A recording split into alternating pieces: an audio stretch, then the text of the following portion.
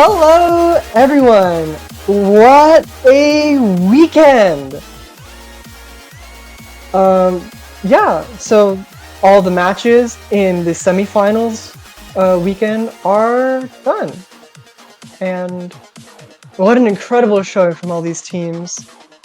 We've seen so many close calls and a couple tiebreakers too, which is quite exciting.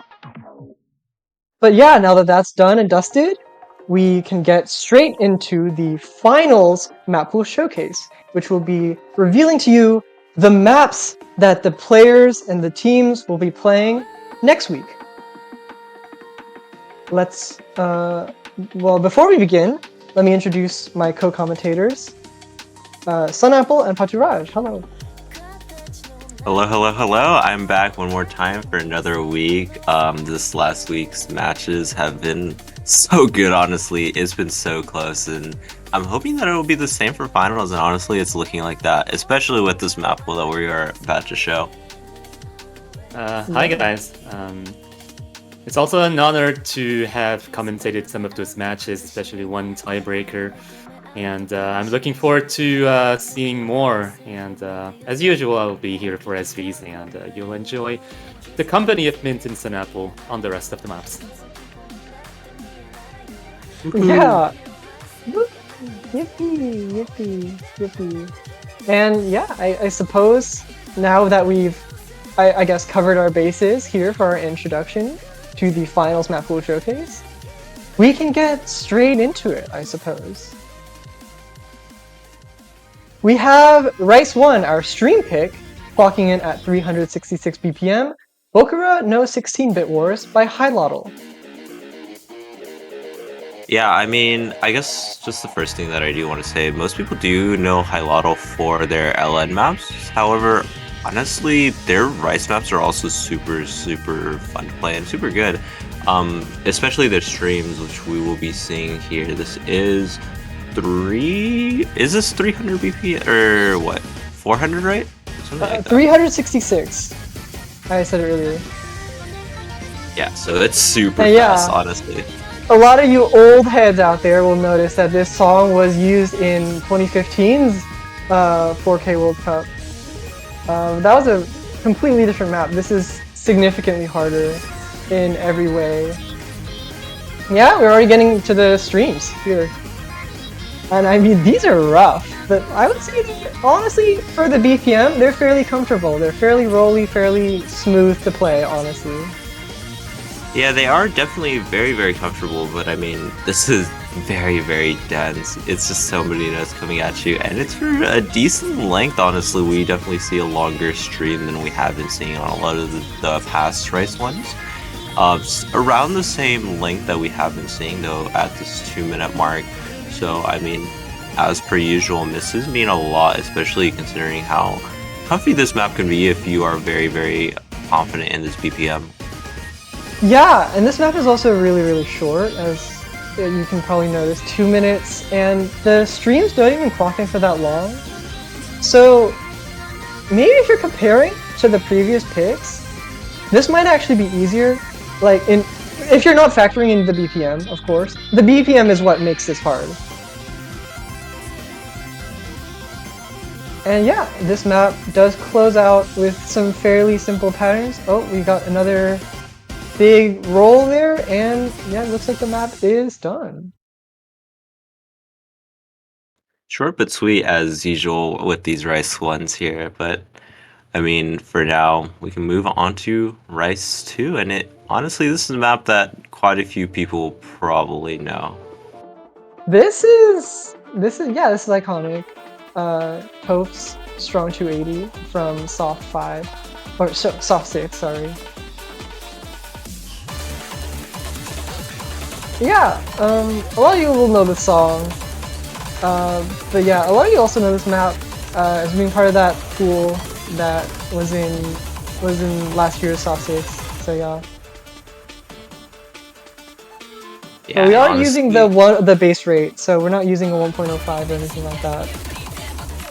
Yeah, but This map is really relentless, honestly. It's so easy just like lose stamina. I know this is more of a jump stream map, but honestly some of the jacks in this map can also cause quite a bit of trouble, especially having to like transition in and out between like kind of difficult jump streams and then mini jacks and jacks, as we have very similar actually to Thinking of You in the last pool, where there was a lot of kind of implied mini jacks.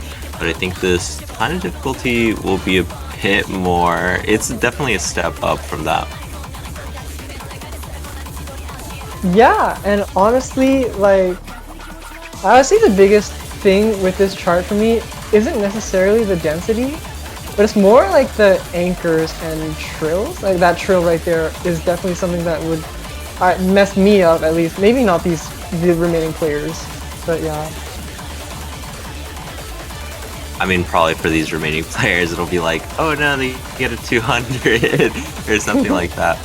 But yeah, it's like maybe you can lock up, like maybe like your hands do lock up for a sustained anchor or something like that. And yeah, just stuff kind of happens, you know. But honestly, I don't know how this chart's gonna shake up. We do not have like, I mean, most of the time when we're reusing something from soft, we would know like how players would fare on it. We don't have that data here for certain reasons, so. Yeah, but I mean, so many people have played this map. Honestly, it'll be interesting to see, especially being able to see like in tournament action, since it's very different from just playing it by yourself. But yeah, as you were saying, we just continue to see these kind of trills, these jacks, all of it just running at you all at once for basically around 3 minutes. We did see that little break in the earlier section, but it's not really that big, honestly, considering just how long these kind of streams go on for. Yeah, and also like this is a very long map, so like even for like this is supposed to be our less stamina intensive pick, but it's so long in comparison to what you would expect. Like Thinking of You was 8 BPM lower and I think like 2 minutes long. This is a huge step up from that. Yeah, And I suppose, but yeah, we can get into Rise 3. Desert After Tears 1.1. we do see another soft map here, except I believe this map is actually a half rate up from what was used in soft. So we will be playing it at 268 BPM, almost at that 270 basically. So this is going to be around 20 BPMs increase, I believe, compared to last week's pool or last week's map of BOL, right? BOL. And I mean, this is another one that's super hard. This is 4 minutes long and it's very dense streams. Yeah, and this is 268 BPM. This is like really it is quite like long. It's very definitely the more stamina draining jump stream pick out of the two jump stream picks that we have here. So I guess this would be like, you would compare this to BOL, and I would say that the patterning is probably lighter than BOL by a little bit. It's still very trill heavy and anchor heavy, so you're gonna notice that as you're playing for sure. There's a lot of these trills. Even in the break sections, we get a lot of these trills here.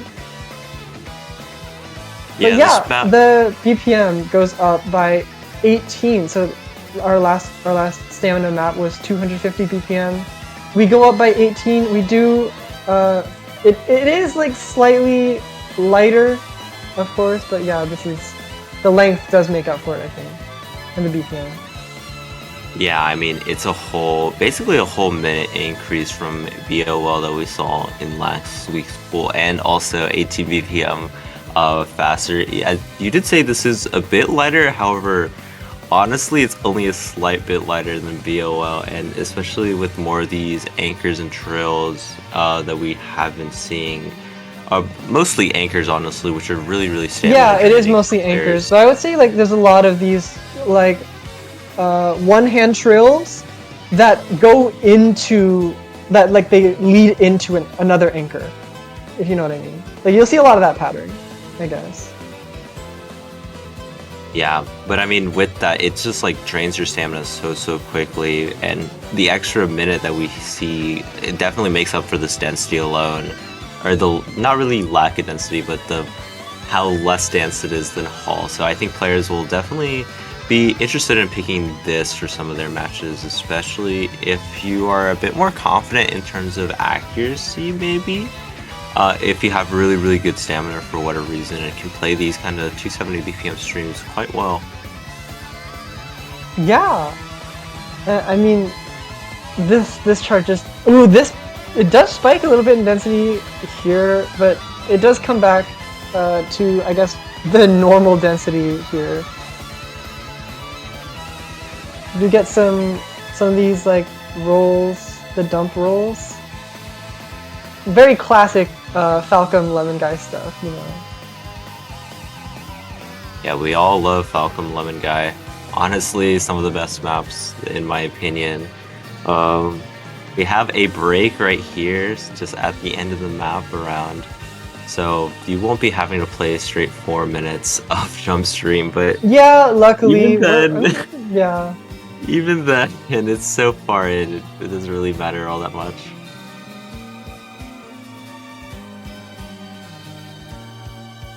Oh yeah, and something I did forget to mention, this last long note is very long. If you have a cut long note skin, you might know what you're in for. Just make sure not to mess up that. It would be very sad. And I yeah, can't so wait for that's somebody to Rice do 3. that. This is Rice 4, Core Jacks. We have Conflict by Gooden. Yeah, and I mean, this is our core jack pick, and I mean, in the past, I believe this map has been, or this kind of pick has been really used as an accuracy test for a lot of teams. However, I think at this point, it most likely is going to change a bit to a bit more like physicality based, since I feel like not all players are actually able to play 260, especially super well. Yeah, I mean, these patterns are actually really rough if you compare them to the previous Core Jack maps. Honestly, like, I thought this was like really uncomfortable, but then our test players seem to have a really good time with it. So, I mean, yeah. Yeah, I mean, definitely for people who aren't as comfortable on 260 like me and Mint here, probably. I think the 3-note anchors that we do see on basically every single one of the jacks can cause quite a big problem for people. But I mean, if you are confident on 2 or 160, as we have been seeing in past pools, Core Jack is generally kind of like an ACK-based map for a lot of people, and for a lot of teams in general. This map is 2 minutes and 20 seconds, so... But with these 4-note anchors, they're super rough, in my opinion, but yeah.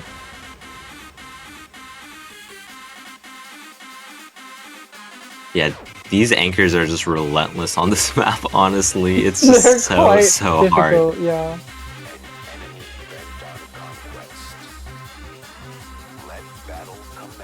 I mean, you do get kind of a break section here.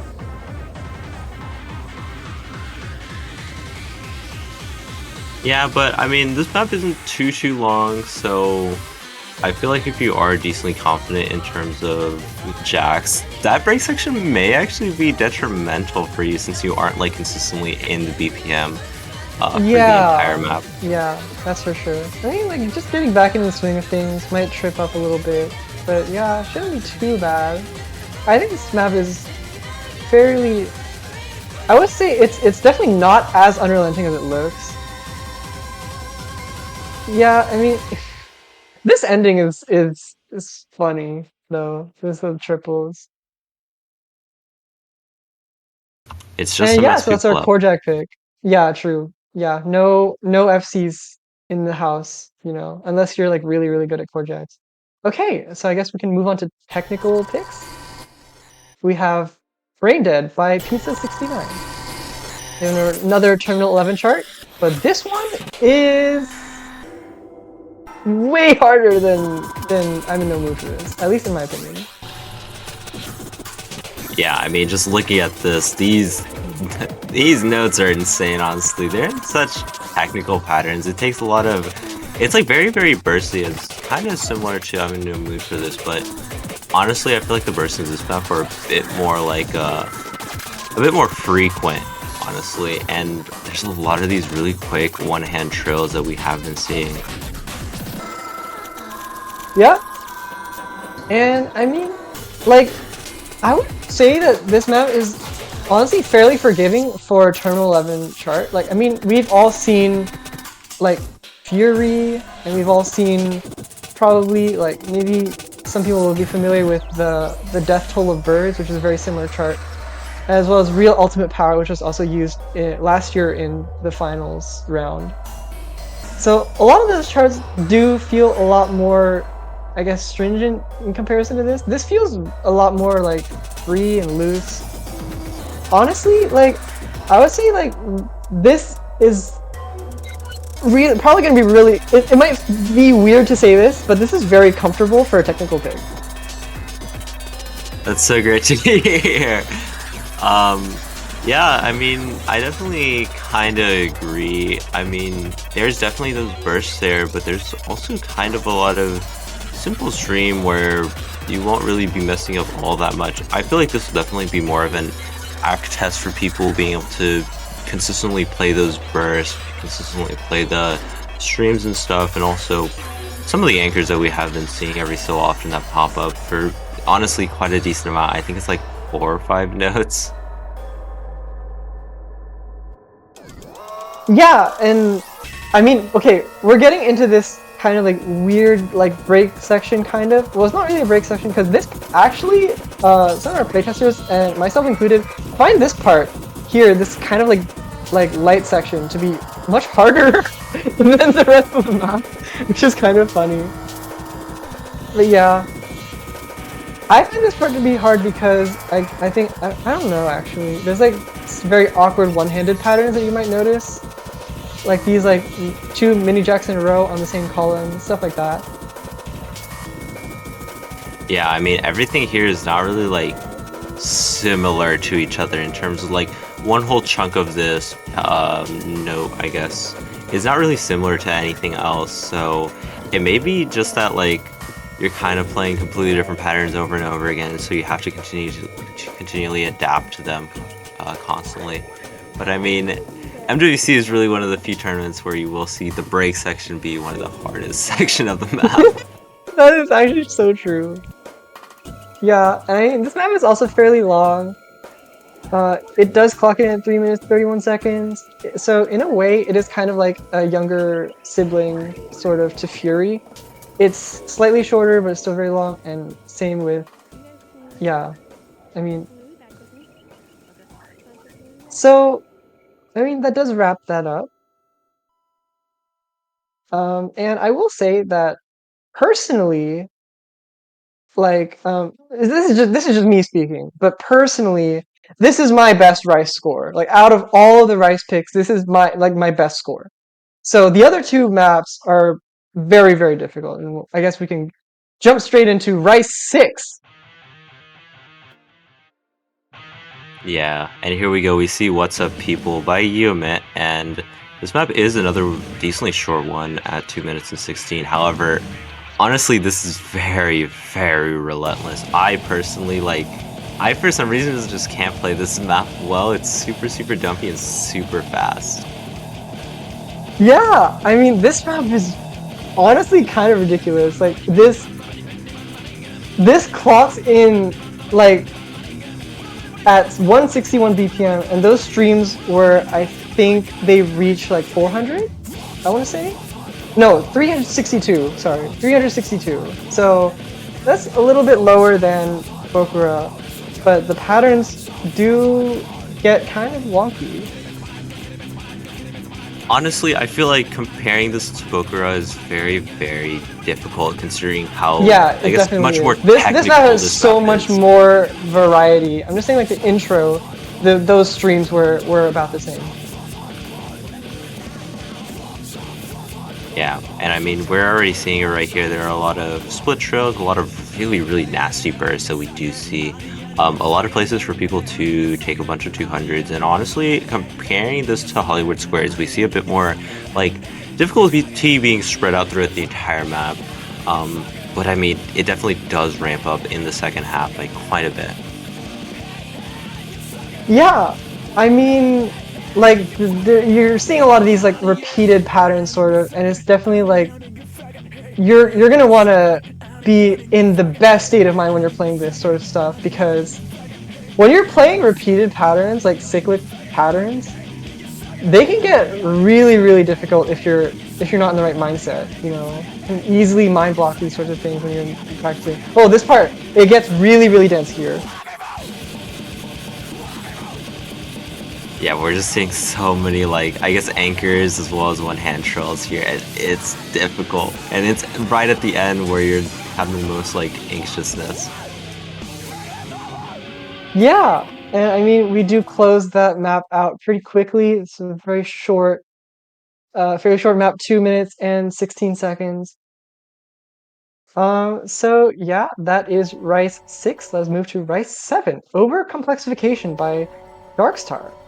Darkstar makes a reappearance, and this map is brutal. Let's just say that. Like these bursts and such, yeah. I think this is mostly a bursty map. Maybe a few mini jacks, definitely quite a number of mini jacks, but I think mostly bursts, I think. Yeah, I mean, that's kind of honestly what Darkstar is quite known for, having really, really bursty Rice maps that are honestly just so difficult for God knows what reason. And we obviously are seeing it here. There's a lot of, I guess, really dense bursts that go on for quite a bit. It's like probably up to a second every single time. Yeah, I mean, like, honestly, there's like not much to say. This is very straightforward, like, map, honestly. Like, the patterns are definitely very brutal. But this is, I mean, I guess it's like your typical sort of, like, bursty, jacky, like, mini jacky sort of map, you know? It does feel very, like, it feels very smooth to play with the song as well. At least in my experience when I playtested this. Yeah, and we do see, I guess, a bit more of a middle ground in terms of length at the 2 minutes and 36 seconds. A decent room for a lot of players to be able to want to take misses if they need to, or have the ability to take misses if they need to, and also having a lot of like room to be able to get good accuracy on it if they need to. But ooh, these jacks are really these fun. jacks look They're really so bouncy and stuff, brutal. you know, so it's just like woo. That's how I feel when playing this. I think that's a good feeling to be able to feel like woo. Yeah, honestly. I mean, maybe if you're aiming for better accuracy, obviously, like I'm not capable of hitting this very accurately, so I'm gonna be bouncing. But if you're trying to aim for a really high accuracy score, that's probably not the best thing to do. But we get this very dense section here at the end.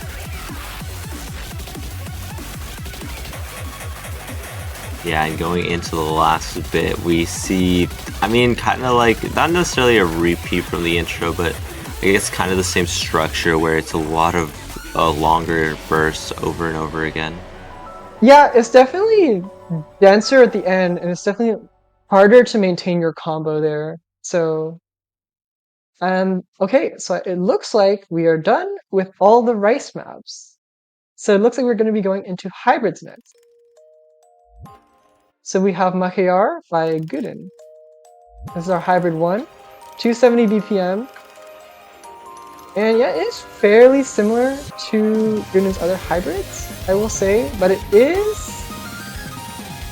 How do I say it?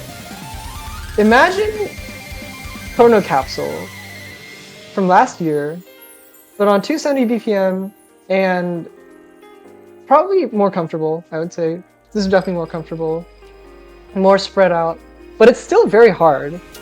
It is still very difficult. And it's also very LN oriented. You're going to be seeing a lot of these difficult LN sort of speed patterns. Yeah, I mean, even in that intro, we saw kind of an LN jump scare, honestly. It was honestly super, super dense LN at around 270, which for LN, that's super, super fast, especially considering how, like, you have to do those releases and stuff and how dense it can be. But I mean, 270 also on Rice is decent difficulty in general, so you will definitely need a good player who can play both the Rice and the LN at this ability. And we're going right back into this LN, and it's just so dense, oh my god. It is really dense. And I mean, honestly, it looks dense, but it's also like, it is fairly comfortable if you're attuned to LN speed. But you really need that like prowess and LN speed to be able to hit these sorts of patterns. And we're seeing more bursts like this again. This is obviously the more LN oriented hybrid. It is also the easiest hybrid. So just buckle in, folks. Yeah, I hope y'all appreciate this ease, obviously, of this map compared to the other hybrids. I mean, we see just very, very consistent difficulty throughout this entire map. A little trill just to make some people happy right there. Hopefully y'all don't get a bunch of misses on that. Yeah, and that was Makar. And so that was another Guden hybrid. I'm sure we're all used to these Guden hybrids by now. And it looks like we're going to be getting into Hybrid 2, Gan AIX by Lemon Guy, 1.05. Ooh, we see a Lemon Guy hybrid. This is definitely something that a lot of people, I mean, myself, I was kind of expecting this to come at some point. But I mean, because Lemon Guy hybrids are so difficult, we gotta put one in finals. Yeah, I mean, we've had this one sitting in the backlog for forever, and then when we came back to it, we were like, hey, this is too easy, let's uprate it. So yeah, we're bringing this to you at 171 BPM, we're seeing these, it's very jack-oriented. It definitely plays very differently than my previous Jackie hybrids, Hybrid 2s. I would say this is more, I don't want to say straightforward because it's definitely not straightforward, but you can feel the difference here. This is very different. Yeah, and we see some 3+1 patterns right there, and then it goes basically into inverse, honestly. And those patterns can be super technical to be able to actually play well in terms of like LN capability, since it takes a lot of coordination in terms of and finger control to be able to play. And then right after we go into these, I guess, more like anchored-ish patterns, and honestly, it's really just all over the place for this map. Yeah, and honestly, like the switching between this polyrhythm section and the LN section, that can honestly trip a lot of players up, like going from one and the other. At least I found a little bit of trouble with that, and I think that it's definitely something that a lot of people might find to be a little bit difficult. But yeah, this back half here, it does get a little bit harder with the Rice, these jacks and bursts and such. But it doesn't last for very long, and it basically closes out here. Yeah, and another decently short map for this hybrid. So hopefully people will actually opt to play the hybrid since they're not that long, honestly. But I mean, we can go into our hybrid 3. I believe our last hybrid, correct? Hybrid 3, Gold Fusion. So this is an interesting one. So for those of you who are familiar with the chart, we are cutting the back half, so this is just going to be the first half. But this is our technical hybrid. It's kind of all over the place. I mean, I feel like a lot of people, or maybe not a lot of people, I feel like some people were honestly expecting this to be a tiebreaker at some point in this tournament. Yeah, a lot of people expected this to be a tiebreaker. But yeah, this is here. And we're getting, I guess, like, so it looks kind of like Drenched in Air. It's very similar to in structure, this section. These like bursts, like mini jacks, and like interrupted by these very difficult LNs here. But yeah. Yeah, and do keep in mind that this is on an up rate. It is a half rate up at 1.05, so I mean, I feel like a lot of people may have played the original Cold Fusion that I believe is in ranked right now.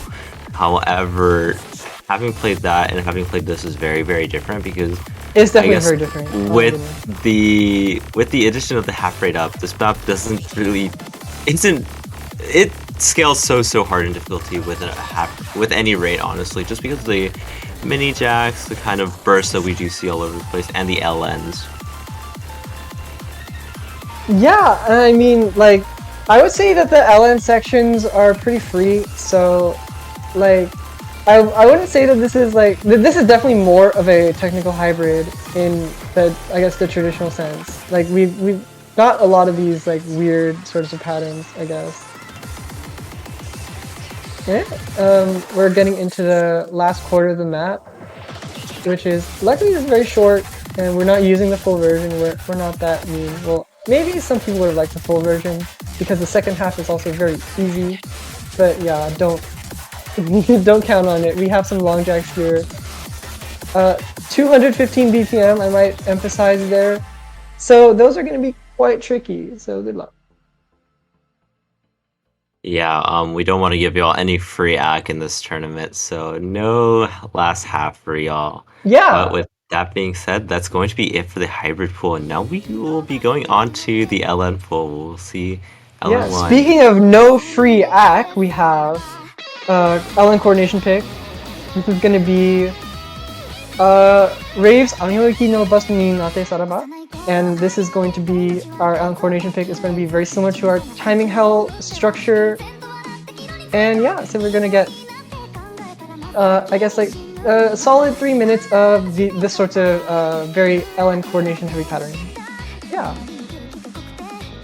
Yeah, and surprisingly, this is actually the first Rave map, Reviel map that we see as LN1, so I guess more of a traditional LN release map that we'll be seeing here, but this map is so hard. We haven't seen Rave since the qualifiers, haven't we? That's actually we really haven't. It's honestly, it's very interesting.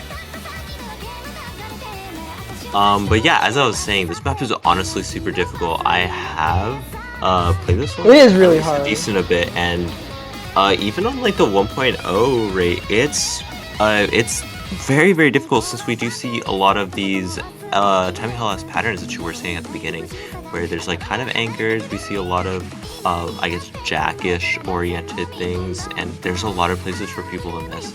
And if you think that this I guess half is hard, you definitely do want to look out for the later half, especially the last chorus.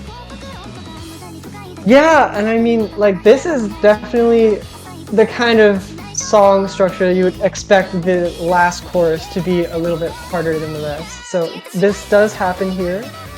We're in the second chorus now, and we're already at 3,000 combos. Very fast pace, lots of long notes. There's very few notes that are actually not long notes in this map. Yeah, we got one there. More. Yeah. We have a few in this little break. This break in quotes, I mean, it's still decently dense. It doesn't really give you, or it doesn't really let you let up all that much, especially considering these little, I guess, guitar riffs that we hear. Yeah, I mean, we got this very flam-heavy sort of structure, very, I guess, like jack-oriented as well, but mostly flam-heavy. This is definitely like sort of the style that you would kind of expect from a LN coordination map. And here we are with the last chorus. It does get a little bit harder, maybe not noticeably, but it is a little harder. At least it has more notes and more like things. Yeah. And we get this little like this sort of outro. Yeah, and I mean, especially considering that you have been playing LN very difficult LN releases for the past like around 2 minutes. That ending is just so brutal. Yeah, and we're gonna be getting into LN2 now. We have Kamiari Algorithm by UEast, and this is 1.1. So another uprate. I'm sure we all love uprates at this point. This is 220 BPM, so it's gonna be essentially, I guess, 11 BPM faster than our previous LN density pick. But this, I would say the patterns here are definitely a little bit more unforgiving. Let's just put it that way. Yeah, I mean, this map definitely looks very, very dense compared to, or a bit more dense compared to Super Nuclear World in the last map pool, which also is a UE map in LN2 and uprated at 1.1, funnily enough. But yeah, I mean, this is definitely quite a big step up in terms of difficulty. It's just constant density throughout the entire map. This map doesn't let up for all that long. I know it has one break at some point, but it is still, it's very short, and it's just consistent difficulty throughout the entirety of it. Yeah, it just doesn't let up, and it's very short, 2 minutes 14 seconds, but it really feels longer than that. I'll just say that. Does it even stop? I don't think it even stops. It just keeps going, really. Yeah, there are like some mini breaks in between everything, but I think at this point there may be one small one, but I'm not entirely. I think this is the only break in the map, honestly. Yeah, right yeah. now, This is here. so... We have a break here. Oh, it's only 3/4 the way through after having played basically like 220 BPM, kinda inverse. Exactly. It is so hard. And yeah, we get another chorus because we need more of this in a row. It's so difficult and it just doesn't stop. Yeah, and we do see this map is around 5,000 combos, so it is a lot of notes to be able to play. Yeah, 5,000 combo in 2 minutes. That is a lot of notes, obviously. But I feel like with that being said, having 5,000 combo in 2 minutes definitely allows players to be able to miss if they need to. But if you do FC, you get such a good score, so definitely you'll want to try your best to be able to hold your combo as much as possible. Yeah, and I suppose with that being said, we can wrap up that and we get into LN3. Map by yours truly, Fatal Entanglement. This is LN3. I don't really know what to categorize this as. I guess this is a wild card. Yeah, I would say this is a wild card. I mean, I feel like this is quite different from the last two LN last two LNs that we have been seeing. There's a lot more, I guess. How do I explain it? Like a lot more awkward LNs to be able to release, but also there is a layer of density that we do see as like right now. Yeah, I mean, 254 BPM, I guess is the base here. It's very jump stream oriented, but also there's these polyrhythms here that you're gonna have to watch out for.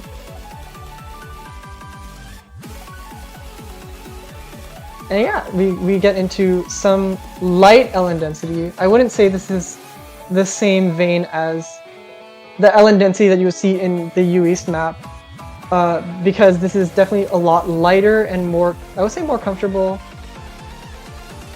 There's a lot less anchors and such. Maybe a little bit of a break here. You don't really get a break because all these long ones you have to pay attention to these releases and such.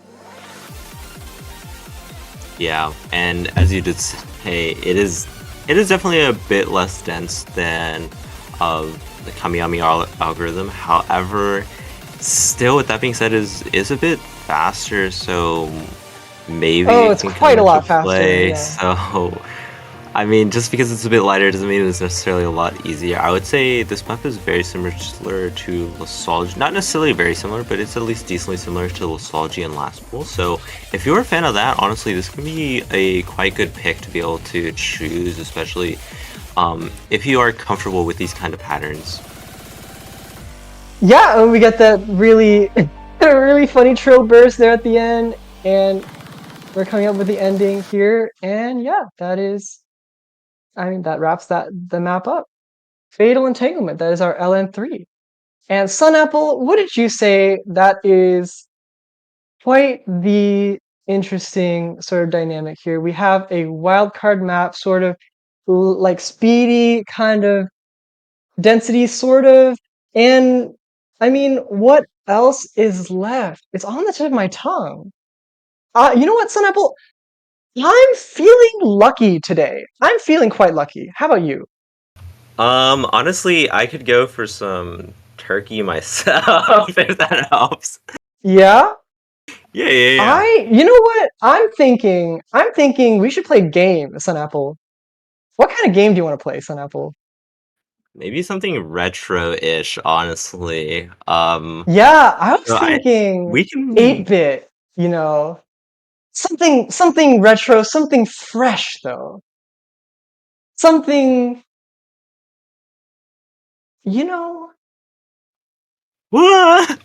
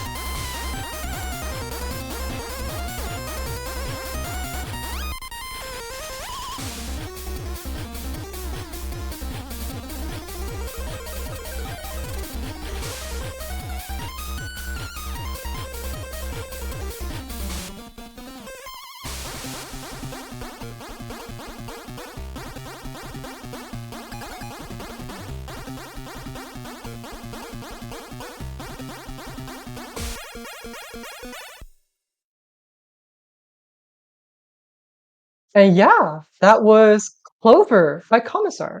Welcome to the featured artist lineup.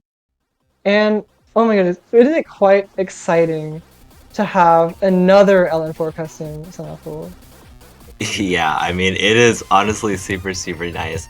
and this map is honestly super difficult for me at least. It's very similar to Turkey Turkey if you have played that.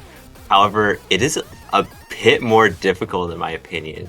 I believe it's a bit faster than Turkey Turkey, right? Yeah, and I feel like Turkey Turkey definitely has a little bit more like a different style to it. This feels more shield oriented, and also it has quite a few, I guess, like polyrhythms. So I'd put this more in the technical realm in terms of LNs, which balances out with LN3, which is not very technical. Oh yeah, this map is so technical. So many, as you did say, shields, which can just interrupt basically shields. everything. Lots of shields, and I want to say this: playing through this map, it gets so exhausting, like really fast, and it is actually quite incredible. 3 minutes of these sorts of patterns can strain your hands faster than you would imagine. It's actually quite insane. Yeah, but with that being said, thank you once again, Komisar, for doing this custom Yes, song. and welcome we to very much welcome to appreciate it. Osu. Yeah. Welcome to Osu. But I think yeah, it's thank time. you so much. We have to move. It is on time. to everyone's favorite. People were wanting for this. Yeah, it looks like it is time. So, Pacharaj, would you like to start us off? Oh, it is time for me to enter the field. Oh, I didn't even realize how the bar lines looked because I always disabled them while playtesting, but this is SV number 1. That is going to be the entrance of the Funk in the SV department. MWC Mapper, let's go. Welcome the Funk. And if you remember last year's Dangerous Jungle, Elemental Ethnic will be sort of a sequel to it. You see some of those fake outs here. You have to go into the editor to figure it out, or you have to listen to the song, whichever works. But you're gonna enter this very heavy reading section with repeating patterns, very Ciel style, very inspired by Ciel, and this is so mind-blockable. And geez, I hope that everyone that is screening this is gonna not have too much trouble handling this. It's just very reading heavy, and especially if those broken quads, it just throws everything at you all at once. Dangerous Jungle, in terms of patterning, I think was harsher than this was. I think this is sort of lighter, more forgiving in terms of patterning, but yeah, the gimmicks are very similar to Dangerous Jungle. I don't know what's your guys' impressions on this one. I don't really have much else to say. It's kind of similar to Dangerous Jungle. Is that what I wanted to say? Yeah, I mean, just looking at this alone, I'm personally not that big of an SV player, as a few people know. It definitely looks very difficult, but I mean, as a non-SV player, I would definitely enjoy playing this. Maybe practicing it once or twice, being able to listen to the song, be able to, I guess, understand some of the rhythms, since honestly, this looks super fun to be able to play, and some of these gimmicks aren't honestly too bad, especially for, I guess, some of the more beginner players. But we're not really tailoring to beginner players here in MWC, where everyone is just super good at these SVs. Yeah, especially since we're in finals week 1. This is the first week of finals, and the remaining countries are all very talented, and we cannot afford to give out free points at all. So yeah, this is going to be our first SV, which is more reading oriented, and seeing as this is the reading oriented SV, that's going to be most definitely the easiest to learn. And the second SV is going to be more, I guess, gimmick-oriented and memorization-oriented. We have put a lot of emphasis over the earlier rounds into gimmicks rather than pure memo. But starting going into finals, we're going to be introducing some memorization. And I think memorization is a tool that you will direly need if you want to ace this map. This is really hard. Walter grinded so much for this map. It is incredibly insane how hard this is. There's a lot of misdirection in this intro. There were some hidden notes, behind there. There was a triple jack that you did not see. There was a 0 BPM version. Oh, this again, the 0 BPM leading into the trills. You have to figure that out by yourself. Go into the editor, figure out what's the NSV, and just memorize. That's also misdirection. That's not a quad. And also thank you Blackaday. Blackaday also an introduction to the MWC lineup of mappers. Blackaday has been incredibly helpful last year in terms of the playtesting, modding, also timing checks. Shoutouts to Blackaday as always. And Blackaday also one of the main SVSC carries in terms of mapping. Here you see the main gimmick. That's going to be the teleports, the jacks, the long jacks leading into a triple. The triples are on the other nodes. That's what you have to memorize. And these teleports go into the other hand. This is very recurrent. And yeah, some of those transitions are incredibly harsh. And you either have to decide whether you want to react to them or just entirely memorize them. And going into this last part, this part is the hardest by far. By far. This is the spikiest part by far, and you'll have so much trouble there. And this is pretty short as well, 2 minutes and 8 seconds.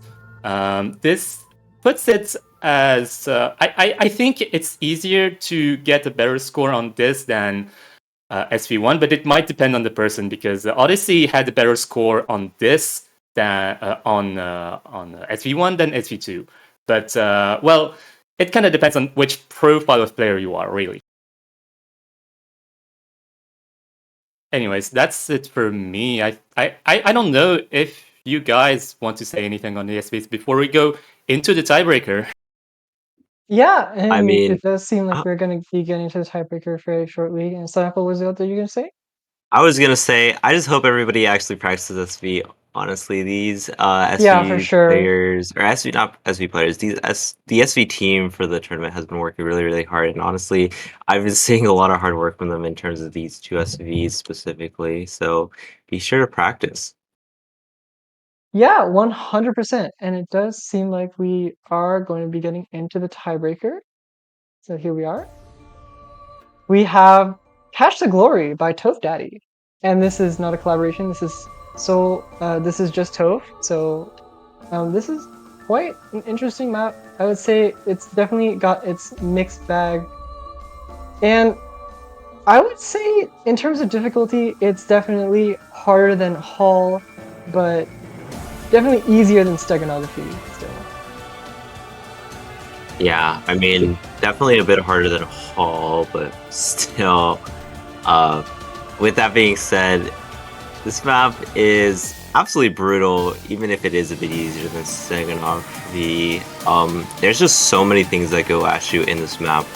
It just really doesn't end. We do know this song being another one of the Osu originals, I believe for Catch.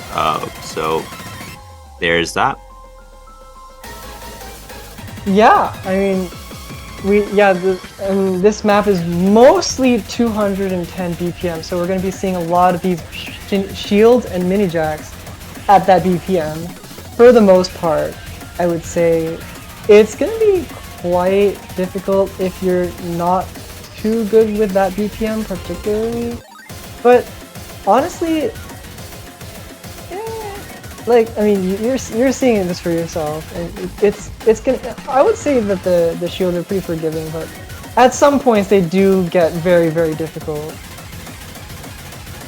Yeah, I would definitely say in this intro, especially having just started the map. I guess not really just started the map, but having just started the map, the shields aren't all that bad. But as you get further and further on, having to continually strain your hands, and then just having to play those shields definitely add just layer of difficulty. And honestly, we do see this LN section right here, and we see a few shields right there, and just the density alone definitely adds a bit more to the mix for the difficulty.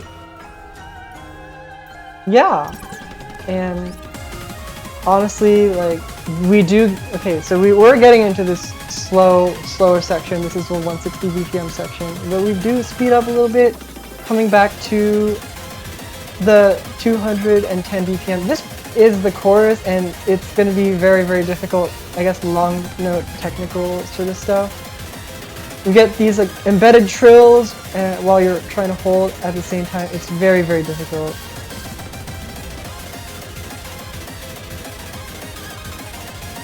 Yeah, and we see a really big just LN difficulty section right here compared to what we have been seeing a bit earlier on, where it's a lot more, I guess, rice difficulty and a bit more like half and half. But this is just straight up kind of LN density, probably not all that dense, but still the speed alone definitely causes quite a big issue for some people.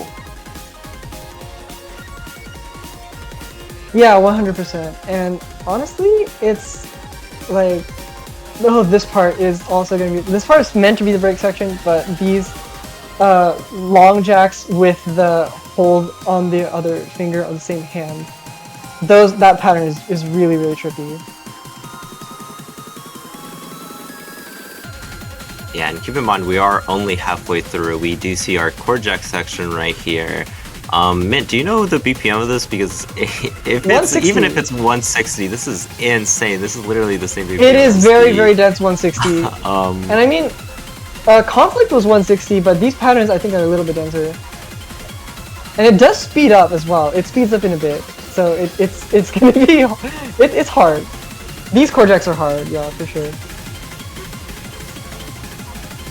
Yeah, so we'll basically be putting in every single pattern imaginable in this map at the same difficulty, if not a bit harder than what we've been seeing in finals. So definitely you'll need your best players to be able to play this as much as possible, or be able to play this as well as possible. And here we see, I guess, some more like shieldish patterns with the LNs, and honestly this can be quite difficult to be able to properly play. It's easy to double tap them on accident whenever they do happen. Yeah, honestly, like, it just, I mean, it doesn't stop really. These patterns are really, really difficult overall in my opinion. It just doesn't stop, and honestly the biggest factor for me is the stamina component for this map. Like, the patterns themselves are definitely very hard, and they're also like out of my reach, I suppose, but the stamina needed to play all of these patterns like consecutively, just continuously, even with these breaks, it's very unforgiving. Yeah, I mean, this is 6 minutes long. It is a gauntlet of difficulty through and through. We only have a few minor break sections just throughout the entire map, so not much room to be able to regain any stamina back, and that definitely causes a lot of problems, especially in the later half of the map, where honestly it kind of ramps up slightly, so you won't even be like done with it at this point. And we are about an eighth of the map left or something, and there's still just the hardest part to come. Oh yeah, for sure. I think the last minute or so of this chart is definitely the most difficult right here. These shields, ooh, it's just so rough, and it gets even harder just in a second. Right there, those bursts, incredible bursts. Yeah, here we do see continual transitions between Rice and LN, and that is just super difficult to be able to play consistently and at a high level. But I mean, that's going to be it. We do see our replay get around a 960, and I believe that really just shows how difficult these maps have gotten at this point. It is very, very difficult. And yeah, that looks like Catch the Glory. That's our finals tiebreaker. And that'll be it for the finals pool. Woohoo! Only one pool left. One pool left. That's insane. I mean, congratulations to all the teams who have gotten this far. You are not at the final boss yet. This is the last mini boss that you will be facing. Yeah, oh goodness. This map pool is so difficult, and just seeing how like just the difficulty has been increasing year after year, and seeing all these players managing to be able to catch up with them, it's honestly quite inspiring. And it inspires me so much that it makes me want to support this game financially with a banner, $2.50. You know what it is. Go support your favorite country and the OSU staff by buying a banner. You know what it is. Woohoo! BANNER, banner. I hope I spelled that right. Be sure to support as much as possible. I mean, they do stay, if you pick the winning team, they do stay for a bit longer, so maybe pick whatever team you want to win so you all look cool after the tournament and people know that you are cool and are smart for picking the right team. And yeah, I want to say congratulations to all the teams that performed so well this weekend. We're just trust me when I say we're all really proud of you. And of course, congratulations to the top 6 for making it to the finals. And this is going to be very, very rough of a map pool. And please practice and such. And schedules will be posted and all of those details today. So we're going to be taking care of all that. So it does look like we're going to be sending you off. And thank you so much for watching, everyone. Yeah, thank you so much. I hope you all have a good afternoon or good morning, afternoon, or evening, wherever y'all are. And goodbye. See you on your side. Goodbye, everyone. Thank you. Bye.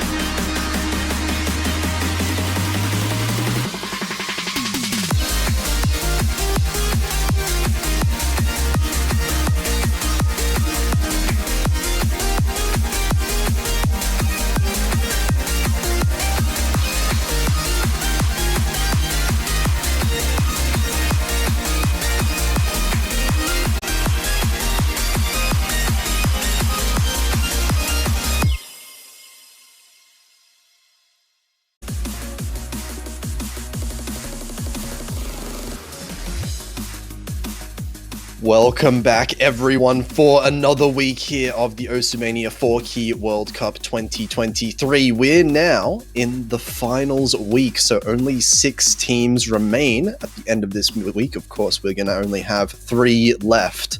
So extremely important matches here now. Going to be a lot of close ones coming up, especially this one that we have up here first, which is going to be Japan versus Thailand in the losers bracket. I'm Potassium F, casting alongside Mifa. How are you doing? Hello. I'm doing fantastic. This is can't believe we're reaching the penultimate round of the tournament, which I believe 6 teams are gonna have to compete themselves into the podium. Although, however, losers bracket, we're gonna have to fight twice to get into that spot. But it really, it's 2 teams matching back in like 2019. This is pretty much a rematch. So Yeah, absolutely. This is such an exciting match as well. Actually, all of them this weekend are, especially in the losers bracket, because after this week, of course, only one team in the losers bracket is going to be able to make it out. So Japan or Thailand, they're going to be eliminated right here. And I think that realistically, all 4 of the teams, we've got Japan, Thailand, Indonesia, and Brazil in the losers bracket. I can realistically see any of those 4 making it to the podium after the end of this week. All 4 teams have been playing extremely well so far, especially these 2 here. I don't think, well, just straight up, I think this is going to be a very close match. I don't think either team is going to get swept here or stomped by anyone else. I mean, let's be fair. It's completely just anybody's game for like the rest of the 6 teams remaining in the entire tournament. Yeah, we've seen Thailand almost beat South Korea a couple weeks ago. They won 4 points against Korea, almost a 5th one, almost a tiebreaker as well there. Japan also, I believe, taking 4 points against USA, who are also easily one of the strongest teams in the tournament. So both of these teams, of course, sick mention as well to the 1 point win that Japan had on the Cord Jack map. But both of these teams have had extraordinary performances so far. It's interesting to see how they're going to scale. I think maybe I feel like Japan might scale a little bit better, especially when we get to like kind of the LN picks in particular. But what we do know for sure still that's going to stay the same is Japan protecting SV. The opponent of Japan is going to be banning SV. Looks like the ban coming from Japan is going to be Bokura, the speedier stream, which I feel that's understandable, given the Thailand's proficiency on handling stream picks in general. Yeah, I think Thailand in general, looking at their scores, at least how they've been trending throughout the tournament, they've had the strongest scores on some of the more technical rice picks, on some of the speedier rice picks. So I think that's definitely where they're going to be trying to attack. Maybe even the hybrids, actually, as far as Thailand is concerned.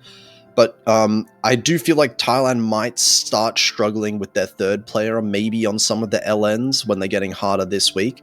Paponga has shown to maybe be a little bit less comfortable with them, but we'll have to see, because Japan also might start falling off a little bit on the LN side of things as well. We'll see how that plays out. Oh, okay. Immediately going for muscles. Yeah, banger song, actually. Strong 280. This is an interesting pick for sure. I don't think we've seen Thailand really pick the jump stream map that much at all so far this tournament. And of course, we know that Japan's team is more than capable of putting up extraordinary scores on jump stream. I mean, don't quote me on this, but I think us casters or commentators, this is probably the first time we've seen a stream layout that has such tiny little names on the bottom corner. I thought I was imagining things. Maybe they are a little bit smaller, but we'll see how it looks getting into the map. But yeah, I do expect a further should come in for Team Japan, absolutely. Maybe also Crew K. I think Sleet Girl or JH League Girl should be playing most maps for Team Japan, and at least on the Thailand side, this is another thing that I think that maybe Thailand might start struggling with. They really only have 3 players that are capable of playing the map pool at this level. So Pavin, Konkawe, Paponga are going to be the 3 that I expect for most maps. Maybe, I think last week we saw Monpluk switch in as well for maybe like an LN pick or 2, but we'll see what happens on there. And I do think Japan has a more, I would say, well-rounded roster. They've got a deeper roster that they can kind of tap into if they need to. Yeah, I think it's more versatile, if you want to call it that, really. Yeah, that's a good word for it. Of course, Ice Cake and 9990 playing a lot of maps as well, so they should be switching in maybe to some of the LN maps as well. But we'll see. First off, we're starting with Rice, and Of course, 280 BPM. This one is going to be fairly difficult to be able to maintain consistent combo on. But yeah, interesting note is that isn't really that much just straight up jump stream. There's some couple of 1/6 bursts in some of the transitions, maybe some middle column bias on the jumps really. So it could be something you would call like a choke point for that. yeah, absolutely, and it really is going to come down to the misses. As we're starting off a little bit of an ACK lead for Thailand out of the gates, but no one's struggling really across the board. It looks like mostly Konkawa is making the difference between the two teams right now, 99.94. Very good start for both of these teams. Yeah, no one off to any form of shaky start. It looks like Paponga dropping in accuracy just a little bit, but still 99.7 is very high accuracy overall. And of course 6 full combos on the table, still a tied game. Yeah, I mean, we're still at the, really pretty much at the first quarter of the chart. There's some, yeah, Ooh. like that Snake Girl. The first draw, actually. And Paponga, though. Yeah, Paponga had a big rush of 200s just earlier that flipped the lead a little bit into Japan's favor, but the miss definitely matters a lot more. Especially now that you look at the accuracies, Paponga and JH are not too far away as far as the ACK is concerned. And, oh, Paponga finds a miss then. A trade, finally, but Snake Girl actually recovering pretty quickly after that. Yeah, I think Japan is going to start taking the lead a little bit, but actually JH Liko finding another miss now. Thailand managing to hold back. And we can see the accuracies overall. Pavin is killing it right now, 99.9 still. And that's keeping Thailand in a little bit, or maybe not an accuracy lead, but close enough. But wow, look at that. It at least just switches over after Konkawa dropping a few. that was a big drop from Konkawa as well, 99.7. I think Konkawa was hitting about 99.82 before that drop, so a fairly decent sized ACK drop with that. But still only 3,000 points, and we've seen how fast the point lead can switch if there's any misses in some of these denser sections. We saw the 2 assists to 1. Yeah, 2 assists to 1, but I'm more concerned because the stamina starts to kick in after this break here. We're going to see who has the stamina to last the entire map here. Palponga starting to recover the accuracy now 99.5. Having dropped 250s right there, that's already a significant drop. Holding on to the combo though means this is still a possibility. It's less than 10,000 points the difference. But Thailand are going to have to hope that Japan miss at some point towards the end. And they still have the 2 full combos. There's not much on the left in the chart. There's some jump strings right there, but Konkawa dropped again, so I don't think that's gonna actually change the lead too much. And Japan is gonna probably taking a break point in this case. Yeah, it's looking like they're holding so consistent. Just the couple misses from JH League, that's 2 FCs on Japan, 1 FC on Thailand. And okay, Pavin's got a ratio there, but unfortunate 50s. Those are very dirty judgments. 3 50s, 3 100s. Yeah, I mean, you have less 200s than 50s. That's kind of like a core jack pick. And all 6 players are above 980,000 points. That's how tight this is. Even in the finals pool, even when you're saying 280 BPM, the level of play is just so high. And Japan manages to take a break point. This is a really good start for them because they have, I don't think we've mentioned it too much, but they have their own guaranteed win pick that is still up here. Yeah. Oh yeah, I mean, I think it's fairly obvious to see that Japan is not going to lose that. So probably might go try something else, maybe? Yeah, we have seen that Japan has been leaving their SV pick until later in the match. So maybe they do decide to leave that up there, in their back pocket, take it out when it's, closer to match point, maybe a bit more important of a point later down the line. I think if it's not the SV, then Japan should probably go for some of these LN picks instead. We've got the Rav LN pick, of course, being one of them. It was going to be LN2 instead, okay. The denser, LN density pick, more like.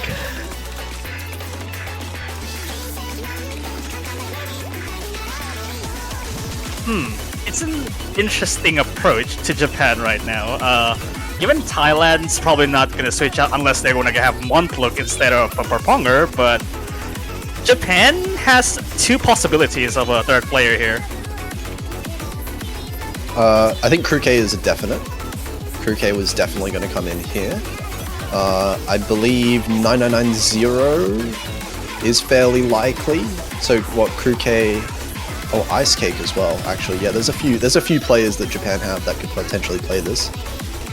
I believe, given this is a density pick, I would expect Paponga to stay on, actually. Because even if you're not the most comfortable with LNs, kind of sometimes the density picks are, you know, not so bad as far as the technicality goes. So I mean, in fairness, LN density pick is more so like the easiest of the LNs if you don't encounter wacky releases or whatnot. Yeah, I mean, easiest obviously in massive quotation marks. I think if you have the physicality, then yeah, they do tend to be maybe a little bit easier to score decently well on compared to some of the other ones. You know, maybe LN1 ends up being a little bit trickier in that regard.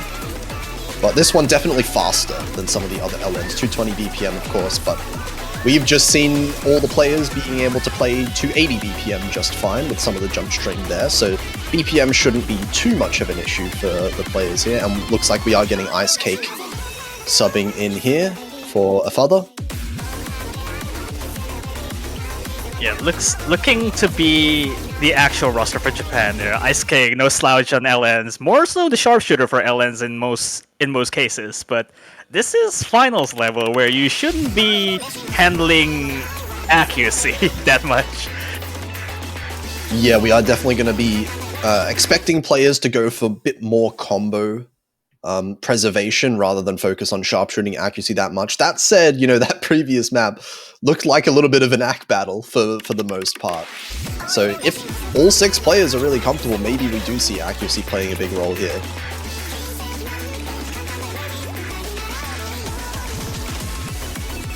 Yeah, any form of mistake is quite fatal if you're not careful, since it's pretty short for a LN density pick.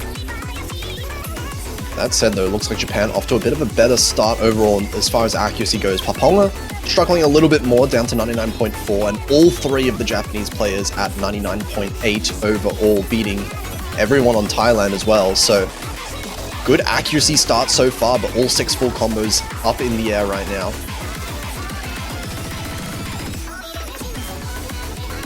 Or very good start, like literally all FCs. I mean, there's some couple issues with Paponga's accuracy, but more or less, it's just actually Kruke dropped like about 99.5 right there.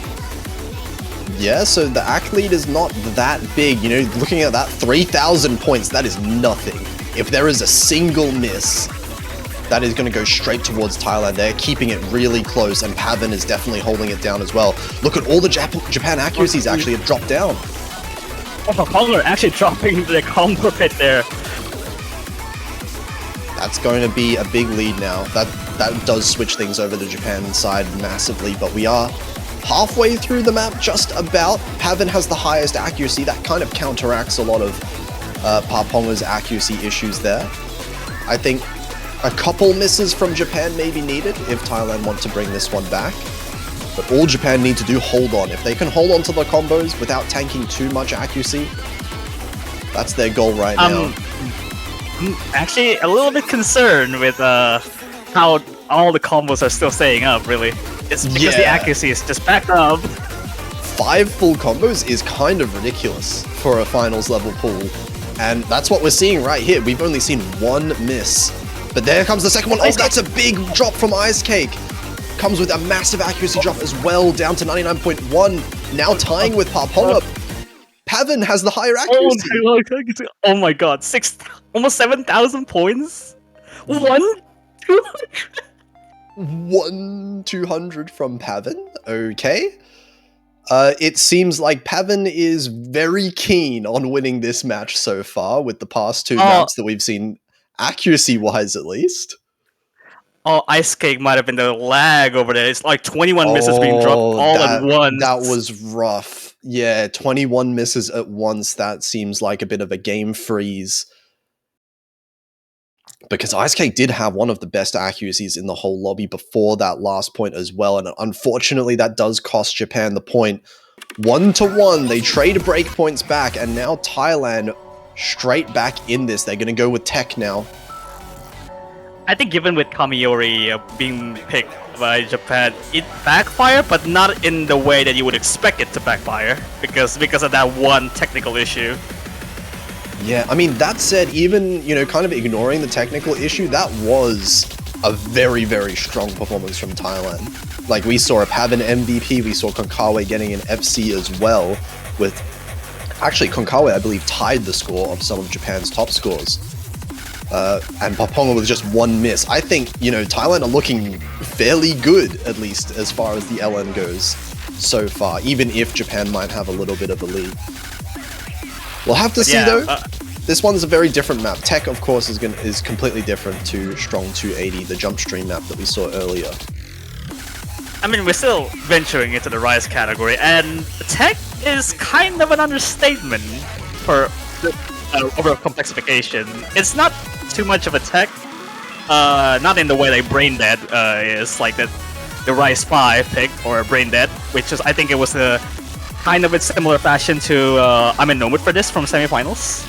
But this one takes a completely freeform approach on how the technicality of this pick goes. Yeah, this one's definitely a really tricky one to kind of nail. So it was going to be interesting. I do think we can't be seeing so many full combos. I think we've seen a ridiculous amount of full combos so far, the past two maps. That has to slow down at some point, and I do expect a lot more misses on a map like this compared to what we just saw at the very least. Alright, we'll see what happens with this pick. I am generally interested because this is not something that I would expect Thailand to go for, like, in every other Rise picks in this pool. I would expect this is more of a third or fourth pick, really. Yeah, maybe Thailand trying to get the more, like, a bit more risky picks out of the way early in the match so they have better picks later, but we'll see, we'll see. I do think eventually they would have had to pick this one anyway at some point. We see all four mirrors. Everyone just seemed to have different motions, but also Sleeker with a 50 for some reason. Yeah, early act drop, but nothing too serious, of course. First 100 notes of the map, so plenty of time to catch up. And oh, that one's a little bit more serious there for Paponga, finding an early miss, dropping the accuracy down to 99.3, so a little bit of a lead for Japan, but also a very early miss, so not going to matter a huge amount. I tried this chart before when I was actually like looking forward to this match, and this is ungodly hard for something as in a final sport, and I cannot believe I'm seeing literally no one's being flinch at this. Yeah, still 5 full combos. JH League bringing the accuracy all the way back up to 99.7. Highest on Team Japan now, but Konkawa and Pavin both have higher accuracies than everyone on Japan, and that's really keeping Thailand in this. Despite the one miss, it's only 7,000 points that Japan have in the lead. I mean, 8,000 is still pretty small, given this is, there's some wackier, yeah, they're like that Sleek Girl dropping on that one too, but it's very clean. It's a clean drop, yeah, 99.6 still for Sleek Girl, but this is going to close the gap. I think Japan still have an accuracy lead overall, mainly because of Paponga. Still at 99.3, a little bit behind the rest of the players in the lobby. But, oh, actually... The lead switches completely. Crookane actually having massive issues on the accuracy on some of the mini jacks. Yeah, and once again, you know, Konkawa and Pavin, no one on Team Japan is managing to match these two accuracies on Thailand. Less than 1,000 points up until this point. Oh my god, we have a third of the map left. This is getting towards the last section now. And it's still hovering around Thailand's lead, but Paponga finds a drop. Very clean drop, that one. But a miss is still a miss. Japan takes a little bit of a lead towards the end. And now all they need to do is hold on to the combos. All Thailand are still completely... Pavin actually taking a second drop there. That's a huge miss from Pavin as well. 99.8 was the accuracy just before, and Konkawa misses again. Completely lost it. Traded by Crew K, but that is not going to matter whatsoever. This is a point for Team Japan. And the father is the only one holding the FC, and Pavin seems to have gave up completely after that loss of a lead. Yeah, Pavin knew it at the end, ran out of, maybe got lost a little bit in the last few patterns at the end there. There was an opportunity perhaps for Thailand, but instead, this is going to be the third breakpoint in a row. I thought Pavin completely just completely forgot about the last notes. Yeah, Pavin forgot that there was an outro to the map. That happens a lot, actually. It's very easy to forget that maps don't finish sometimes. Think about it this way: these players having like 4 of them less than 10 200s. You would not expect to see that less of a 200 count. That is crazy.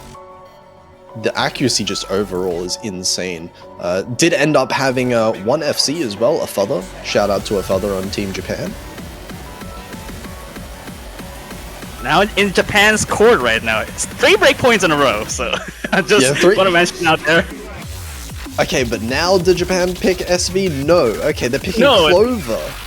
They're gonna pick the featured artist pick, I suppose. Yeah. New featured artist, of course, Commissar coming in with a original song, Osu original song here, Clover, I believe. So, interesting one. This is a lot more technical than we saw on the other LN pick. If you thought every Commissar LN charts are difficult, this one is another level. How is this like 6 stars? That just completely blow my mind. Oh, this should not be 6 stars at all. This should be way higher. Yeah, easier than end time, by the way. What? Yes. This is how this is easier than Kamiori and the long note pick before. Yeah. But no, this one has such tricky patterns, especially with Score V2. And 3 minutes long, I don't think there's really any like real break sections you can afford to rest in this one. So it is going to be really hard to keep up the entire way. And I think, yeah, there's no way we see 99.7s again on this pick. Surely not.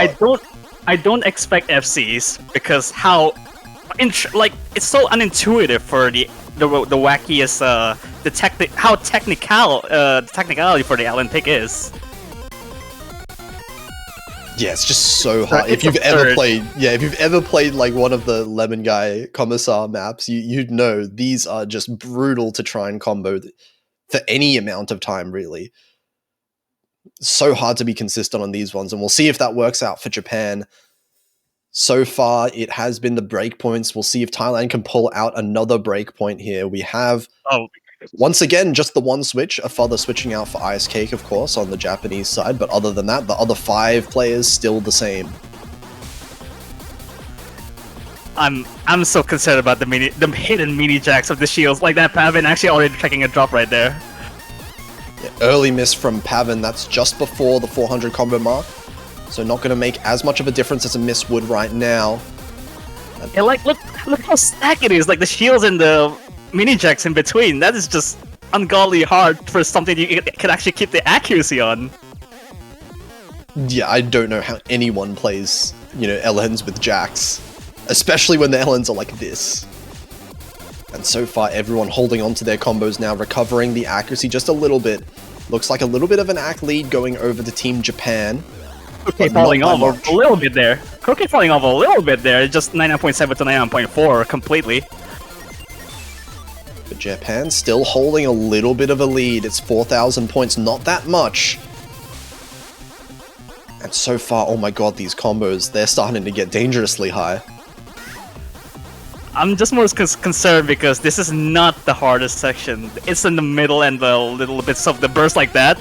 And this is the one where you could actually, like Konkawa actually dropping right there too.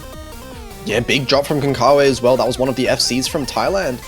And, Paponga, 0 FCs now left for the Thailand side, and still 3 for Japan. So it is Japan going to be able to take a big lead. Wow. Trading one of those back, but that should still be okay, all things considered, for Team Japan. Paponga finds another one that's going to trade out the Sleek Girl miss from before. So 14,000 points at the end of the day, halfway through the map, but it is a very solid lead that Japan has for themselves. I mean, let's be real here, because even with Girl missing, and the accuracy are still all below 99.5, except the Pavin, for some reason recovering after that miss. Yeah, Pavin's gaming today. Pavin is certainly gaming today, but I still think Japan has a bit of an accuracy lead just off the back of Paponga struggling a little bit more, below 99% right now. And that's giving Japan AC lead. The combo lead is also in their favor. But we can see the lead slowly starting to shrink a little bit. Oh, Ice Cake with a big tank very there. Dangerous. Very dangerous there. It's now dropped to like below 8,000 points of difference right there. Yeah, I mean, the combo was traded by Konkawa. Both of those players missed, and Paponga missing now as well. And now this lead is going to balloon back up for Japan. I was just going to say, Ice Cake's accuracy drop was fairly significant, but not if Thailand keeps on finding these misses. And we're getting towards the end of the map. There's not much time to come back. And none of the Thai players... Paponga and Konkawa are getting lost right there. Really don't blame them because how very, very hard this pick is. And Pavin, for some reason, is gaining, even with all of those difficult sections. That just makes no sense. And yeah, very strong team performance overall from Japan. I don't know what Pavin is doing today. Pavin is doing something. Single-digit 200s on something like this is illegal. Yeah. Yeah. Even Pavin 987k with 2 misses. Oh my god. Pavin still MVPs, even with Kurke's amazing FC though, by the way. Yeah, Kurke clean FC. But Pavin with the clean AC. And that's going to be Japan winning the first non-break point of the match. So Japan up 3-1 now, and Thailand are not wasting any time. We're going with What's Up People. Another really technical map. This one a bit more... Yeah, I mean, it's hard to describe this one actually. I love how you close that greeting after you describe what this thing is. Of course, yep. Yeah. Except this is, well, if you thought being the dumpiest approach of how this pick is, this is, I don't know how to describe this too, actually. Yeah, I can see a lot of people in the chat also saying the real name of the song out loud, of course. But this one is a very short one as well, just over 2 minutes in length. It is the full version of the song, but also cut. So it's not quite TV size, but still very short. So I think single misses here are going to matter a whole lot. It's going to have to be the combo that Thailand has to keep holding on if they want to be able to take one back. And now this is starting to feel like a must-win for Thailand as well. They really need to keep this score close, especially since Japan still has that SB pick in their back pocket. Also, a very intimidating background. Hopefully they don't get intimidated by it, but we'll see how it goes. Konkawa playing inverse? No, that's not the time you would do that. Yeah, a bit dangerous, but works out in the end. Everyone off to a fairly decent start, and a little bit of issues at the intro here from Kruke especially. 99, wow. Yeah, it's going to give Thailand a little bit of a lead off the back of accuracy. But there should be enough time for Kruke to build that up to a much better one. Rushing few 200s left and right, actually. And Thailand has a solid early... I mean, not that much of a lead, really. And yeah, like that, Paponga already dropping right there. And it's not a very long... It was a fairly clean drop, actually, all things considered. Still tying, or just a little bit lower than Kruke's accuracy. So Thailand are going to keep the score close, but it is going to be Japan in the lead for now. So we're about the halfway point. Oh, actually, yeah, the accuracy drops from a Father and Sleek Girl might be enough to start flickering it towards Thailand. Look at Konkawa and Pavin right now. But Pavin finding a miss right before this section. You just immediately activate your trump card right there. Activating the curse at the worst point in time for Thailand, but still point lead. 5,000 points. Kruke finding a big miss there. And Sleek Girl as well. Falling off there. Only a Potter and Konkawa is holding on. And now this lead is ballooned automatically, even though, it's 2 misses for each team. The accuracy lead is very well in favor of Thailand. And I'm not going to mention any names for the rest of this map, but there is one person I am looking at right now. I mean, we're still, yeah, like performance missed right there, but the lead maybe switched up a little bit. There's still enough time. This is a very fast section. They can't afford misses, and we can see it shrinking. It's closing in. Oh, it's close. It's close, but it looks like Thailand still has a little bit of an advantage going into the last few seconds. And that is it. I think that's it. They're going to Wow, maintain look at that. 994 from Konkawi. Okay, Konkawi, what are you doing? Come on right now. That's you can't not be doing like possible. this. You can't be doing like this on the finals level. Not on the finals pool. 994k, score V1 double S. Almost getting 1 to 10 ratio. I mean, if you just look at these ratios, map after map, it's always Pavan and Konkawi just crushing the rest of the lobby. That's just not right to see how these players are still able to sharpshoot even on this kind of physicality. Like, it's just mind-boggling to me how you're able to do this. Even if you look at the misses, I said it will come down to misses. Thailand missed more. Thailand got more misses there, but they still won just off of pure accuracy. That is insanely impressive on such a short map. But that is definitely Thailand's point there, so no harm done really of actually to make sure that they're still on their feet. Now Japan, your turn to pick. It's 3-2. Japan's still in the lead. Thailand still have to win a break point at some point if they want to be able to tie the score up. So Japan, they've got 2 LNs left if they want to keep going for the LNs. Of course, the SV is still lingering there, still going to be picked up at some point. I can see some hesitancy for Japan picking Anoyo Iki for an LN1 pick. And Ice Cake seems to be moved, so I'm guessing it's probably the one of the 2 LNs. Probably Fatal, Entanglement. It could be an SV as well, you know, if you're saying Ice Cake moved to the server. I mean, Gyoza should be in for SV, you know? Yeah, I mean, maybe Gyoza's already in the server. We'll see. We'll see. LN3 is going to be the case. Okay. And it is Fatal Entanglement. There is some hesitancy for a Rave Olympic. Completely understandable if that's the case, because Thailand's also fairly decent at maintaining how whack the LN coordination is picked there. Yeah, it's very hard to be good at, you know, Ravel-style LNs, especially at the finals level, right? The coordination required to be able to hit those patterns is not something you'd be very comfortable with at all for any of these players, really. We'll see how this one ends up going, though. Japan did end up losing the Density LN pick at the very end due to an unfortunate series of drops. This map still very dangerous as well, I would say, for Japan in the same kind of fashion. Well, I think it's the wild card that doesn't involve Clover style of the chart. It's just very streamlined, not necessarily technical LN pick, or in the style of Shield or Jax. And maybe that kind of more straightforward style is what Thailand want in an LN pick. I've definitely noted that Thailand do seem a little bit more comfortable when it comes to the straightforward ones. Maybe they can, if they can hold on to the combo. I think the accuracy between these 2 teams is very close overall.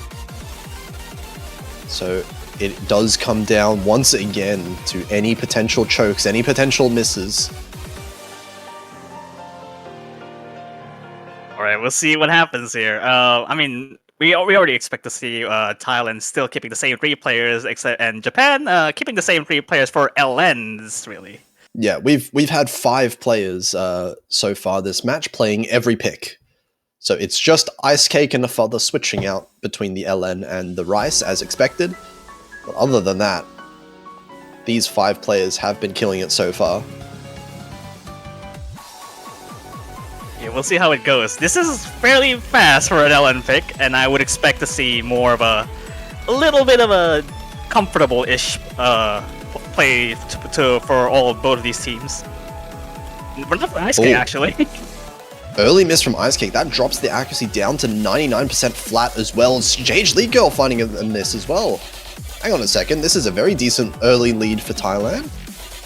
I mean, still at the well, I mean the pattern's already it's already getting harder, but the lead is actually kind of big for what it is now.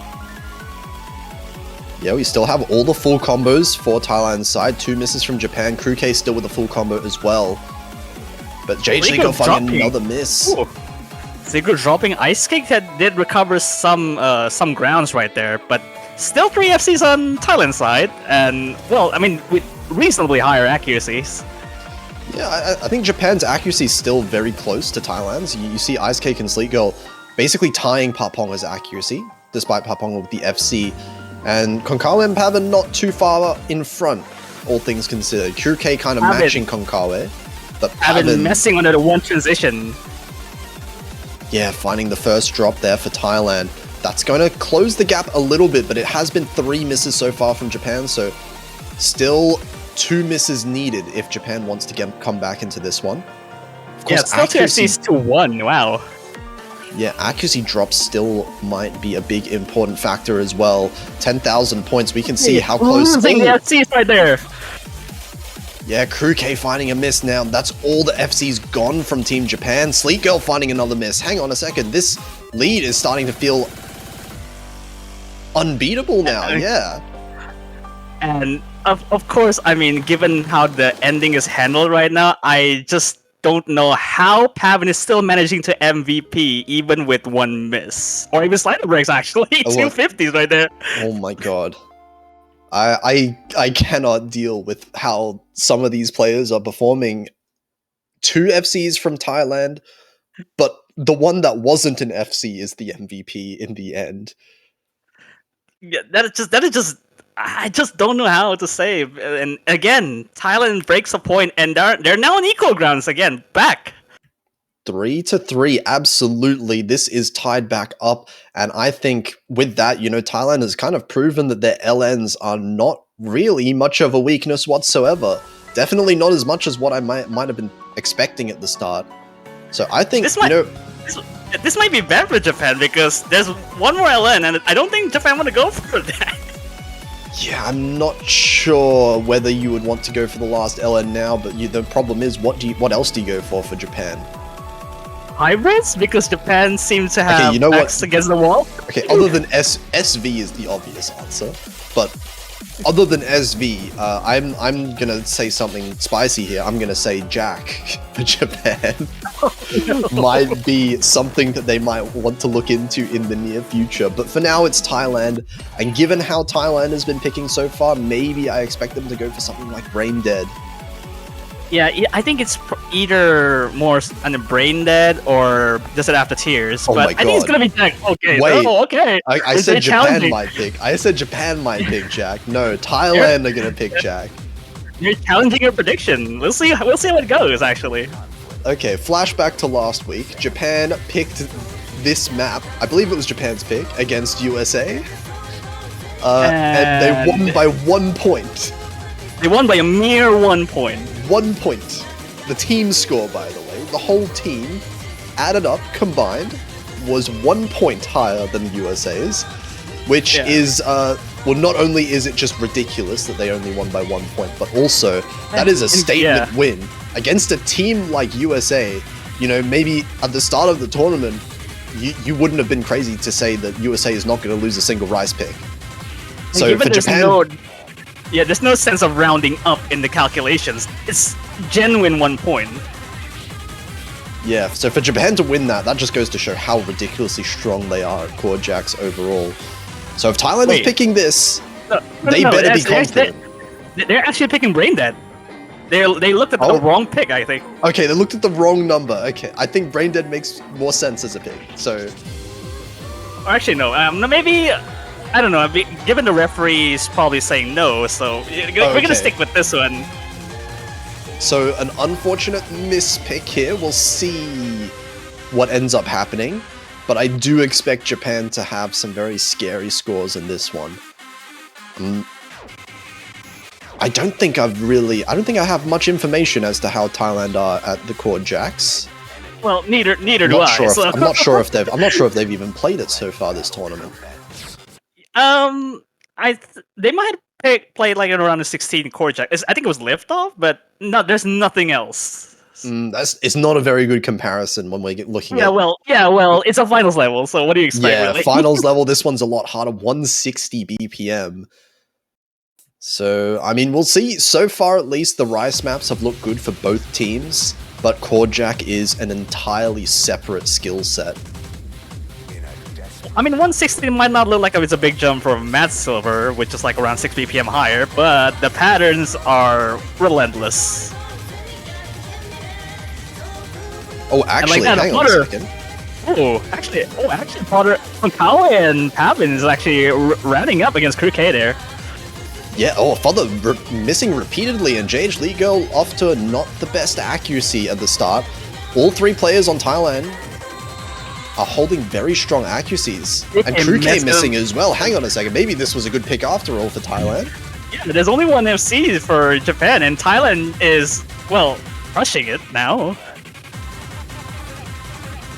I mean, they're dropping some accuracies below the 9.8, but, I mean, 3 FCs are gonna win against none. Yeah, the misses, that's really what's doing it. The accuracies are pretty much tied, but this is now, what, 5 misses from Team Japan overall versus none. Thailand's still on the full combos on all 3 players. And Pavin's accuracy is growing higher and higher by the second. Paponger is stable throughout this entire act, is staying still on the 99.7 from the start until this middle point. I mean, yeah, that's what matters. You know, once you get into a few 200s from Paponga, but no big deal. Once you get into the harder maps, you know, the extreme high accuracy doesn't matter as much as just keeping consistent with the combo. And right now, that is exactly what Thailand's doing. If you miss, you just lose, basically. Absolutely. 21,000 points. We're in the last quarter of the map just now. But it is a very strong lead so far for Thailand. They've looked very comfortable, at least on this pick. Everyone comboed the uglier transitions, and they're still going back to core jacks. Paponger finally dropping there, but again, just look at this accuracy right there. Yeah, Akdrok for Paponger as well. That's another miss. This lead is actually going to shrink really quickly. So, still in the lead for Thailand, but need to stop these misses coming out. We can see 7,000. It's closing in, actually. It's closing Japan's in quickly. accuracy is back up. 99.86 for Crooked right there, even with a non-miss. Hang on a second. 5,000 points, the lead. Last pattern here, and all the players 3,000. hold on. It was enough of a buffer. Thailand managed to hold on to it, and despite the miss pick, that's a 994k from Pavin. That's 990, even with a miss from Crooked. That's just you just Crooked. Man. I mean, it did not seem to backfire, but it's dangerous because it's core jacks. You know, Thailand is now back in front. Yeah, without that miss from Crooked, that would have been like what 996, something around that area. That is insane. And Thailand's back in front, and Japan's gonna have to pick something and win if they're not want to lose a 2-point advantage right there. And now, I mean, yeah, Japan have 1 LN pick left. They've got, I mean, maybe, you know, thinking about Japan's performances over the history of MWC, looking at something like Desert After Tears would make sense, but I think against a team like Thailand, I would be hesitant picking something like that. I think SV is just their best pick. I think maybe you don't want to be leaving it too long, right?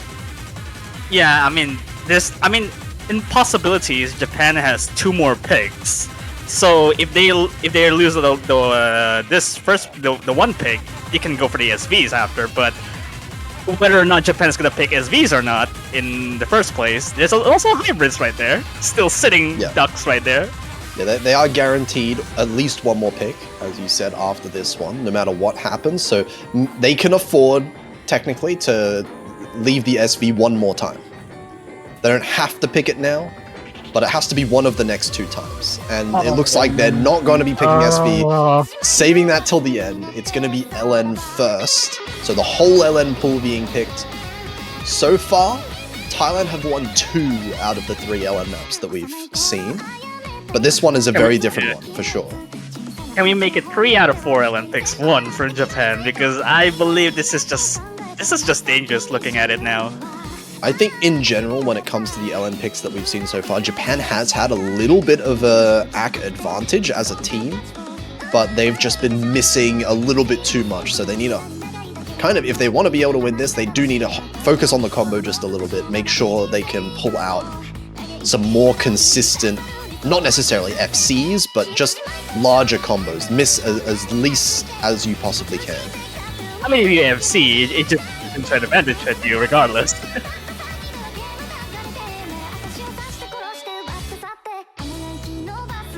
And yeah, seeing literally the same old rosters for both these teams, really.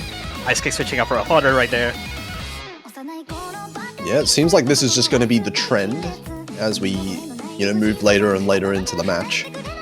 However, once we go into the hybrids, Japan is gonna start swapping things around. Maybe a partner playing hybrids, maybe Ice Kick, I don't know. I don't think, I mean, yeah, Japan have a big decision when it gets to that. Maybe even 9990. I think 9990 has proven to be an exceptional, well-rounded player. But we'll see once we get there. Of course, hybrids haven't been touched so far in this match, but maybe they will after this one. We'll see. There we go, we're seeing already a mini jack on the column 1, or column 4 if you mirror it. Yeah, not just a mini jack though, but like mini jacks with these LN pattings with density. Oh, Kruke, big drop down below 99%. 98.5 that was at the very start there, but it is a very early drop. So not going to impact the score as much as you might think. Ponga is a little bit inconsistent on more so the releases. It's feeling quite all over the place actually. So maybe the timing is looking alright for Japan to take that leap from that alone. Yeah, I think if you are kind of uncomfortable with a lot of the LN pattings, a lot of the release timings, some players might try to like cheese them a little bit, like kind of ignore the specific timing of the LNs, and that's when you drop accuracy like Papong is doing right now, 99.1. Yeah. Like that, the lead just goes back right there. And actually, massive bottom row from Thailand. Yeah, Konkawa and Papong are both finding misses, and that comes with big accuracy drops as well. Papong are now below 99%, Konkawa 99.1, and all three Japanese players are now building up the accuracy. Kruke all the way back up at 99.3. Good recovery there. Very good recovery. No, not anymore, but 99.2 still. Even with the trade doesn't seem to affect that much, really. Yeah, the AC lead, I think, is still very solidly in Japan's favor right now. JH League finding another miss. Okay. Now it gets close. We can see the point lead is very small all of a sudden, as... No Ice Cake dropping as well. There's no SDs. Okay, but Papongo does trade it back. Ice Cake does trade it again. Pavan is the only one FCs now. And yeah, Pavan just single-handedly keeping Thailand in this map, but Konkawa finding repeated drops again. Japan still have the lead at the end of the day. Still 10,000 even with repeated misses. That's just goes to show the misses aren't really affecting if you drop too many 200s or even a drop, really. Yeah, I'm honestly kind of not sure how Thailand have kept it so close, because, Thailand have had a lot more misses than Japan so far. They also look like they have the worst AC, but maybe Pavan's accuracy is just enough to keep them decently close. To be fair, I mean, like, this pick alone, it just constitutes a lot of draws. Even 200s is just very minor, but it adds up when you think about it. Kruke dropping right there. Paponga trades actually. Yeah, Sleet Girl as well, but single misses are not going to be enough. It's going to have to be massive drops, and Thailand don't look like they can hold on to the combo for long enough towards the end. Paponga drops down to 98.6, and I don't think there's any way that Thailand can win this one now.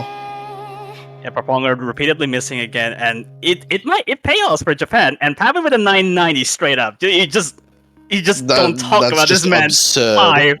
200s. We can't really talk about that anymore.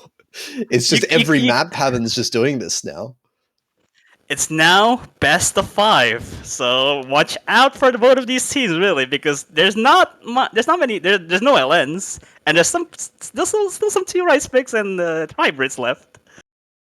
LNs are gone. SV is still on the table, so You know, we say it's 4-4. We can treat this as a 5-4 almost. Yeah, well, I mean, Japan- if Japan wins anything than SV, then it's a guaranteed tiebreaker for them, yeah, right? Japan have the only good pick for either of these teams. The SV pick is the only good pick in this pool for Japan. Thailand, they have Brain Dead still. They could go for that one. They've been looking good on the rise so far, but at the same time, it doesn't feel like, you know, Thailand is definitely going to win that one, right?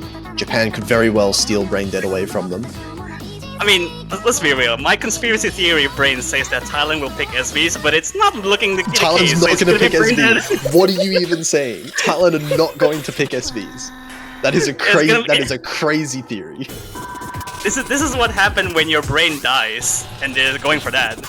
That would be just a monumental throw, just straight up. But This Brain Dead. This pick, Okay. this pick is, I mean, clueless star rating, because this is not what it says it is. It's very harsh. It is very hard to compare it with, like, I'm in no mood for this, because it's so draining. Oh, star rating, you say? 5.2 stars. That means it's easier than Triumph and Regret, right? Exactly, that is what I'm saying. Even the base rate is like 5 star. It's like flat 5. Oh my god, yeah. Of course, technical maps. If you've ever played technical maps, some of the most underrated in star rating maps that you could possibly have. This is extremely brutal, and also, not only is it brutal, but 3.5 minutes long. I mean, a little correction there. If you've never played Technical Terminal 11 by Pizza, this is something else you want to watch out for, because comboing matters a lot. Like, comboing matters the most, really.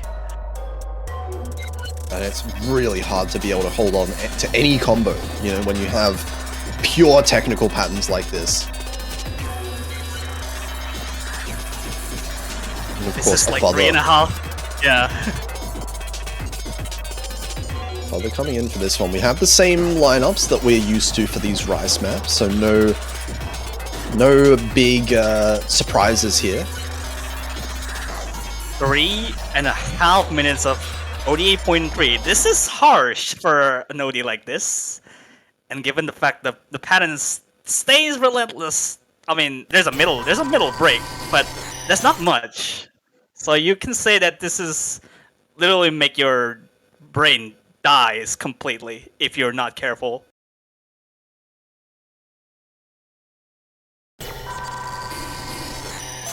Yeah, and this one is every map now extremely important, because we are very close to either team getting to match point.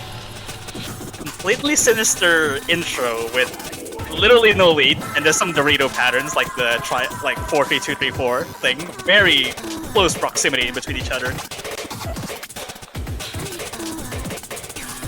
Oh my god, and Some it is- draws by Kuke. but nothing too significant. Paponga also drops down to 99.3, but overall it looks like, oh, a Father with a first drop that we're seeing of the map. This is the thing that I'm talking about. Even with the lead kind of like stays like this, there's a lot of downtime in this, but it's the pattern by itself is so draining. Like Pavin only dropped a 100 on that transition alone. But overall, looks like the accuracy is very slightly in the lead for Thailand, just because of Konkawa's accuracy. And that is going to help a lot. Of course, longer maps, the accuracy matters just that little bit more.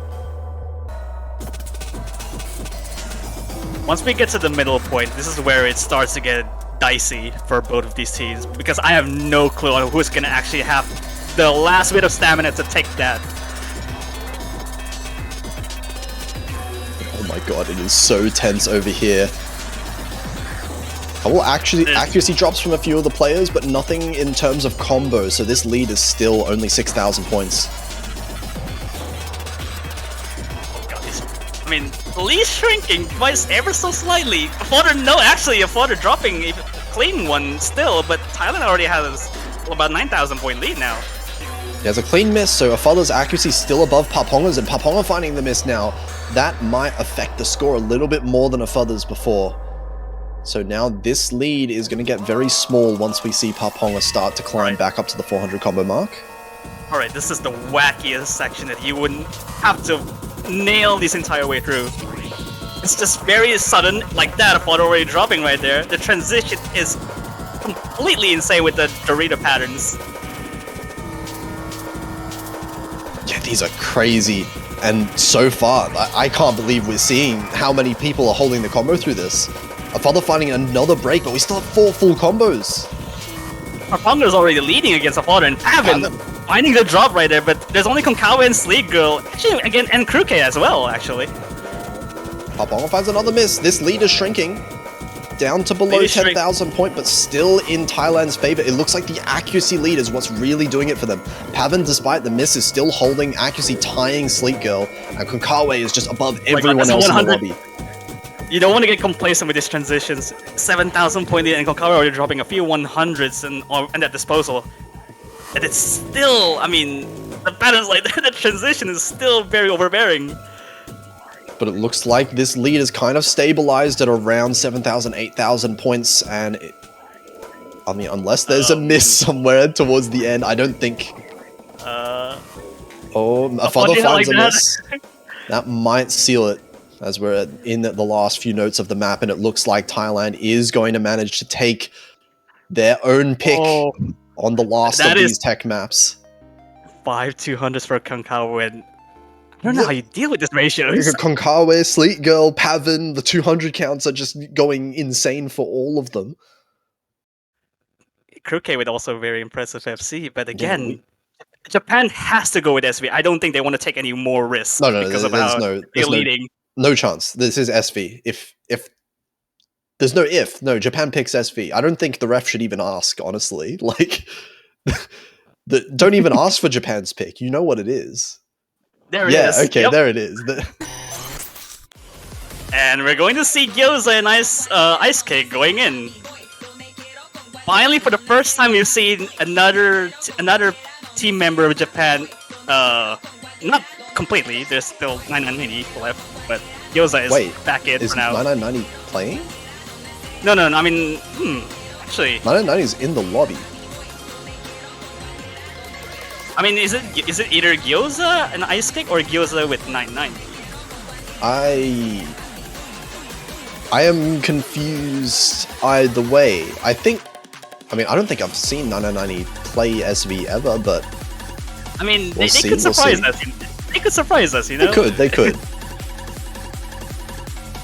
To be fair, I mean, looking in the chat here, Konkawa is saying that they did not practice SV1.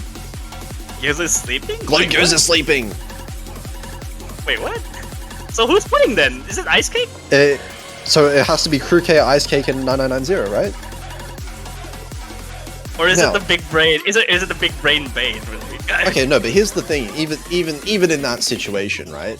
Japan are not even strong in SV just because they have 3 players. Japan have a whole country full of SV players. So yeah, I mean, literally all 6 of them can play SV. Yeah, like even if I think they could be missing 2 of their SV players. Even I think that would be perfectly fine, honestly. Well, but it depends if you don't have a hyper carry for the one team, literally. And it does seem like Konkawa said in the chat that they did not practice SV1. So I think, we've had a very close match so far, an extremely close match so far. So now is the time when you can relax a little bit. Yeah. Watch the scores. I mean, this is the time where we can just let's just watch a showcase for the SV. Like that, the bar line's already completely there. Keep your eyes on Kruke and Ice Cake in particular. I'm interested to see what 9990 can pull off here, as well. I mean, as the substitute SV player. With a no-fail, no less. Bit of no-fail. So, of course, you're allowed to use no-fail. It doesn't affect the score in Score V2 at all. I mean, MDCO is already a very good start right there, in the intro at the very least. I mean, so with Ice Cake, right? Well, you're right. Okay, so we're already seeing 40,000 points. I think it's nice to be able to chill out a little bit. It looks like Japan wins this one. 9990 is struggling a little bit, down to 93%, but still more than good enough. It's safe to say we hold our breath because Japan will have to think about their next pick, since, there's no other picks left other than hybrids. Yeah. This SV, by the way, these SVs this week are really, like, kind of insane as well. Really exciting to see being played, but also extremely hard to learn. And we can see that on, 4 of these players' screens right now, all kind of struggling to hold the combo.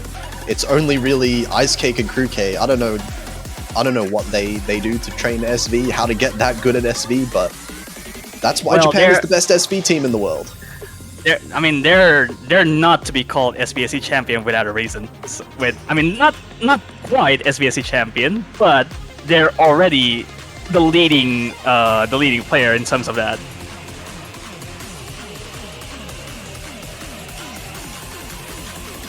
I mean, like, how do you even have an ungodly amount of time to learn how to act, not learn how to hit them? There's the weekly SV choke from Japan. They've had one every week. Crew K finding the miss there. I mean, it's usually Gyoza who chokes, though. It doesn't really matter. So Gyoza is here in spirit, even though he is sleeping. But yeah, I mean, so far, not really much to say here.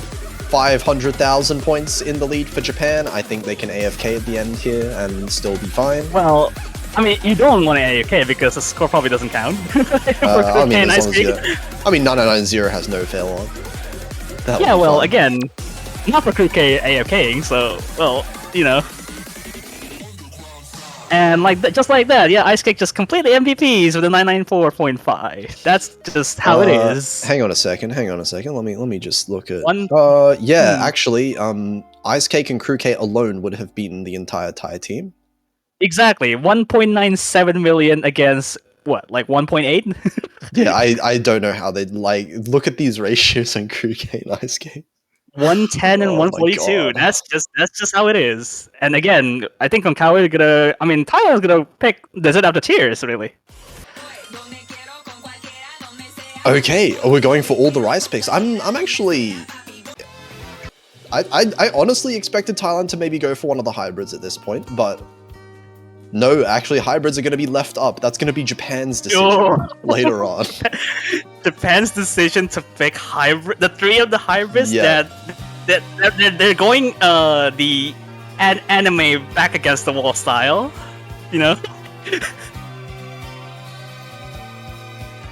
So we have seen all. This is the last rice pick. No more rice picks after this. No more LN picks. No more SV picks. Japan have to pick one of the hybrids after this, and I am very excited to see what they decide to go for because it is an insanely difficult decision from their point of view. But for now, we'll see. Yeah, historically speaking, Japan has been winning hybrids out of nowhere and for no reason. So it could be something else, really.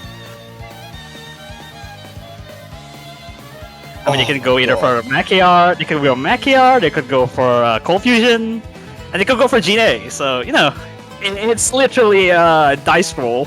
It's so hard to tell what they'll go for, but that's going to be their decision later on. This pick is what we should focus on now. 4 minutes long. This is a marathon of a map, and full of just jump stream. Almost 270 BPM jump stream throughout the entire map. It's gonna be the stamina.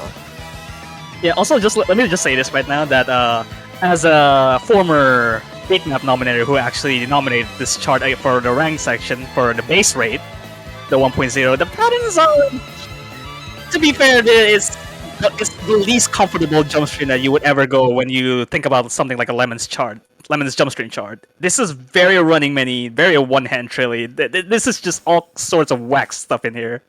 Yeah, and all that kind of patterning also just compounds the effect of the stamina draining that this chart has. So we're probably going to see, especially towards the end of the map, a lot of misses potentially coming out.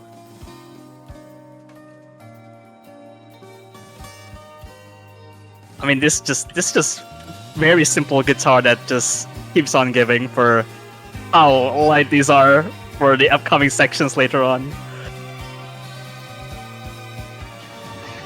Yeah, nice and chill. Hold your breath. Gonna need to save that stamina for later on, and here we are. Jump stream Yeah, look at- starting. Look at this one-hand trailer, very running mini, almost. Oh my god, it's so close overall. Everyone holding strong accuracies overall. K and Papong are a little bit behind, but cancelling each other out as far as the accuracy is concerned. God, how these people, you should not be acting running man patterns in the jump stream like this, especially these fast. Yeah, everyone's looking scarily comfortable so far.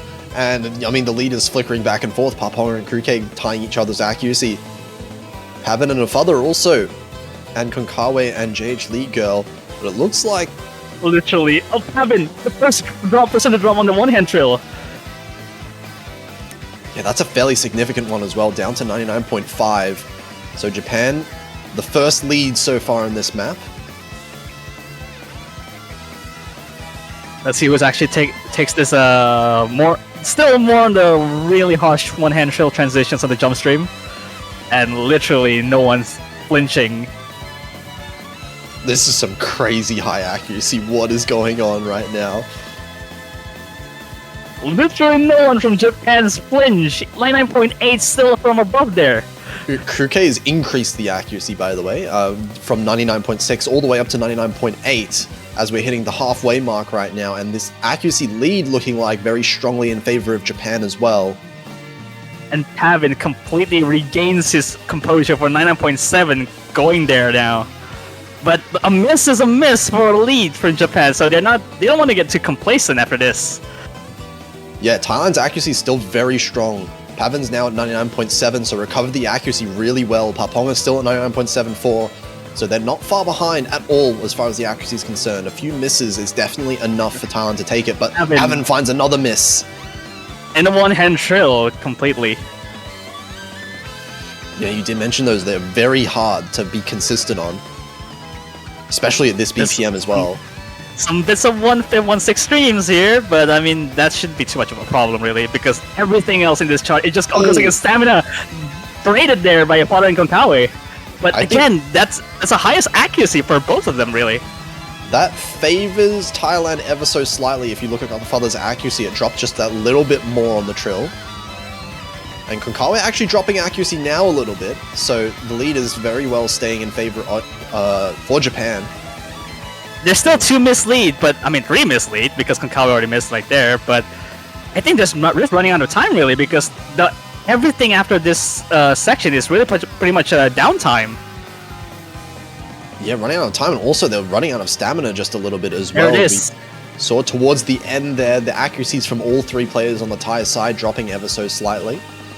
Japan dropping a little bit as well, but overall, I mean, this is still 2 full combos from Japan.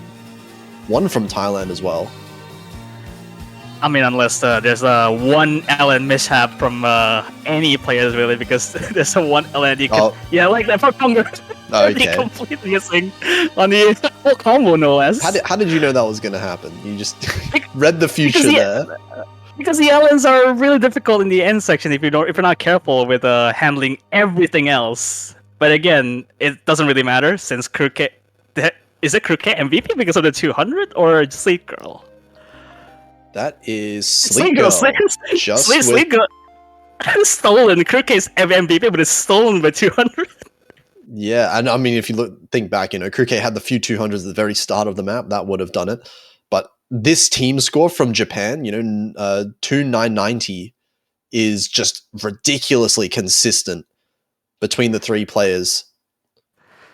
And now Japan has to pick one of these 3 hybrids for them to be able to move on to the top 4, or else Thailand we're gonna have to get 3 tiebreakers in a row. Yeah, okay. So breakpoint needed for Thailand. This is going to be the last pick. We have 3 hybrids. What do you pick here, Japan? This is a extremely good decision for timeout there. Yeah, you have to time out because this is hard. We've had a very clear strategy from both teams. Japan has picked all the LNs and the SV, of course. Thailand has picked all the rice. So neither team has touched the hybrids. We haven't seen hybrids really coming out at all. I don't know which one Japan should go for at all because of that. It's so hard to say. I mean, let me just say this. if Japan goes for Gan AIX, that means Thailand will get blocked from getting the Connect 4. Let's just say that. I mean, you could say that, you know, Japan has a bit of a wonky Connect 4 with the SV pick included there. That doesn't count. It's not in the middle. Okay. So, Japan, I really don't know what they should pick out of these ones. Cold Fusion, of course, being a lot more technical out of the other ones we see here. And the Guden pick, Makar, a bit more straightforward, a bit more speedy. And Lemon Guy is Lemon Guy a hybrid. Lemon Guy is Lemon Guy. Lemon Yeah, hybrid. if you've ever played Lemon Guy Hybrid, you know what a Lemon Guy Hybrid is. Yeah, so let me just remind you like something alongside of like Party Starter. There's also like what I akin to like something, I don't know, maybe the other hybrids from last year, kind of like that style. So we'll see. So what do you think? What do you think Japan's gonna pick? Because I am just completely lost. I feel like actually, hang on. I would expect Cold Fusion for me. I was gonna say maybe Cold Fusion. I think not Hybrid 1. Because I feel like Japan as a team, a Father probably struggles. Just for the LN aspect. I feel like they probably want to pick a map that maybe Ice Cake can play more. Actually, I changed my mind. I think it's gonna be hybrid. I think it's gonna be Makar, because the thing is that how can you expect that a Father can handle wonky releases in something like Cold Fusion, for example? You think they put a Father in and play Hybrid 1? Yeah, exactly, because that's just how it goes for every single hybrid thing. That could be it. I honestly don't know. I don't know. Can Ice Cake play any of these? None of us. Okay, actually none of the predicted above. right.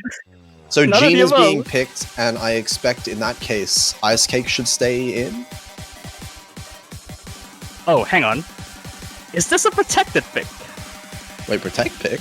Oh, I didn't see the Protects actually. Was this Thailand's Protect? Hang on. Surely not. I mean, because Japan protected SV1 and Thailand protected hybrid 2. I actually Or think Gene? I think I missed it at the very start of the match. But here we go, Lemon Guy Hybrid, 2 minutes long. This one's very dangerous. Oh, it was Cold Fusion being protected by Thailand, so no, none of them. Oh, and then Thailand just never picked Cold Fusion. So Interesting. Okay. But yet, must win for Thailand, of course, if they want to force the tiebreaker. Japan, they want to close it out now. But easier said than done. I don't think that any of the hybrids are particularly good picks for Japan. I think I think hybrids is just in general. This is what makes a team like Thailand's a little bit stronger. Just because joining in. Ice Cake, Boy. because we're seeing what we were kind of discussing before. Japan has a very deep roster, but they also don't quite have 3 players that can play everything. They have Crew K, they have Sleet Girl, Yeah. but Ice Cake is mainly an LN player, a Father is mainly a Rice player, and you don't usually see them mixing too much in the other categories. There's some indecisions from Japan, but I feel like this is.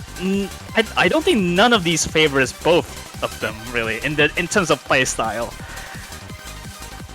And meanwhile, So on Thailand's side, yeah. we know that all 3 players on Thailand that are here can play everything. They can play Rice, they can play LN, they can play Tech, they can play Speed.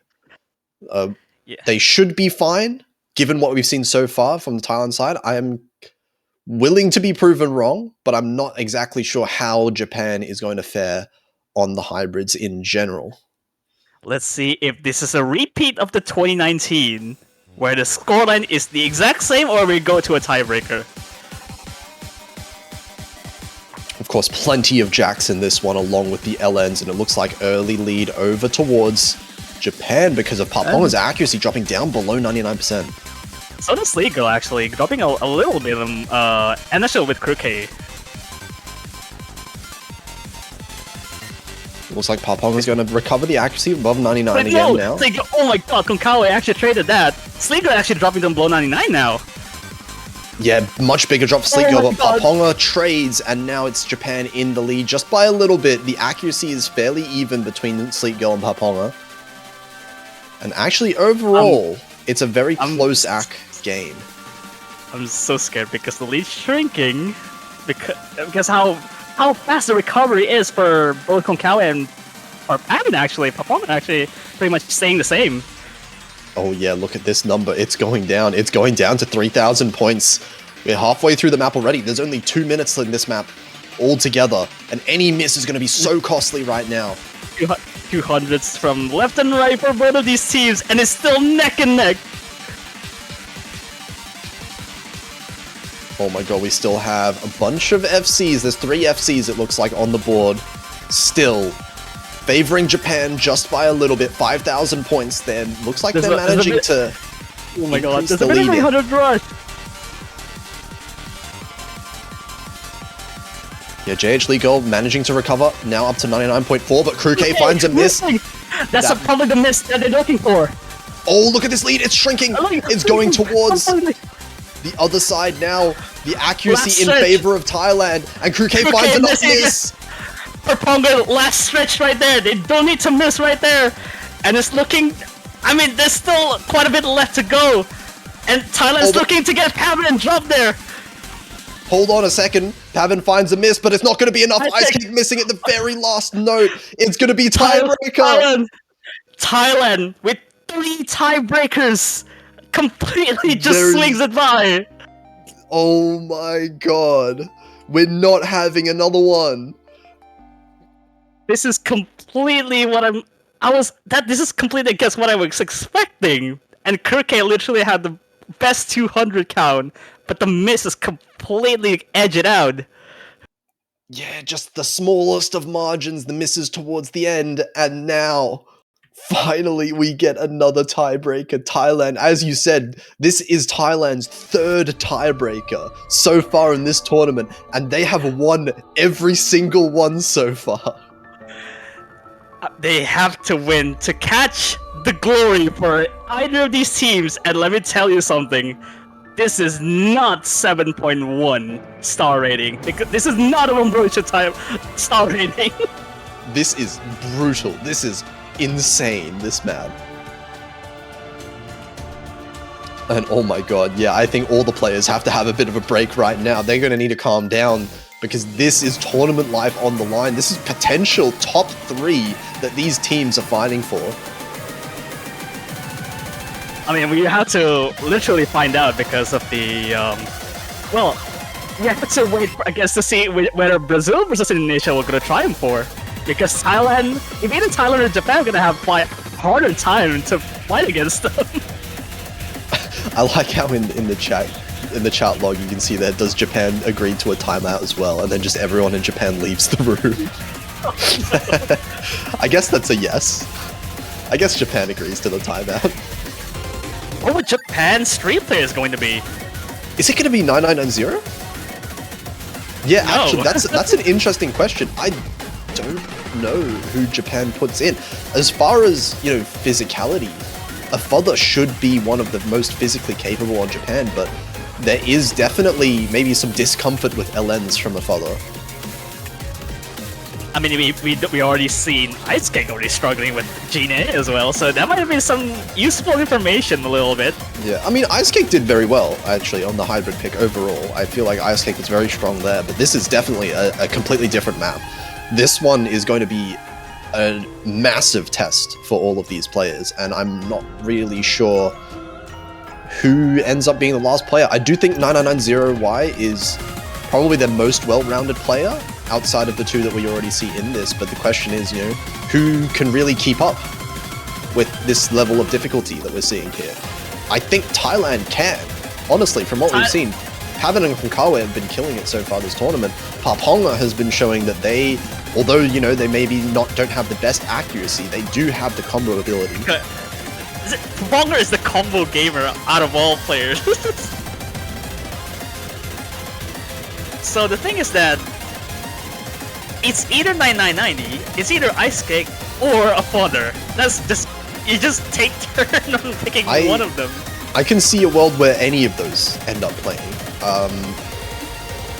I know a father has the ability to play tiebreaker style maps, but you really need someone that's capable of beating Thailand here. Looks like it's going to be 9990. All right, we've seen him on SB1. Although this is just completely miles beyond what is not SB1. This is a tiebreaker, so you have to take this very, very seriously. Yeah, absolutely.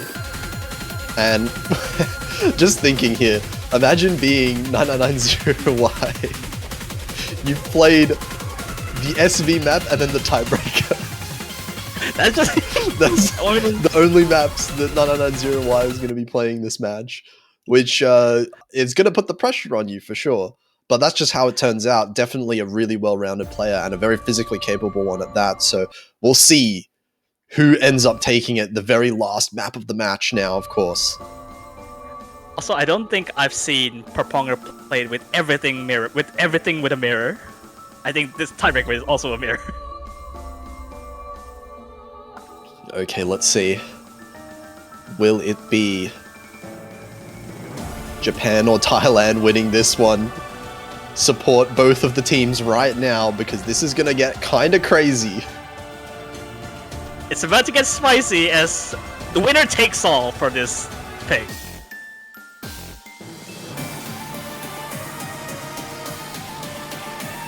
Ooh, okay, off to good starts for both teams. 9990 struggling in accuracy a little bit. 99.98 for a Konkawa for a second there. Yeah, no, there's no way that's gonna last. Paponga with the first miss. Clean miss after that ending transition. But traded right away, and actually 9990Y dropping below 99%. That's gonna give the lead over to Thailand. Wow. Another miss now. And Pavin actually, Pavin's significant drop right there actually. It looks like so far though, traded out. Konkawa missing as well. Everyone on Japan. There is no combo except for Paponga right now. And this lead is starting to grow. It's starting to grow really fast now. Looking very bad for Japan right there. There's some trades here and there, but you really don't want to have a trade there. But here's the thing, if everyone misses, every single player is missing on both teams, that means that the winner is going to be decided by the accuracy, and it looks like right now, Thailand have the stronger accuracy in general. Konkawa and Pavin both above 99%, Crew K the only one on Team Japan above 99. Konkawa Polar is actually closing in. Konkawa is actually dropping below 99. Oh, no, all the combos gone. All the combos gone from Thailand. There's no shot.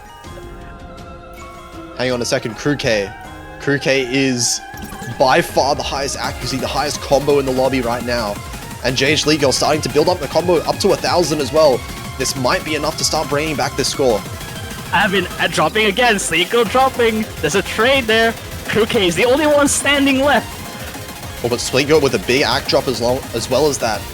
9,000 points is the difference here. Pavin and 990 both trading. Sleek Girl misses as well. And now it's the other side. Thailand are the ones holding the combos a little bit more. Seiko and Pavin keeping traded back and forth. Perponga and Konkawa is staying stable. Oh, Not anymore. Trading. Pavin and Paponga as well. All the combos gone once again, and it's 990 and Crew K the only ones above 400 combo. But another miss from 990. Sleek Girl missing as well. Pavin also. There's so many misses. There's so many misses except for Crew K. What is Crew K doing? I don't want to say his name, but that's 3,000 combo. Crushing everyone in terms of the score and the accuracy. But it doesn't look like it's enough, at least so far. JH Legal finds another miss, and the team accuracy. All three of the Thailand players beating the bottom two players for Japan. And that's really what's keeping them in this lead. 23,000 points. It looks like it's growing. Corjax right now. I mean, the lead is already solidified to a 25,000 point for Thailand. This is already a very big lead, considering for how long this tiebreaker is. Yeah, Japan need to hold on to these combos for a little bit longer, but the Corjax not favoring them. 990 and JH League are both missing repeatedly, and every other player on Thailand holding the combo through this. All three of them now at 1,000 combo. Literally, no one's flinching on Thailand whatsoever. What is this? Nothing happened. Complete trade at Crew K missing. Yeah, Pavin eventually missing here, but Krukade drops that ridiculous combo that was held. Still easily the best accuracy in the room. Another miss from Krukade. All 3 Japanese players finding misses there, and all the Thailand players above 400 combo now. Once again, this lead is growing faster and faster. 43,000 points. Misses coming from Thailand, but those are fairly clean. Nothing too significant. It's literally all eyes for Thailand right there. 43,000 point is very big. Krukade finding another miss. That comes with a little bit of an accuracy drop. These LNs. Both teams struggling so hard to keep the combo up. Sleep Girl finding another miss now as well as we're approaching the last quarter of the map. And it looks like this lead for Thailand is massive. It's going to above 50k now, and again, they're trying to as best as you can, but unfortunately Japan is taking way too many damage. Yeah, all 3 of these accuracies from Thailand have managed to stay consistent throughout the entire map. They have not budged. All 3 hovering around that 99% mark. Except for now, Propeller is the highest combo right now. Yeah, I was gonna say, you know, it was Krukade earlier. We've got a new combo king right now towards the end of the map. Literally 63,000 points. This is just extremely hard to catch up for Japan right now. No, this looks like it's a done deal. We're towards the end of the map. There is still some hard sections left, but massive point lead, and Krukade 990 both missing. Traded by Konkawa and Papong are actually dropping the massive combo towards the end, but nothing is going to matter now. Yeah, there's way too many damage for Japan right now. It's pretty much unrecoverable at this point. Yeah, some misses towards the end. All 3 Japanese players missing. All 3 Thailand players missing as well. No one has a combo.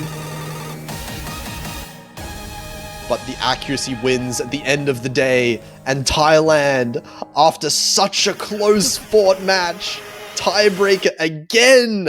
This is Thailand the 3rd survived. tiebreaker they've won. Thailand survived against 3 tiebreaker gauntlets, and they still managed to stay alive. You know, okay, hold on. You could even say Thailand has won 4 tiebreakers after the for fun one they did against South Korea as well. They've won every single tiebreaker map against every team they have versed. This is a crazy run. Congratulations to Thailand. They're moving on, not to the grand finals week just yet. They have to play one more match later this weekend, which will be tomorrow against the winner of Brazil versus Indonesia. And that match is going to decide top 3.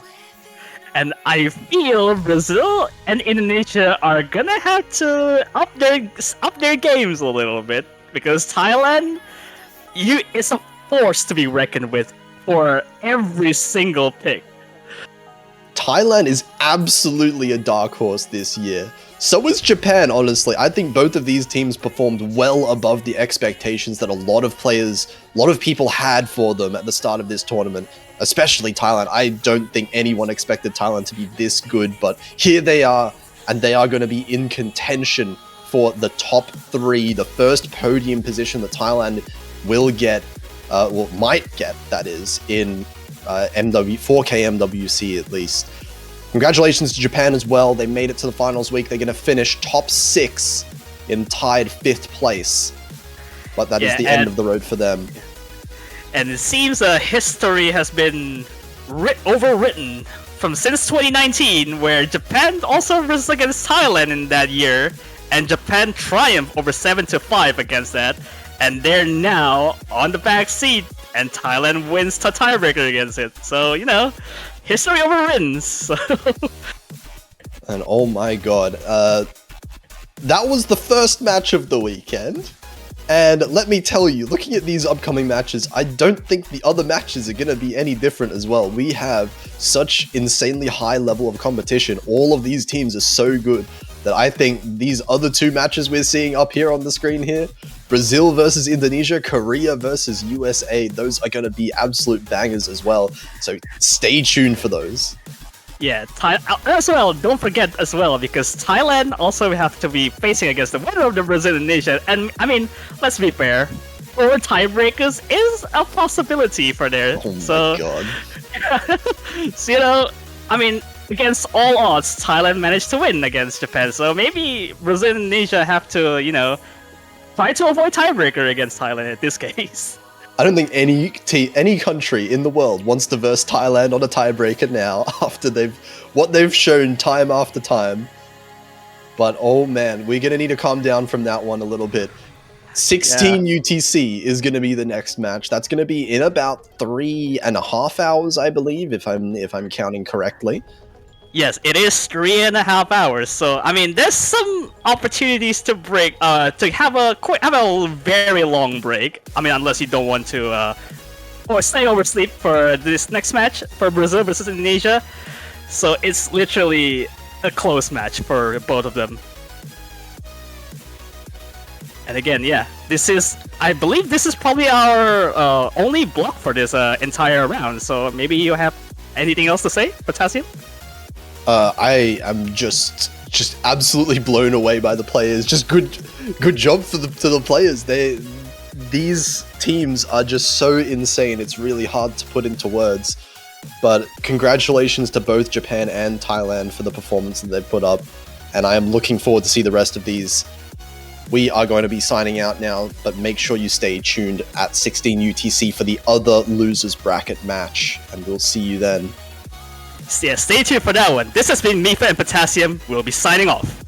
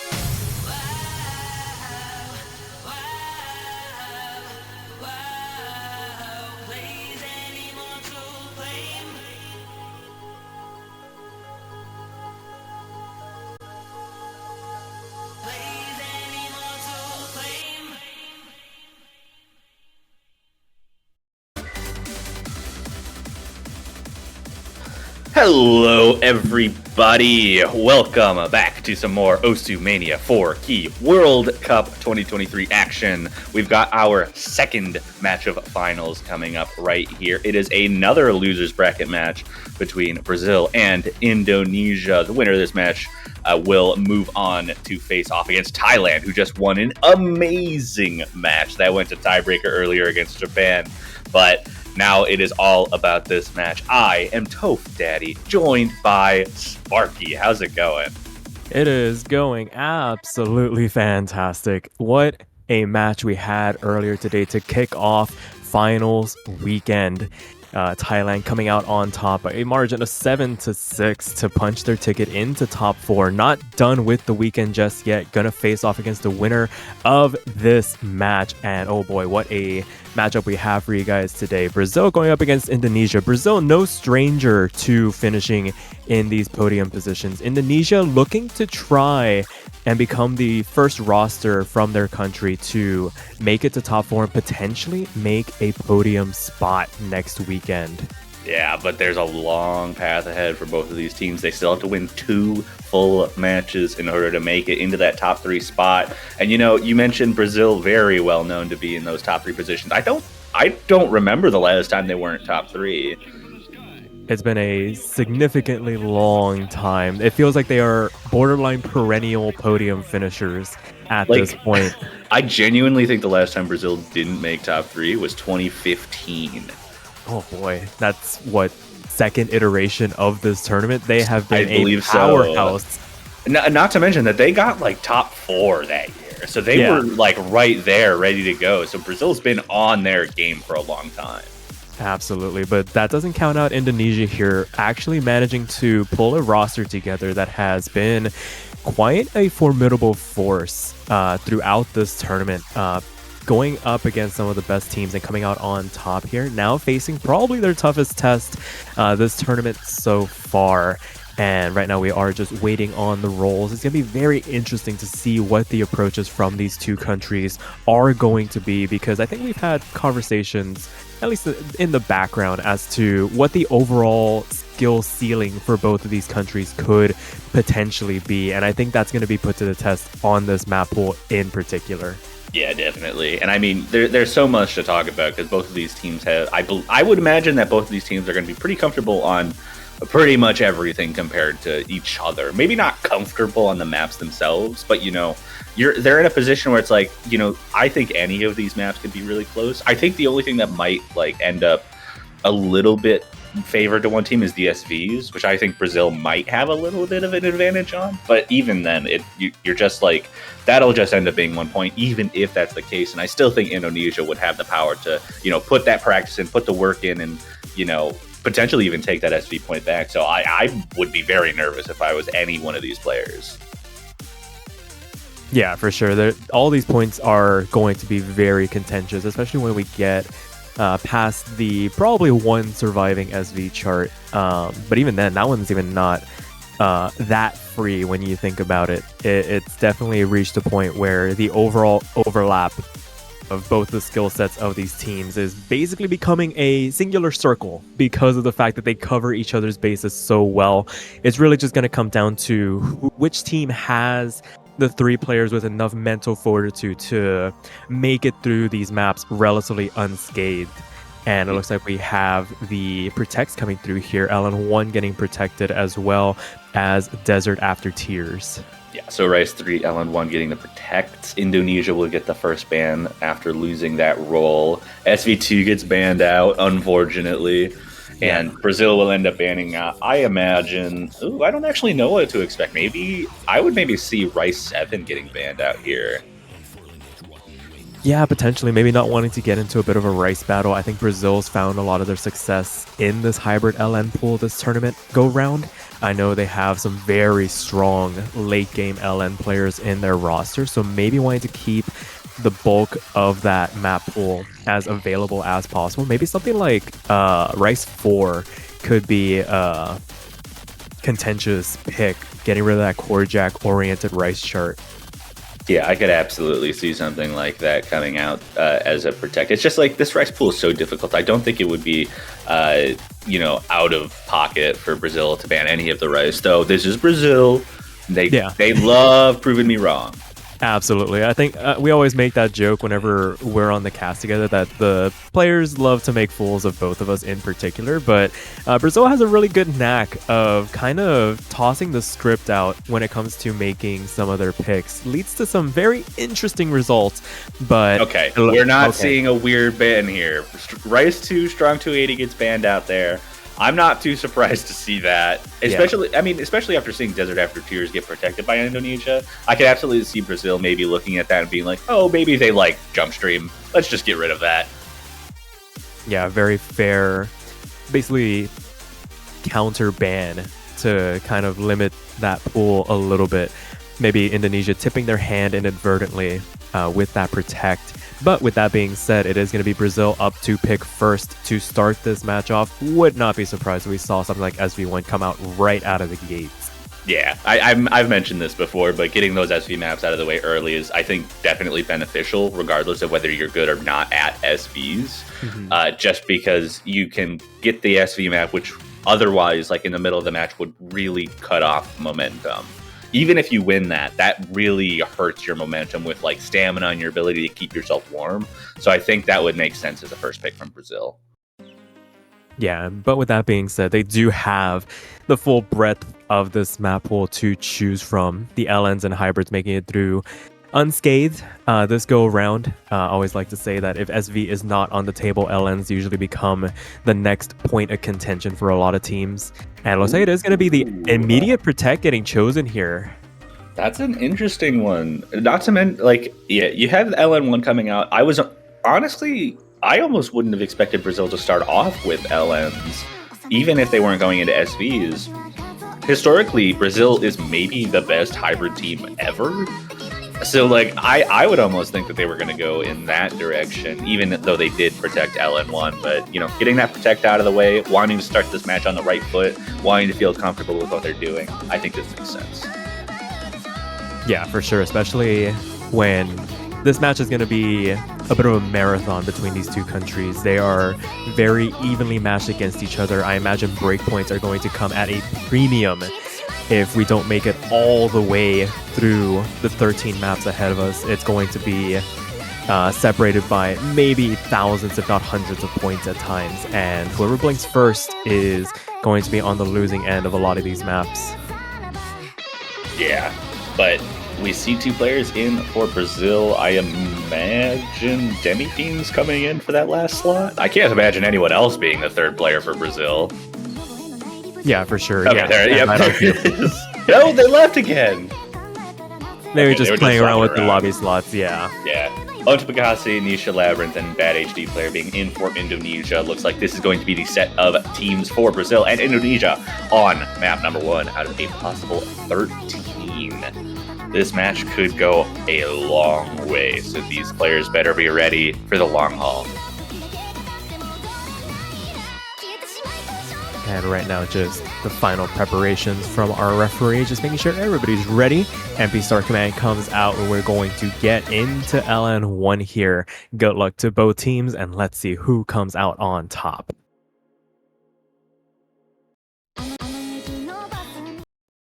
Yeah, and here we go. Just waiting for everyone to load in, getting the client all caught up to everything. Looks like everyone's there. Just looks like we'll be able to get started on LN1.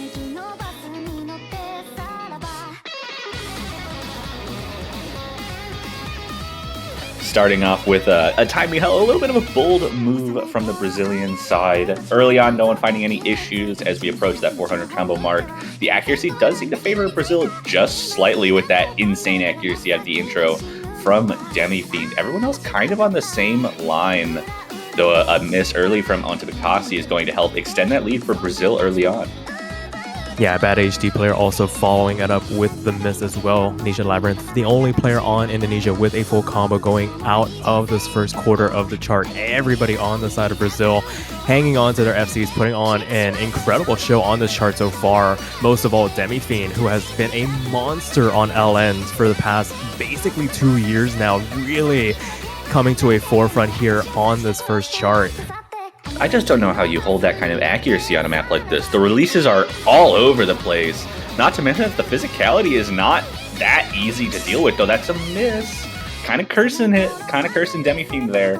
But I want to say that Brazil should still hold on to the lead here, even with that miss based on their accuracy advantage. Bad HD player a little behind, but that is actually going to be a traded miss there from Nisha Labyrinth. And Brazil definitely going to hold on to the lead now that Demi-Fiend is back above 400 combo. Yeah, that's the one good thing about finding drops on a chart like this is the fact that it's so densely packed with all the notes going on at the time that getting up with that 400 combo cap is relatively easy, so you don't really bleed too many points. But with all 3 full combos gone from the side of Indonesia, the recovery run doing pretty good so far. Everybody hovering in around that 99.4 mark as Le Marcinho joins the drops as well. Only Silly, the FC, remaining in the lobby. As we continue on into the last third of the chart, it is still about 6,000 points in favor of the Brazilians, but this is still a very catchable lead for Indonesia here. Not done just yet. Yeah, 6,000 points maybe could be made up even with one miss from the Brazilian side, and we still have a good quarter of the map left. But that's a miss in the break from Nisha Labyrinth. That's both of their misses in the break. Very unfortunate from them, but that will help Brazil have a little bit more cushion room going into this final chorus. Yeah, but with a quarter of the chart left to go, it's still not that safe for Brazil. They definitely need to overperform on this last section as the density picks up once again. The releases get so hard to manage, and Silly Fangirl does find the drop here, but it is traded back by Bad HD player. No harm, no foul at the end of the day. That trade helps Brazil maintain their 10,000 point lead for the moment as Overcomplexification finds the next drop, and that might be the final nail in the coffin for any potential comebacks from the Indonesians here. Indeed, a good first pick from Brazil there, and they're going to bring it 1-0, moving into Indonesia's pick now. And I can't imagine they don't just go straight into Rice here. You don't want to let Brazil get momentum, ever. Yeah, for sure. This basically pebble rolling down the hill can quickly become a unstoppable avalanche if you don't stem it too quickly. I would not be surprised if we saw the instant back-to-back protects come out and Indonesia goes something like Desert After Tears here. Yeah, just get those protects out of the way. I could also see, I could really see any of the Rice picks. I think Rice 4 is maybe the least likely in that case, but everything else feels like a possibility as far as Indonesia is concerned. Yeah, for sure. Rice 4 is probably going to be that break in case of emergency button for Indonesia as we get deeper and deeper into this match. And it is going to be Rice 1. So Bokura no 16-bit war is going to come out here for Indonesia's first pick. Going a bit of a speed map here. Yeah, a little bit of an interesting pick.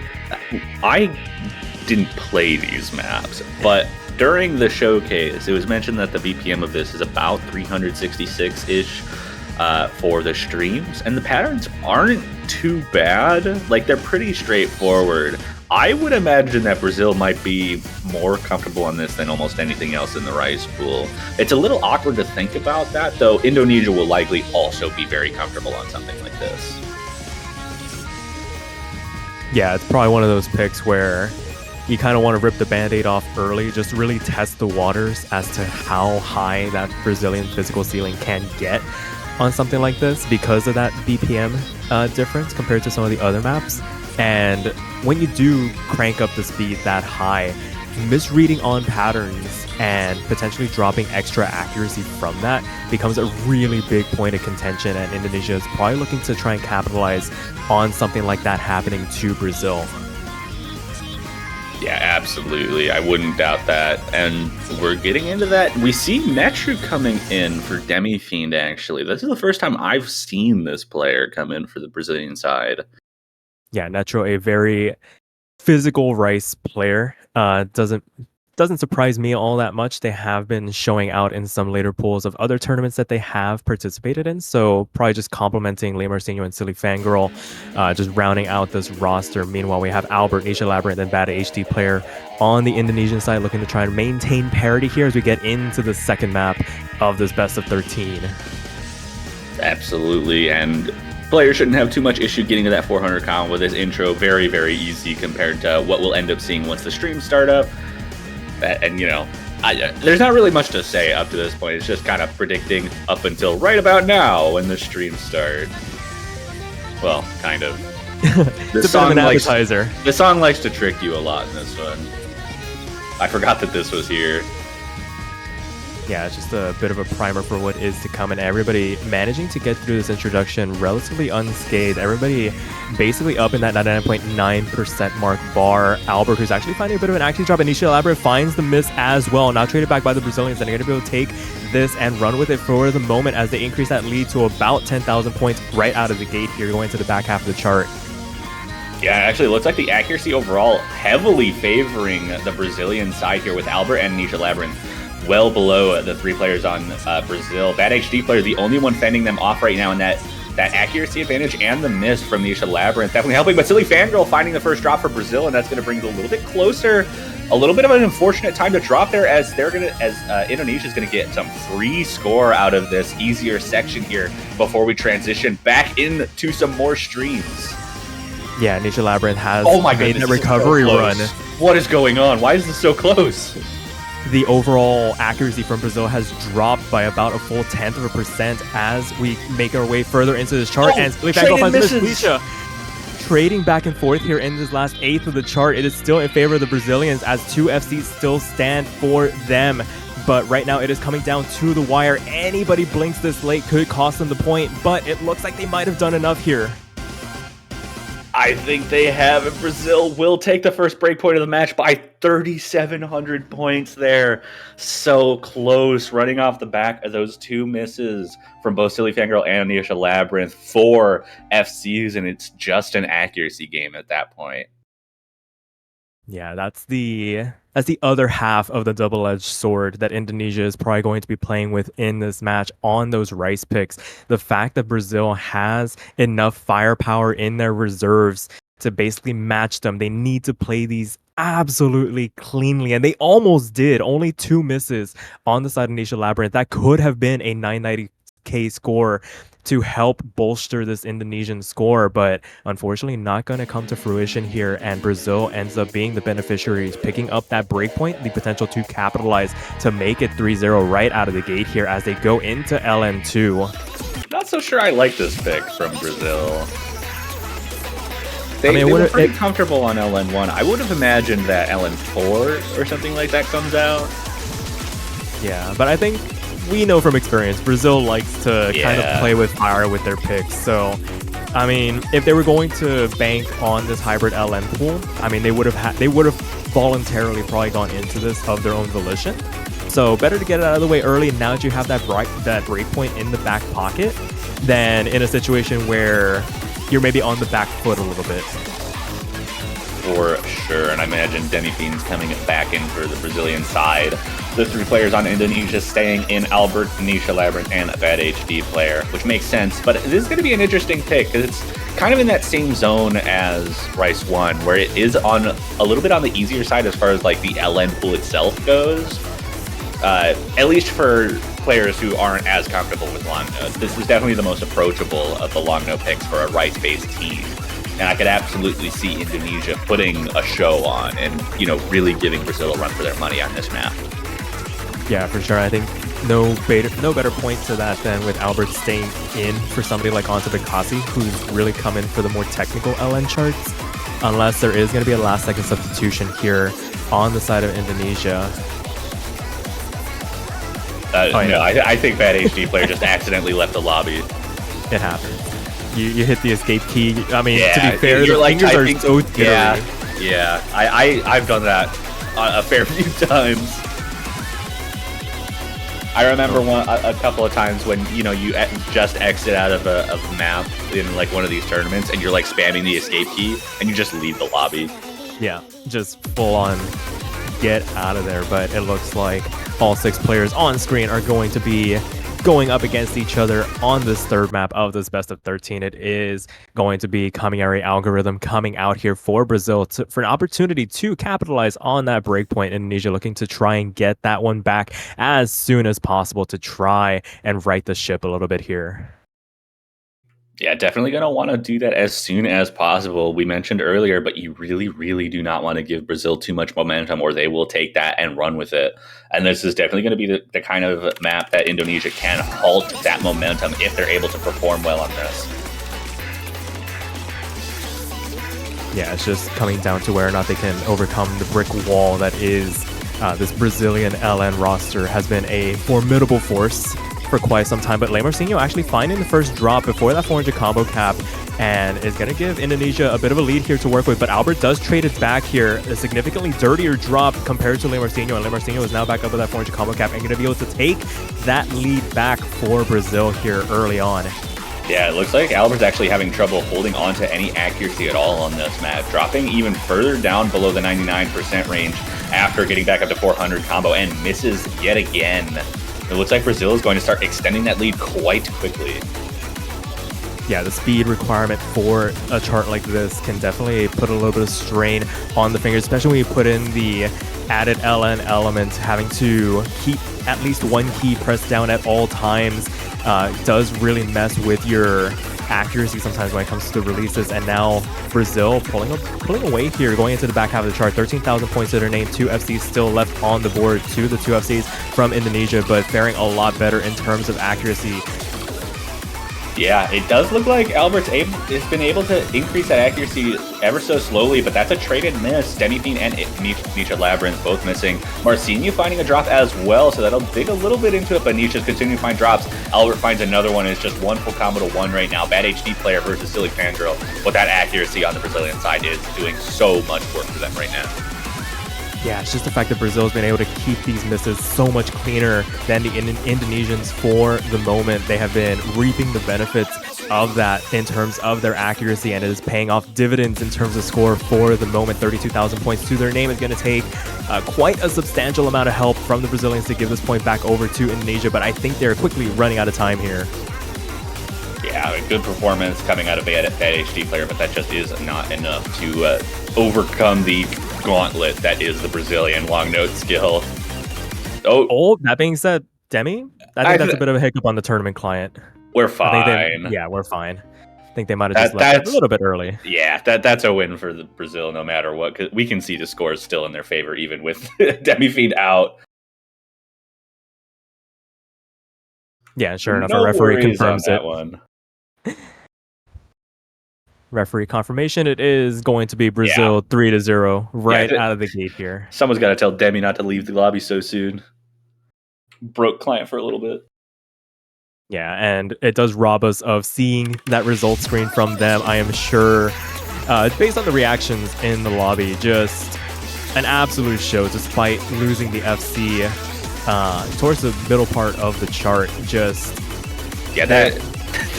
Demi's accuracy is a little silly.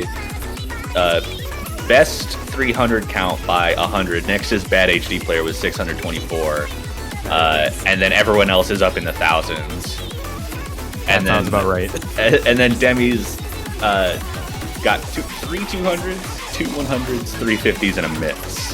And everyone else, there's only 2 other players with even single-digit 200s. So, I mean, that's what we expect from Demi, though, right? Yeah, for sure. And Indonesia going to jump straight back up into the top half of the map pool. It is going to be Rice 7 coming out. So I'll think for a little bit of tech to maybe break up this Brazilian momentum that has begun to build up here, not wanting to opt for the more straightforward charts in maybe Rice 3 or 4. I think they've learned their lesson from Rice 1 now. Yeah, go for the maps that are going to make it very difficult for Brazil to keep up. I think Rice 1 was by far the easiest of the Rice picks that they could have gone for, and it might have been the misstep that gives Brazil a chance to just take this match outright. But Brazil is going to run out of long no picks, one way or another. They're going to have to start moving into the hybrids and SVs at some point in this match, assuming Indonesia is going to be able to keep up with the rest of the Rice picks. But it's going to have to take some momentum shifting from Indonesia to even get to that point now. For sure, as we make our way into this 4th map of this best of 13, Brazil riding high at the moment, 3-0 to their name, looking to try and make it a 4th on Rice 7, unless Indonesia has something to say about it here.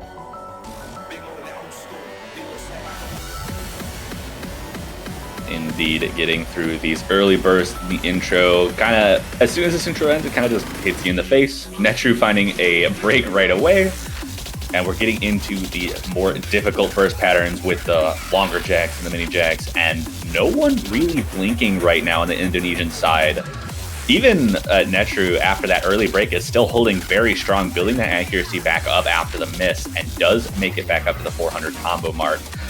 Giving Indonesia a 6,000 point lead, but outside of that, accuracy is pretty consistent all over the board. Marcinho and Silly Fangirl finding a little bit of an accuracy drop, but still 5 full combos across the board right now. Yeah, for sure. And that has been the margin for these two teams so far as we get into some of these maps. That 6,000 to 10,000 point range. And the team on the back foot hasn't really found a way to kind of claw back some of that lead. But as I say that, Albert finding the drop going into the back half of the chart. Now it is going to shrink this lead for Indonesia for the moment. Not enough to give the lead back to Brazil, but giving something to think about as we begin the last minute or so of this chart. Yeah, quite a clean drop there from Albert. This lead is going to be very, very small, though, as they get back up to the 400 combo. But it looks like Brazil is continuing to have a few accuracy troubles that are not plaguing Indonesia here. Netru still at the 99.5, and Marcinho actually dropping below the 99.5, whereas all of the Indonesian players still holding above 99.6 right now. And we have about a 9,000 point lead going into the final section of this map. A little time to breathe, but just jumping right back into it. Brazil's going to need a drop or two from the Indonesian side if they want any hope, but that accuracy is continuing to drop, and Indonesia is looking safer and safer as we start to approach the end.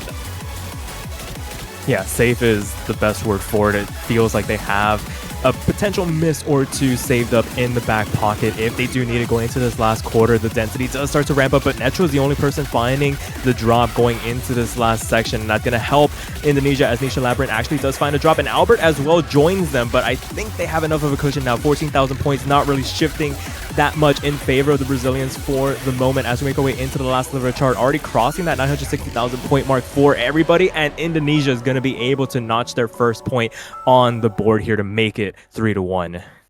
Yeah, absolutely insane job by these players. A double S? Wait. What? Yeah. That's ridiculous. We're in finals. This is one of the hardest tech charts we have in this pool. And the fact that Bad HD player can V1 double S it on command here with half of the 300 count of everybody else in the lobby, that is the level of performance you need to get your team back on the right foot. This guy's just built different. Absolutely. I don't know what else to say.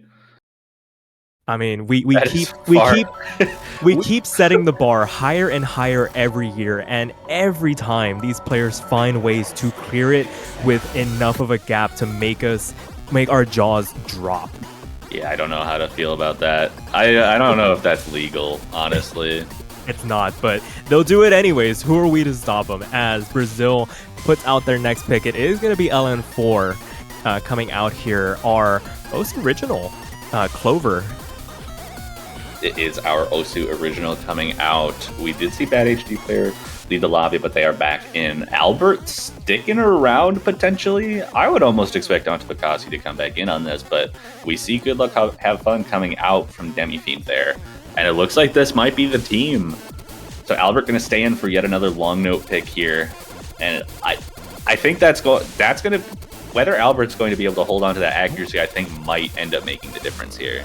And right as you say that, Albert magically transforms into Antipakasi as if on command. I was pretty confused there, but yeah, Antipakasi does make more sense. Yeah, that was the smoothest transition I have ever seen two players make a swap. It was seamless. There was never a time where no one was in that slot.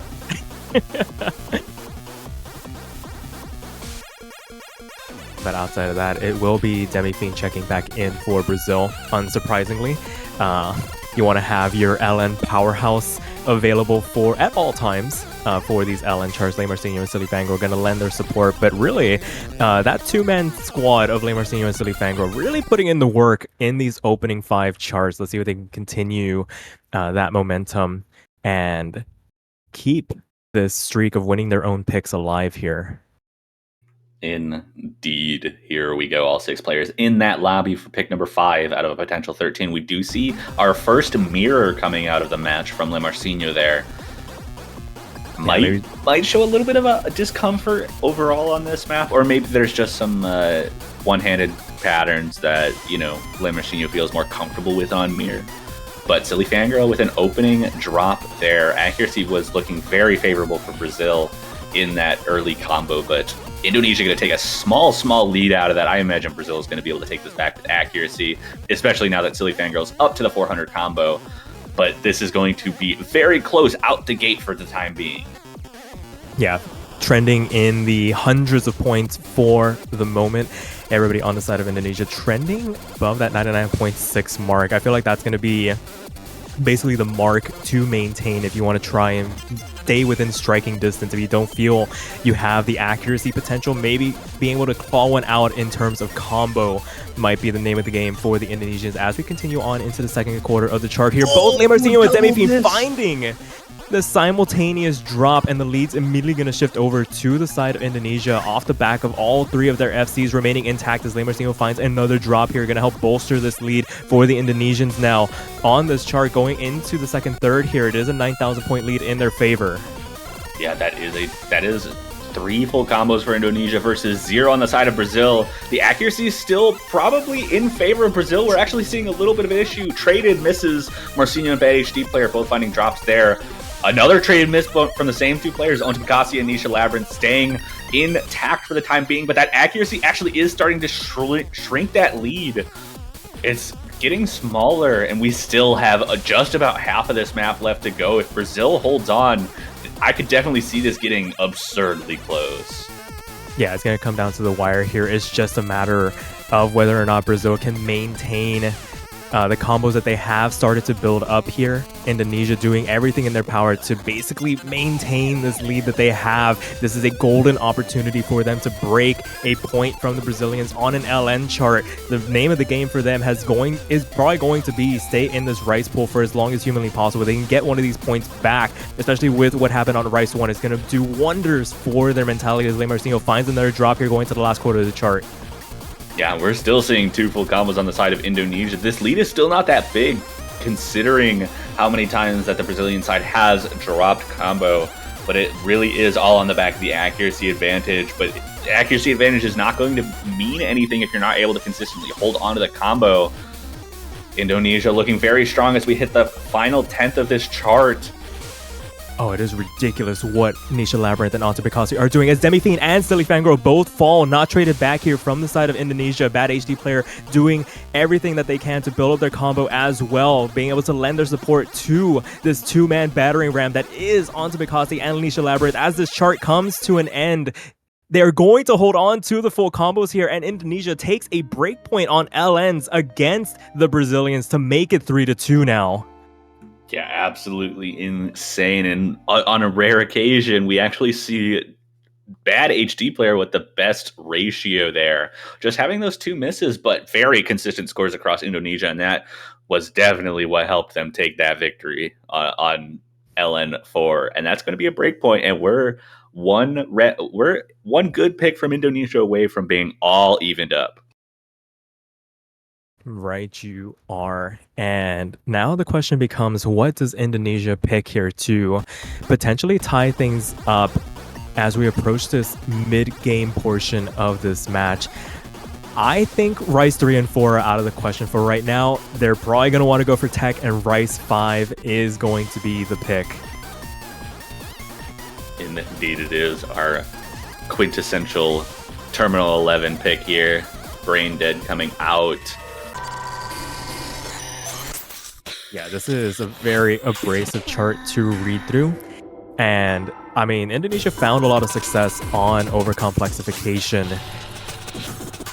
to get their first point on the board. If they can repeat that level of performance on this, then we go into what essentially becomes a first of 4, best of 7 situation.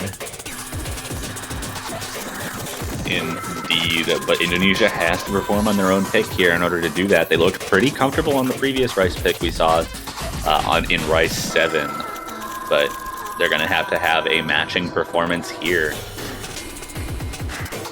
Yeah, it looks like we're going to have the substitutions. Albert and Netro checking in for their respective countries to round out these Rice-oriented rosters for both countries. Indeed, we are. Metro back into the lobby, just waiting for that MP start command, making sure all the players are ready.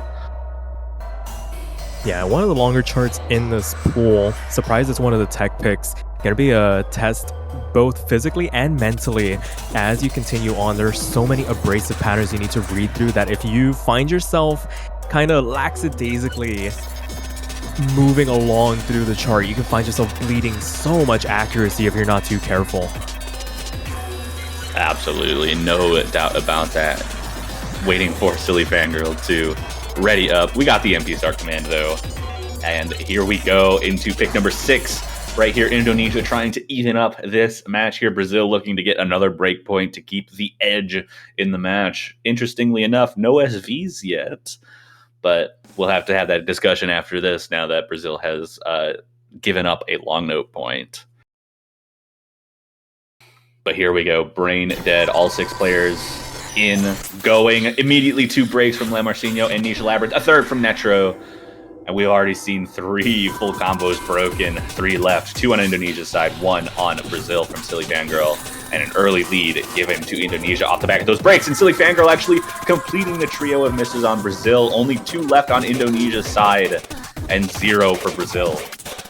Yeah, it's very interesting seeing players getting caught out from this introduction, but it is a sign of things to come potentially. You wonder who is going to be able to basically stabilize from those early drops here. You imagine the accuracy is going to start to get built up all across the board. As we continue on here, it is Bad HD player with the highest accuracy in this lobby by a long shot, 99.8 for them almost. As we make our way through this first quarter, there's still quite a lot of chart to slog through here. Yeah, so still lots of opportunities for a comeback and score from Brazil. And keep in mind that all 3 of the Brazilian players missed before the 400 combo mark. So from here on out, misses will matter more than the 3 misses that we saw from the Brazilian squad.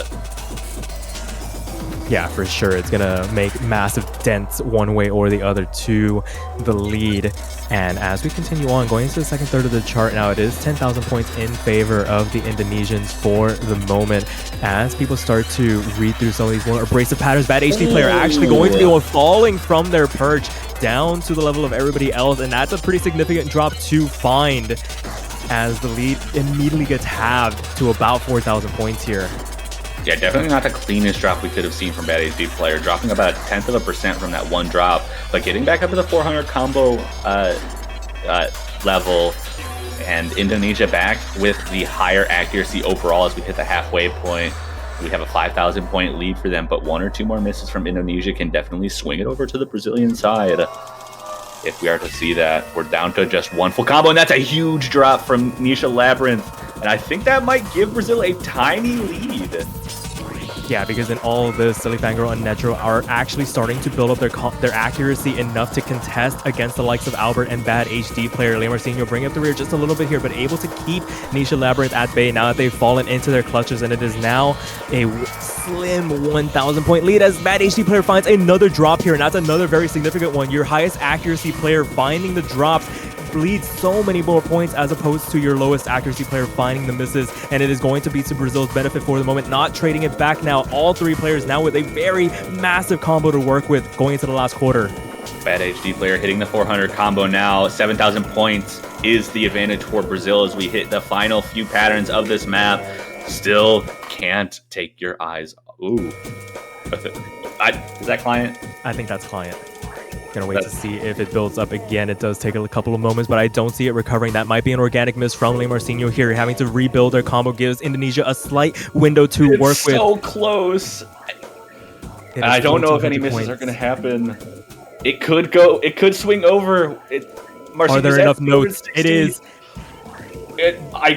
I'm holding my breath. Nobody is allowed to drop 200 points. As we continue on, last couple of patterns, there are no more real tricks left up this map's sleeve. There are only a couple notes to work with. Got to keep the accuracy pristine. It is 500 points. Brazil eking that one out, and Bad HD player with only 200. The FC from Albert, but it's not enough. Brazil takes another break point. That is... Oh my goodness. There are no words to describe how heart and mouth that was if you are a Brazilian supporter. That is about as fine a line you can toe. If there were just maybe 20 more notes in that map, if there was maybe like 5 more seconds to play through, that could have easily swung in favor of Indonesia, as Le Marcinho made it to that 400 combo cap in the nick of time to keep the point in their favor, and the breakpoint goes back over to Brazil. It is 4-2. It is 4-2. Brazil will get their own pick. They still have LN3, but we're looking at a timeout. I think that's a completely understandable use for the timeout. A 500-point victory, get the momentum back in your favor. Let your players calm down a little bit. Make sure you have the right pick to not lose that momentum. This is a very scary position for Indonesia to be in, but we all have already seen them take an LN point from Brazil. We've seen them be pretty strong on the Rice overall, so those hybrids are going to be a little bit of a risk for Brazil to go for. And we haven't seen anyone pick SVs yet. Even with Indonesia banning SV2, Brazil staying away from the SVs for the time being. There's not a lot you can feel comfortable picking on either side. Yeah, for sure. And I think both these teams have basically made it past the point of scoping each other out. They have both landed some pretty serious blows to the other side, and they have been answered back basically each time, notwithstanding the couple of breakpoints that Indonesia has given over. But they have been able to find a couple in response. But giving over Rice 7, that was arguably one of their best opportunities to notch things up. I mean, Rice 6 is still left on the board, but if Brazil can put together a performance maybe a little bit more convincing than Rice 7, but they did just enough. All that matters at the end of the day is that your team score is higher than the opponent's. You can worry about your PBs and your practice scores later. Indeed. We have the timeout timer starting. Yeah, and I think this is really just to regain the composure, because that was about as nail-biting as you can get, notwithstanding the shenanigans that happened last week on, what was it, Matt Silver? Yeah, we're not going to talk about that one. No, that's for last weekend. If you missed last weekend, please watch what happened last weekend after this match, because there were some very silly moments. There were lots one of map. very silly moments. On a couple of maps, there were some good times on Hall and some good times on Matt Silver. For sure. It is a wonder what these players can push each other to do. As we continue on with this timeout, we can maybe take some time to deliberate what is the point of attack for Brazil. We know LN3 is still left on the table. SV1 is probably going to be a potential closer for the Brazilians as we continue on, or if things start to get a little out of hand and Indonesia starts finding points, maybe they use that as a bit of a palate cleanser reset button for the match overall. Yeah, I don't really know. I could again see Brazil going for the hybrids as well. Yes. They did just lose a long note pick. They might not want to go right back into that. I could see Cold Fusion coming out as a pick from Brazil. It's kind of hard to say which hybrid. Cold Fusion feels like a decent pick, but it is very physically demanding. Yeah, and then you have stuff like Jean and Makar. I imagine you go with the mapper you feel most comfortable reading the patterns of. You got Guri, you got Lemon Guy, you got Min. Sure, there are some collaborations in between here and there, but overall, what style of hybrid do you want to go for if you do opt to go into that? But it is going to be LN3, so going to round out this LN pool for the time being. Yep, rounding out the LN pool, finishing it off, hoping that they don't give up a breakpoint like they did on long note 4. This one definitely a little bit of a different style of long notes than what we were seeing in LN4. So could be a nice reset back into the momentum for Brazil. We see Nisha Labyrinth coming back in, Bad HD player in, Albert currently in. I could see Albert staying in for this. Potentially, but it is going to be on to Bikasi instead. And probably going to see Bad HD player come back in before too long, maybe just taking a second to see potential settings, maybe scroll speed, if they played with mirror or not on something like this. And sure enough, the 3 cornerstones for Brazil on these LN charts, Demi, Silly, and Le Marcinho, going to be staying in to try and make this 5-2, really turn the screw on Indonesia for the moment. Indeed, we've got all 6 of our players in. Looks like we're just waiting for that MP start command to come through. Indonesia's got to put up a stand. This is kind of where it's got to be. They were able to do it earlier. They got to do it again now that they've lost another breakpoint to Brazil. Yeah, for sure. There's very little room for error at this point. They have maybe a tiny bit of wiggle room here and there, but they're going to need to start getting some of these points back, as well as not bleeding over any more of their own if they want to try and get themselves back into this. Definitely possible, but needs to start now. Definitely it does. Got some simpler patterns here in the intro as the players start to build up towards that early 400 combo. No one having any issues in this intro. Looks like Brazil holding on to a small accuracy lead there out of the beginning patterns of this. As you know, we have seen from most of the long note picks, but not too big. Everyone able to get to 400 combo without any issues. We're getting to the bursts now, and no major drops from anyone. Onto Bikasi, a little bit lower than everyone else right now, but still within striking range if some issues come up for Brazil. And we do see some accuracy drops from Silly Fangirl and Marcinho. And this lead is basically nothing now. Yeah, for sure. They're playing tug of war with the leaderboard for the moment here as everybody starts to even out in terms of accuracy. 99.5, 99.6, really the margins to work with. Both Silly Fangirl, Le Marcinho, Antipicasi, Bad HD Player, all duking it out. The outliers right now, Demi and Nisha Labyrinth on the right-hand sides of both countries' lobbies right now, really putting in the bulk of the work, trying to maintain as high an accuracy as they can. But Nisha Labyrinth actually finding a bit of an accuracy job, trades it in favor of Bad HD Player, now bringing that up to that 99.7 mark, trying to contest against Demi-Fiend, but we're already in the last third, and on the transition, onto because he finds the drop. This is the opening Brazil needed to start to pull away here. Indeed it is, and we see about a 12,000 point lead. A little bit, dropping a little bit now that we've got that 400 combo from Antipicasi. Le Marcinho trades it, but Nisha Labyrinth also finds a break, so that's 2 breaks to 1. Silly Fangirl and Demi-Fiend holding onto the FCs for Brazil going into the final bits of this map. Bad HD Player trying to do everything they can, but Nisha finds yet another drop, and Brazil looking very strong going into the ending of this right now. 18,000 points of lead.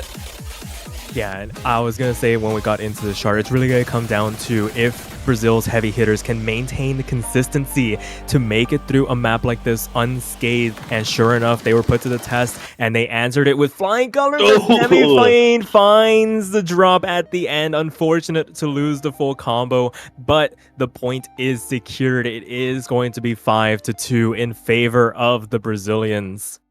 It is indeed. Indonesia's going to have a chance to pick their own map here.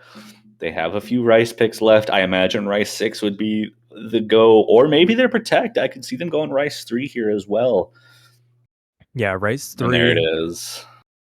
Feels like as good a time as any to pull that out. They were very good on Rice 1, which really needed a calm head and a lot of consistency, and there's no more consistent a chart than Rice 3 here. Desert After Tears. Gonna be a bit of a stamina test for the players, clocking in at just shy of 4 minutes, but it is basically just once you start, you never let your foot off the gas. Yeah, that is definitely the case here. We see Demi swap out. I imagine Netra is going to come out again. Albert does swap in for Indonesia as well. Indonesia looking to get this point back, get some kind of, motion forward, trying to keep themselves in this match. And, Brazil in a position now where, if Indonesia is able to bring it back on the Rice, they no longer have LN picks. So Indonesia, if they're able to win this, would put a lot of pressure on Brazil. Yeah, for sure. It's really going to come down to Brazil maybe taking one more of these Rice breakpoints, but if they can squeak one out on the hybrids, they do have the SV in the back pocket to work with. That being said, the fact that they've waited this long to pull it out, maybe just paying a tiny bit of respect to Indonesia. This is the SV pool from here on out gets really hard to maintain consistent scores on, that it could end up being a bit of a toss-up that they don't want to get into, similar to how Rice 4 kind of plays out with the core jack picks, where any little thing can go wrong and that just throws the entire team score out the window. And here we go. We've got our 4-minute gauntlet here of 268 BPM jump stream. Really awkward patterns, really stamina draining patterns. A nice intro though. Get you a little bit ready for the blast that is coming for you very soon. Yeah, its introduction very deceptive in how it appears, because it basically plays like a very simple chart. It's a false flag for what is to come, because the pattern starts to get very dense to read through. As you can see here, it's a very slow transition, but once you're in, you are in for a ride, and you need to keep that accuracy as high as humanly possible. Misses are basically not allowed on a chart like this as we wait for the client to get everything synced up once again. I imagine that was a client miss as Albert's combo comes back up here, in 6 FCs on the board, separated by maybe tenths of a point, but Nisha finding a drop very early on here. Indeed, that is one full combo broken for the side of Indonesia there as they start to build back up to the 400 combo. It looks like about a 3,000 point advantage given over to the Brazilian side. And despite that, we're back up to the 400, and it looks like the accuracy on the Indonesian side is good enough. They should start bleeding that back, and Silly Fangirl going to find the first break for Brazil and give that leader right back to the Indonesian side as we hit the second quarter of this map. Yeah, for sure. So one drop a piece, but I think Indonesia has the accuracy advantage for the moment as Netro joins Silly Fangirl in losing their full combos. Only Le Marcinho standing on the side of Brazil. That being said, the drops are relatively clean, still above that 99.7 mark, so it doesn't hand too much of a lead for Indonesia. But on a chart like this where the misses are going to be at a premium, the 7,000 point lead feels more like 70,000 when you try and claw it back. Indeed it does. We see two full combos still on the side of Indonesia, just one from Le Marcinho on the side of Brazil, but everyone's above the 400 combo mark now. As we hit a little bit of a break, it gets your breathing going again. 8,000 points in favor of Indonesia as they start to transition back into the second half where the jump stream starts up again. Yeah, and despite that drop from earlier, Nisha Labyrinth actually building up their accuracy back up to that 99.8% mark. Albert not too far behind, both lending their support over to Bad HD players. Netro finds a couple of drops here, going to drop them down below, and Le Marcinho, the final FC to fall on the side of Brazil, as there is a full combo reset on the side of Brazil, going to help extend this lead to about 20,000 points in favor of the Indonesians going into the last third of the chart. Yeah, now there is just so much wiggle room for the side of Indonesia. All three players holding exceptional combos and accuracies here. It would take, I think, a whole team breakdown. We see Labyrinth trade a miss with Marcinho, but that is going to help favor Indonesia with that better accuracy as Marcinho finds yet another drop and extends that lead for Indonesia up to 25,000. And yeah, there's not a whole lot that can be done. This map is so long. Misses are not going to be as effective on a map like this, and Indonesia's accuracy is just absolutely insane as we hit the final few jump stream patterns. And seeing this, it makes sense why Indonesia decided to protect this map. Yeah, just oodles of stamina to burn through on a chart like this. Very good performances overall as we approach the last eighth of the chart. Basically done and dusted in favor of the Indonesians as the patterns start to lighten up a little bit. They have basically made it through the ride. Two FCs still standing, and the light at the end of the tunnel is still there for Indonesia to try and notch things up as they will successfully make it 5-3 now. Who's using Percy skin? Oh boy. Okay, no one dropped the LN, it looks like. We shall see. This is the longest LN, and nobody dropped it. No one dropped it. No Percy skin detected. Another double S from Bad HD player. Two 200s from Albert. Netro and Silly Fangirl also keeping up pretty well with Nisha Labyrinth. Liam Marcinho a little bit behind in the accuracy, but that is just an absurd score from Indonesia. Yeah, for sure. I mean, it's a relatively straightforward chart, but a lot of things can go wrong. And even if you are putting your best foot forward, sometimes it isn't enough. But I mean, there's a reason why they protected it. They were immensely comfortable on that chart. And with that being said, it is going to be Brazil up to pick now, a chance to make it a match point situation. What do you go for here now that the LN pool is gone? It's so risky, but I feel like SV1 might be the right pick here. Yeah, it feels like it might be time to pull that out. I mean, if they don't, which of these hybrid picks? Oh, actually, no. SV1, I don't have to make that. I don't have to make that prediction. They pick SV1. Yeah, this is, I think, the more approachable of the two SV charts. I mean, to be fair, SV2 was banned out, so it didn't have much of a choice in the matter. But I think this is easier to swing a good attempt on.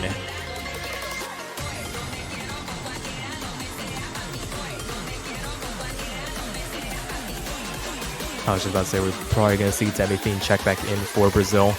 And we're going to see Retro AIX step in for Indonesia, probably ASCII Fanboy as well.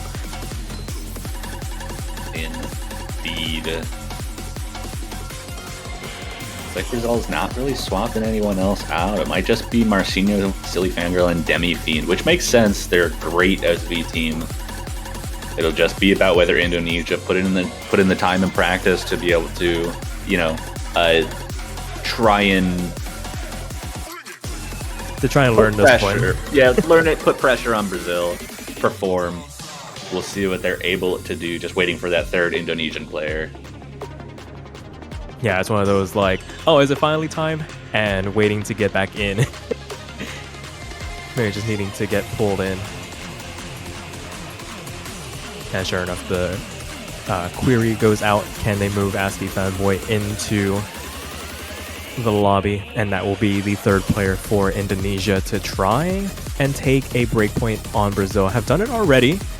And this is probably their best opportunity outside of that LN chart that they managed to pick up, because of how wild the scores can swing if you have a bad section on this chart. Indeed. We'll have to see how these players are able to do it. We've got all 6 players and we see MP settings. Just waiting for that ready up and we'll get that MP start command. Moving into pick number 9, Brazil going with the SVs, putting a little bit of an interruption on the physicality that we've seen throughout this match, which might end up, it could help Brazil, but, we see 2 players from Indonesia that haven't been playing the rest of the Rice and Long Note pool, whereas all 3 of the Brazilian players have been playing quite a few maps here. So I think this might hurt Brazil more than it'll help them, even if they win this, but we'll just have to see how they're able to perform here. Yeah, for sure. And the triple no-fail coming out from Brazil. It's always nice to see.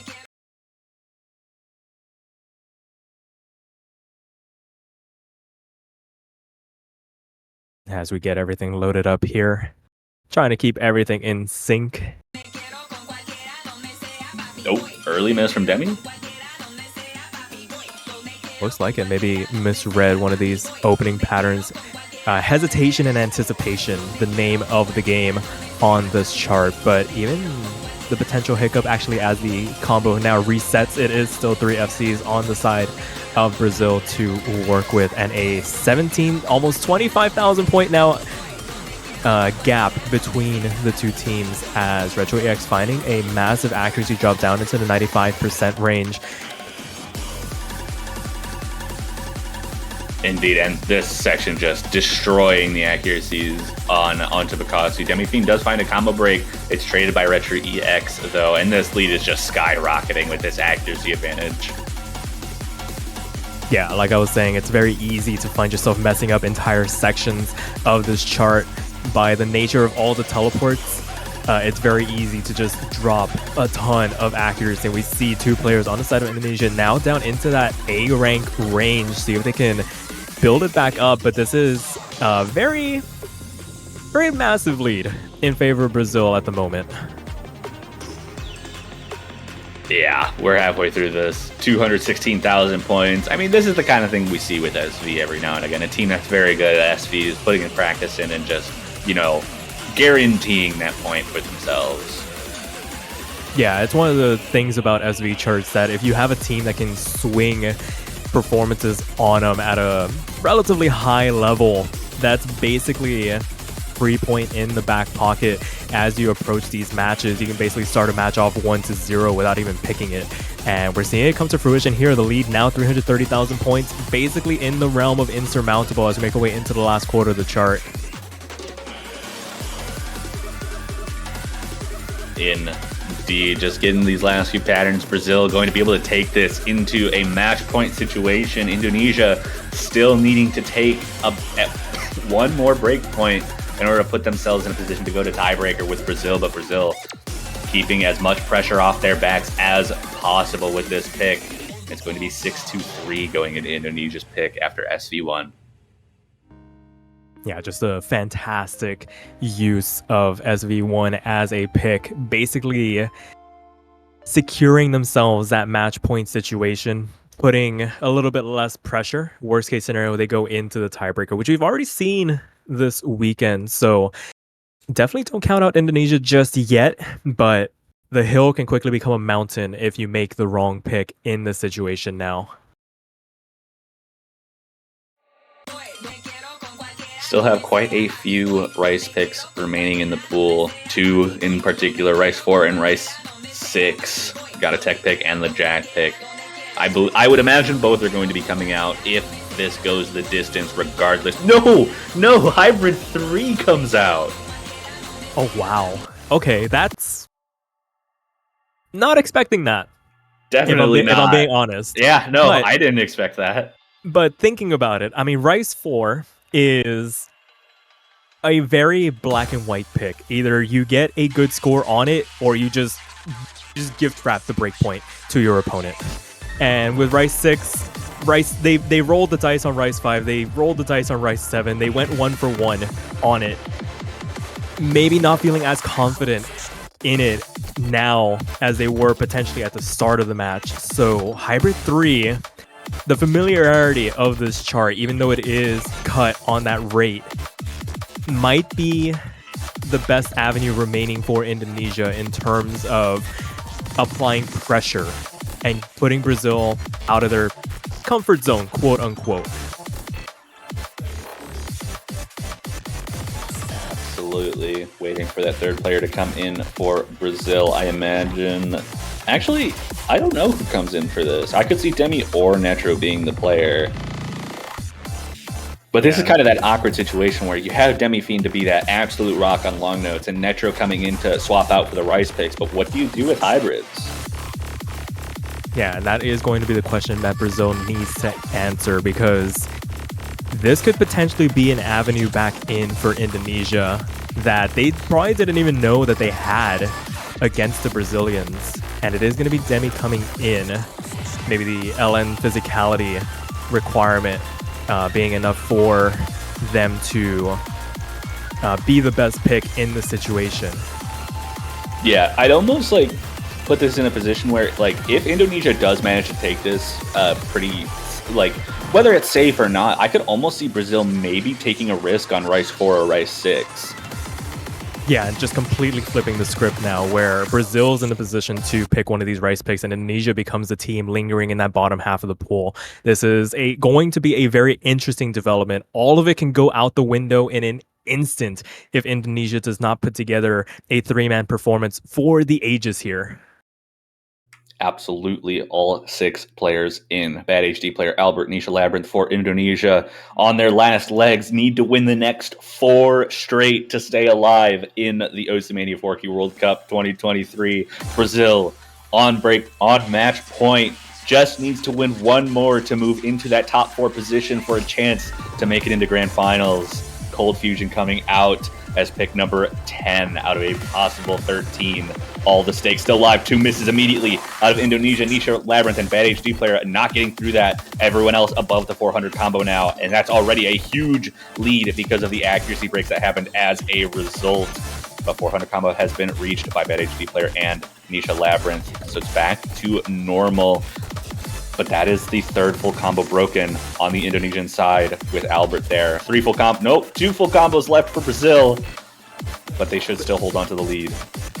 And the damage might already be done very early on this pick. Those are pretty significant accuracy drops on the side of Indonesia, but Lamarcino is starting to trade these back. Nisha answers with a miss of their own as well, and they are starting to feel this a little bit as huge drops from Brazil!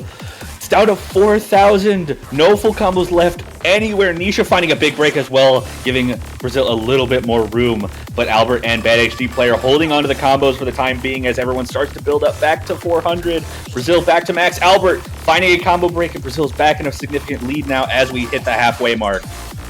Oh, and there goes Bad HD player. The highest combo on the side of Indonesia falls, and it is now on the back of Nisha Labyrinth. Does get traded back by Lamarcino, but Albert responds in kind. It is 20,000 points almost in favor of the Brazilians for the moment. This hill is quickly becoming a mountain to climb for the Indonesians as we approach this last quarter of the chart, the last quarter potentially of Indonesia's tournament run, as the trades go back and forth once again. Silly and Bad HD player trading once again as we transition into the last portion of this chart. Is there enough time for Indonesia to pull this one back?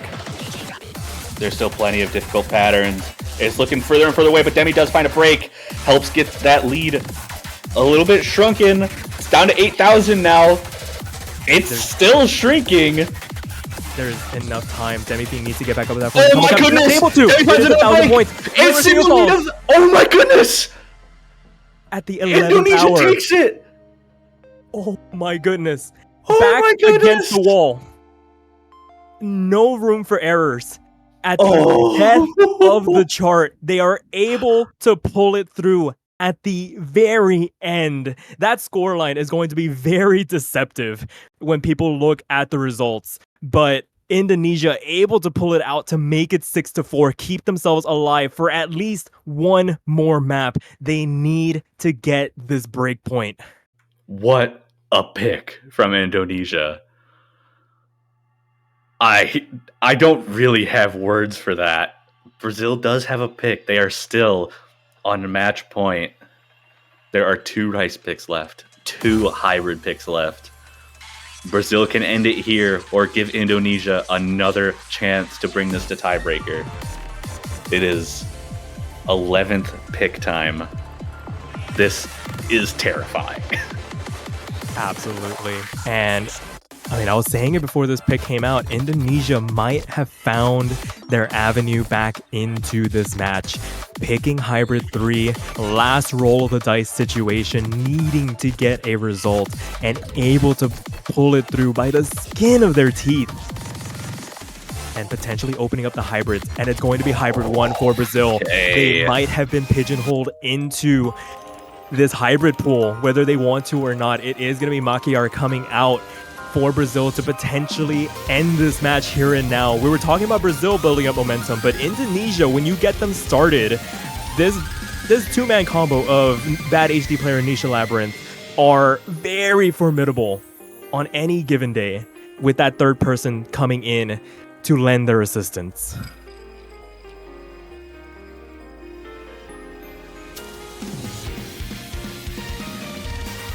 It doesn't look like we're switching out anyone here. Same teams staying in for both Brazil and Indonesia. Silly Fangirl, Marcinho, and Demi-Fiend looking to lock up this match. Bad HD player Nisha Labyrinth, Albert trying to stay alive any way they can. They still need to win the next 2 and tiebreaker in order to move on through the losers bracket. Brazil again in a position they only need to win 1 of the next 3 picks in order to make it into that top 4 slot. Hybrid 1 may be the avenue in, but we did just see Indonesia take an absolutely amazing point on Hybrid 3. So anything can still happen. Indeed. Oh, Marcinho with not realizing the map started. Yeah, you gotta love it when you ghost tap the introduction. The first note comes out, but it was the first note, but it is gonna hurt their accuracy overall as they start to make that recovery climb. There are probably going to be trades. This map is incredibly difficult to read through, but Indonesia going to be the beneficiaries of a 5,000 point advantage right out of the gate here. Absolutely. Marcinho does make it back up to the 400 combo mark pretty quickly. Those misses aren't going to be as impactful. Demi-Fiend finds the next miss, though. Only 1 full combo left on the side of Brazil. All 3 holding strong for Indonesia through this very fast jump stream section. This part, I think, would favor Indonesia, but we still have some very difficult long note patterns later on the map. But this lead is getting very large very quickly through the first third. Yeah, but we saw a similarly large lead in favor of Brazil on Hybrid 3, and it started to quickly shrink as the map went along. There isn't that much room for error on this chart. Clocking in at just over 2 minutes. We're already halfway done here, and there haven't been any substantial drops from the side of Indonesia for the moment. They are holding strong. They're doing what they need to as Albert finds the first drop on this hard LN section, but Leo Martinho trades it back. No harm, no foul at the end of the day. 3 full combos left, 2 for Indonesia, 1 for Brazil still. Indonesia looking very strong as more of the rice sections start to come out in this ending. Indonesia holding strong through the rice patterns. Everyone kind of holding strong as we get that big LN burst there. No one finding any issues on it, though. Everyone above the 400 combo mark now. Everyone getting max points for this combo as we come into the last quarter where things get very, very tense. And Nisha Labyrinth getting lost just a little bit in that pattern. But I think they've done enough to... I don't. No. Don't want to call it that. You can't say that. Not after the last map. It is shrinking. It is 14,000 points in favor of the Indonesians. Le Marcinho finds another drop on that last big LN burst, and as we make our way into the last portions of the chart, it would take a significant collapse as everybody reads it through, and Indonesia hang on once again, take a break point off the Brazilians and make it 6-5. It is their own pick as well. They have full control over what they go into. There's 3 maps remaining in this pool. Rice 4, Rice 6, and Hybrid 2. Timeout at the perfect time for Indonesia. They still have theirs. They are still alive in the finals of this tournament and have all the power to potentially bring this to tiebreaker. Absolutely. They control their own destiny now. There are 3 picks remaining left in this pool. And I mean, this is the best time for them to use their timeout. We saw Brazil use theirs after that 500-point win on Rice 7. Indonesia taking this breakpoint that they crucially needed to keep themselves alive here. They need some time to deliberate what is the best avenue of approach. The hybrids have opened themselves up to be a highway to this tiebreaker. But do you trust yourself on Hybrid 2? I honestly, maybe in Indonesia's case, you trust yourself on Hybrid 2 more than the Rice picks. Because, like, if you look at the Rice picks that were picked, Brazil won Poker and 16-Bit Wars and Brain Dead, whereas Indonesia won Overcomplexification and Desert After Tier. So they're 2-2 on those. Yeah. But they're 2-0 on the hybrids right now. Absolutely. That feels like the best justification for Hybrid 2 to come out for Indonesia. You ride the hot hand. Albert is on fire, lending their support to Bad HD Player and Nisha Labyrinth. It feels like a spark has been ignited in this Indonesian roster after Cold Fusion came out. It's just felt like there's been a shift in the overall match feeling, where Brazil's hanging on right now, trying to find an answer for what has been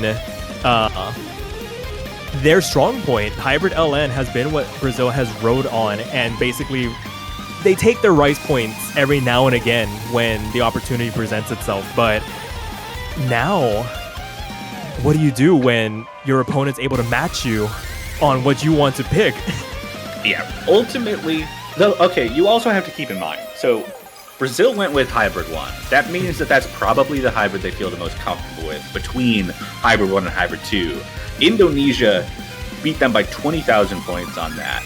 If Brazil is not that comfortable on Hybrid 2, I would be thinking immediately, like, if we are able to do that on the one they're comfortable with, we should be confident in the one they're not. Right. I could definitely see Hybrid 2 coming out as the primary pick here. Yeah, there's so many variables to consider when making this final pick. And I mean, if you're on the side of Brazil, it happens so often in tournaments where that final point becomes the hardest point in the world to secure, because of the fact that the nerves that come with clinching sometimes become too much to bear.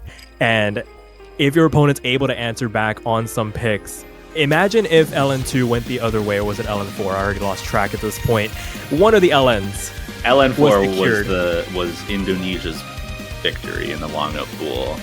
If that had gone the way of Brazil, we wouldn't be having this conversation right now. Right, they would have won 7-4, and we wouldn't be thinking about it. But Indonesia managing to take that point, Brazil only managed to get up to that 6th point and Indonesia had 3. Now having won 2 picks in a row, looking for that 3rd to bring it to tiebreaker, and it's a whole new ballgame.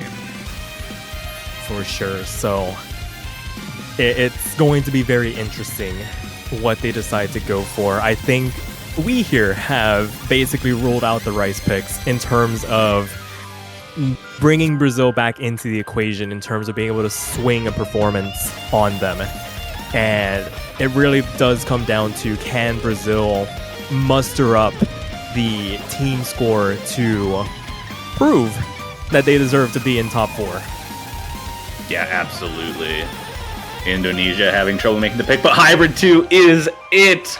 Rice 4 and Rice 6 stay ignored for this match. Hybrid 2 will be map number 12 in Brazil versus Indonesia. Indonesia trying to guarantee that tiebreaker for themselves. Brazil trying to just end this match as quickly as they can. They really don't want to go to the tiebreaker. Yeah, I think tiebreaker opens up a whole can of worms for everybody involved. And if you are on the side of Brazil, you absolutely want to get out of here as soon as possible without having to throw it up in the air in this situation.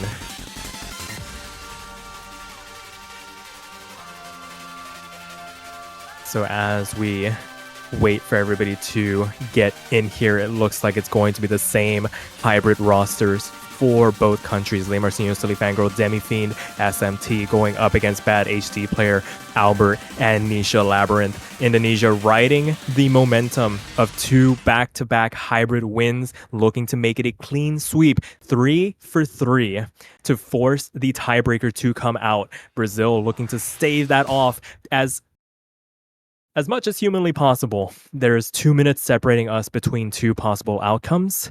Let's see how these 2 countries do. And here we go, all 6 players loaded in. We're getting through this intro. No one finding any major issues. We do see a little bit of accuracy drop from Albert in those Jackson long notes there, but no combo breaks coming out yet. The Brazilians taking a small lead out of that accuracy drop, but 2 breaks traded back between Demifiend and Albert, but that's 2 more breaks from Indonesia. Bad HD player and Albert finding more drops. Brazil taking the lead for the time being, though that accuracy is still quite close. Just Albert being a little bit behind the Brazilian players, but Albert not having a good time here.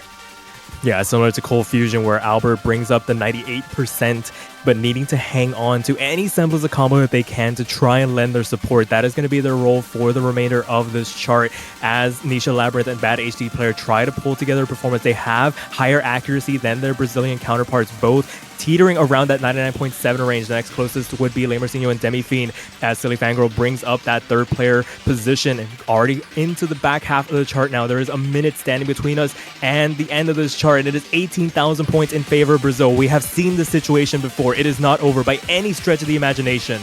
Yeah, we still have a 20,000 point lead. That could be shifted in an instant if we find a couple breaks on the Brazilian side, especially with some of these more difficult rice patterns that we've seen Brazil have a little bit more struggles on than the Indonesian side. That accuracy is building up from Albert, well above the 99s now, and trying to hold on, but the entire Brazilian team holding on to combo here, all 3 above 2,000 combo. There's a quarter of the chart left to go. Here we go back into a bit more of a split hybrid LN section, but Demi finding the break. Highest accuracy for Brazil, still in favor of Le Marcinho for the moment, but Demi finding another break here. We're starting to shrink. Is 4 digits the amount of lead. Patterns. This could be the place. We can see another swap. Demifiend finding some drops, not being very comfortable. It's the lead is shrinking. Is there enough time? Not again. It is hundreds of points. Again. Watch the releases. Watch the releases. Each one is going to matter here. 500 points. It is going to be tiebreaker. They take it by 500 and bring it to tiebreaker. Oh my goodness. They can't keep getting away with it. Again. They did it again. That is... There's no way. Toph, what are we seeing in this finals weekend? 2 matches in, 2 tiebreakers on the board. These teams are inseparable. 500 points, a victory for Brazil. 500 points answered back by the Indonesians when it mattered most. Oh my goodness. 3 points in a row from Indonesia after Brazil made it to match point to bring it to tiebreaker. 2 matches in a row that we're getting the tiebreaker in the losers bracket. There's only 4 matches total this weekend. We've already half of the 50% of the matches already have had the tiebreaker. And oh boy, these have been lights out performances from all involved. I said it earlier, the levels these players push each other to, demanding excellence on the draw every single time, and they all seem to find an answer. What a resolute performance from the Indonesians on the brink of elimination. 3 match points to have to deal with, and finding it within themselves to hang on for just enough time. The pressure on Brazil right now, knowing that they were on the cusp of clinching this earlier. Yeah, so here's the thing. I have no stake in this match. I'm just a commentator. I'm having fun watching a match. I'm shaking so bad. I'm so stressed out right now. I can only imagine how these players are feeling right now. Oh, I imagine we're shortening lifespans as we speak right now. If they didn't have shaky hands going into this match, they are going to have shaky hands going into this tiebreaker. We're going to see some substitutions come out here. Demi-Fiend is going to check out. Netro is going to come in for what is going to be the most important map of their tournament life. Absolutely. And this, I can't even speak for this. I could imagine this is going to be really close. Silly Fangirl, an absolute beast at tiebreakers, probably going to be facing off against a bad HD player. And then Albert and Netro, the Rice champions so far. That swap in for both teams when they needed a really good Rice player, looking to just have that physicality to bring it up. And Marcinho and Nisha, the consistency mode on both teams. This is going to be an electric tiebreaker. Very fitting for what has been a very electrifying match. As we now load in, the MP Star Command has come out. Map 13 of 13. There is no going back now. Winner of this will move on to face Thailand, who also earlier today emerged victorious from a tiebreaker. The loser eliminated from the 4-key Oceania World Cup 2023. All the stakes here. One of these two teams will have the opportunity to make it into grand finals, and one of them will go home in a top 6 position. As we make our way through this introduction, relatively calm, an appetizer for what is to come. This map goes off the rails very quickly, and we have seen players just get absolutely bodied by what is in store. As the buildup comes through, we are going to get into the first drop here. All 6 FCs remaining on the board as we continue on here. Silly Fangirl going to be the first one to find the drop here. Not traded back by Indonesia, going to give him the tiniest bit of an advantage to work with, but there's still plenty of chart to chew through here. Definitely is. The early 420 BPM streams coming out, not causing any issues for anyone. The mini jets causing a little bit of accuracy break, but the tiniest lead coming into Indonesia off the break from Silly Fangirl there as they get back up to the 400. So we're getting max score from everyone here, but that's a miss immediately from Nisha Labyrinth, traded back by Netro, and Bad HD player trades it as well too. Full combos gone from both sides. One remaining. Marcinho and Albert holding on. The lead is nothing. That HD player finds another break, and Brazil might just take a tiny lead off of that as we get into a little bit of a tamer section here. And when all is said and done after that grueling section, like you were saying, we get into a bit of a break section here. It is only 1,000 points. It is less than 1,000 points separating these two countries at the moment. It is off the back of the overall accuracies, and Netro finds a massive drop, but it's traded back by Bad HD player Silly Fangirl. This lead is just barely in. Oh, but Marcinho just. What is that? The most unfortunate break right before they get time to breathe. Albert, the final full combo remaining. A 4,000 point lead for Indonesia as we start to get into some more of the brutal long notes. Albert breaks though in that. No full combos left on the board as we get into this first KI section. And that lead is shrinking just barely. All 400 combos back up on the board as Albert hits there, but Netro trades a miss right back there as soon as Albert hits it, but it's traded back by Nisha, and 2 misses, 2 combos to 2 right now as those 2 players are having a lot of trouble maintaining their composure in this section. Yeah, but it is still 7,000 points in favor of the Indonesians right now as Silly Fangirl finds another break, but is traded back immediately by Bad HD player. It feels like for every time one person drops, another player on the other side finds a response in spades, and it is Bad HD player finding that second one in favor of the Brazilians for the moment, but it is still 8,000 points in favor of Indonesia. 2 players in a 98% mark as Marcinho finds drop going into the back half of the chart now. 3 minutes left to go for both of these teams. Yeah, we have a little bit of an easier section, but we're about to hit a huge Jack section. We did not see the core Jack map in this match, Conflict, so I don't know what to expect coming out here, but the combo advantage is in favor of Brazil going into it. 2 combos to just 1 as the build-ups start. Silly Fangirl trying to make it back. Nisha and Bad HD Player trying to make it back, but that transition catches both Nisha and Bad HD Player off guard. Silly Fangirl is able to hit the 400 and a huge combo advantage right now in this Jack section as Brazil tries to shrink that lead, but Netro trades one of those misses right back. Yeah, it just seems like on the transitions especially, players are over-focusing, trying to make it through the sections, and as they have to release, they start to find the drops here. There's the eventual trade back from Bad HD Player. As we make our way into the last part of the chart, Nisha Labyrinth falls as well. This is Brazil's best opportunity to start to claw back some of this lead, but Netro finding another drop here. Le Marcinho falls as well. It's up to Silly as there are trades back and forth. Just 1 combo surviving from each team. Albert and Silly Fangirl, those absolute monster combos coming out, but that is going to favor just barely Indonesia as we're continuing to find so many drops here. The lead's up to 18,000 for Indonesia, but we're continuing to find drop from Nisha. Bad HD Fire trying to build it up. Netro trading back that miss. Looks like the stamina might be causing them some issues right now. 20,000 point lead for Indonesia, but there's a big long note section coming up. Albert and Nisha trade the misses back. Combo advantage in favor of Brazil as we get closer to this long note section that could favor Brazil and help bring them back into this match. But they have a lot of ground to make up here as Marcinho and Netro both dropping that transition into this section. Yeah, and the one thing that is really keeping Indonesia afloat right now is the fact that 2 of their players are still keeping their heads above that 99% mark. All 3 players from the side of Brazil just under it for the moment, and even with all these trades back and forth, everybody finding some semblance of difficulty with this intense LN section. It is still Indonesia growing their lead going into the last quarter of the chart now, 30,000 points in their favor. It is going to take a Herculean effort from the Brazilians to try and claw anything back from this now. Indeed, we get a big break. Silly Fangirl and Nisha Labyrinth both dropping right before the break.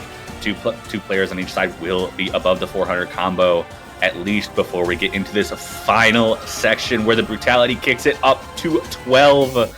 But there is quite a significant long note requirement. We've seen Brazil do quite well. And this is going to be all about the composure coming into this ending. If their stamina holds up, if their physicality holds up, if their long note ability holds up. Everyone above the 400 combo going into this ending. Marcinho and Albert trade right away. Netro, Nisha, Labyrinth, HD Player. Only Silly Fangirl left remaining with the combo, but it's still a 30,000 point advantage for the side of Indonesia right now. And it looks like they might just be able to take this. They can hold their composure. All the combos back up again. Marcinho trades with HD Player. And this ending, it looks like that might be all they wrote. Everyone finding combo breaks. Yeah, there are explosions all over the place. They have all crossed that 900,000 point threshold, and through the last major gauntlet, it is going to be Indonesia booking their place into the top 4 and booking themselves a date with Thailand for a shot at that losers grand finals, a score of 6-7. Absolutely unbelievable match from all of these players. I can't breathe anymore. I was on the edge of my seat that entire time. There was such fine margins to walk throughout this entire match, and Indonesia needed to get 4 points in a row to win this match. Mission accomplished. 4 for 4, knocking the perennial podium finishers in Brazil out of the Mania 4 Key World Cup in a top 6 position. Congratulations to them. That was a hard-earned victory. Absolutely. Like you said, it gives them an opportunity, gives Indonesia an opportunity to play against Thailand for that podium spot. And with that, we now have guaranteed a new podium finisher for the Osumania 4 Key World Cup. Thailand and Indonesia both never having made it into a top 3 position in the 4 Key World Cup. Now, one of them guaranteed to take that spot in what is absolutely, no doubt in my mind, going to be an absolutely unbelievable match. Absolutely, but that will do it for us here. 2 matches down, 2 to go in this finals weekend. But Toph, I hear a last call bell ringing. I think there's only a few more opportunities for us to do this. Why don't you tell the people watching? Yeah, absolutely. I can take this for a spin. We've got something in the store that I think you guys will want to buy to support your teams. We've got banners ready to sell. We've got 4 teams left in the Oceania 4 Key World Cup. We've got Thailand, we've got Indonesia, we've got the United States, and we've got South Korea.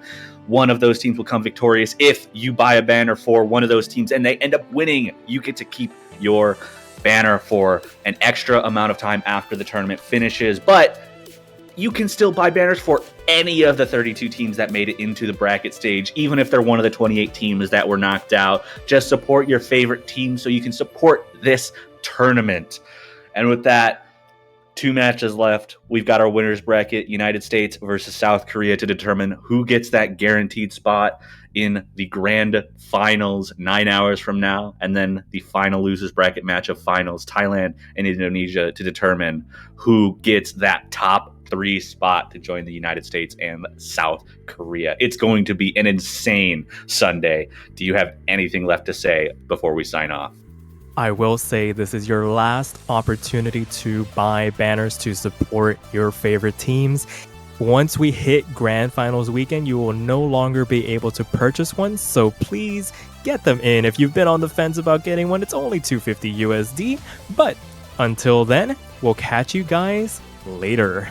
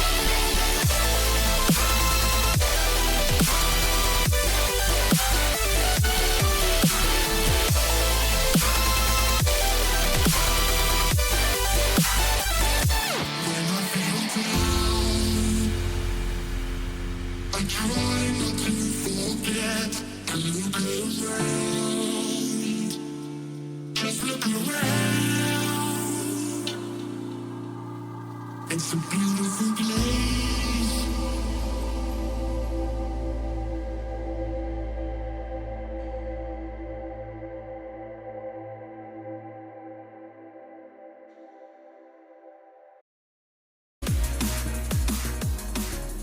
This is the big one. Hello everybody, welcome back to the Oceania 4K World Cup 2023. We are here with one single upper bracket finals match, and it is between the two best teams of the entire tournament thus far. South Korea and the United States face off for the 11th time in the Oceania 4K World Cup series. Over the last 10 times, the US have only won once. That was back in 2015 quarterfinals, and South Korea have won everything else. I'm Raviel, and I am joined by Juan Cristo. Hello. Hey, that's my name. Hello, everyone. And I mean, this is another one of those classics, right? I mean, top 3 of Mania has almost always been between South Korea, the United States, and Brazil. We just saw Brazil getting eliminated on the top 6, so that's a bit of a shocker already. But I mean, this is just a classic, and this is seed number 1 against seed number 2, so it's not that big of a surprise to see this on the finals. And I'm very excited, really. This is we were talking about this just before the match started. It's a game that can really go anywhere. It's not that there's a team that is better than the other. In the papers, they are both very, very, very, very good, very capable. They don't really have any weaknesses. They match very well on every literal skill set that exists. It's mostly just going to come down to whoever's having the better day, I think. Yeah, both these teams have been absolute dominations of like the last couple of rounds, and now that they face each other, things can be really close. I feel like every map could be extremely close. Maybe, actually, even the SVs also could also be very close. Yeah, I'm not sure what's going to happen with the SVs, because I don't think there's a clear team that has the upper hand on it.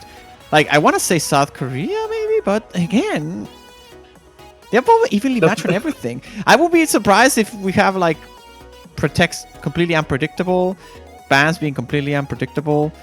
Like, we're waiting for South Korea to protect right now, I think, and I honestly have no clue what they could go for, really. I'm expecting maybe, I don't know, Rise? But again, like, what do you even do in this match? You don't really have any amazing bans or any amazing picks for the matter. It's like, the strategy. We do some warm-up before we start the match, and we see, okay, we're doing good on this pick. Let's just go for it. Like, I don't think there's much more strategy behind it. It's literally just about the moment. And I think this match is mostly going to be decided about those moments, about this morale hits. Whenever a break point happens, if it ever happens in a match like this, that's going to swing the momentum of the match a lot.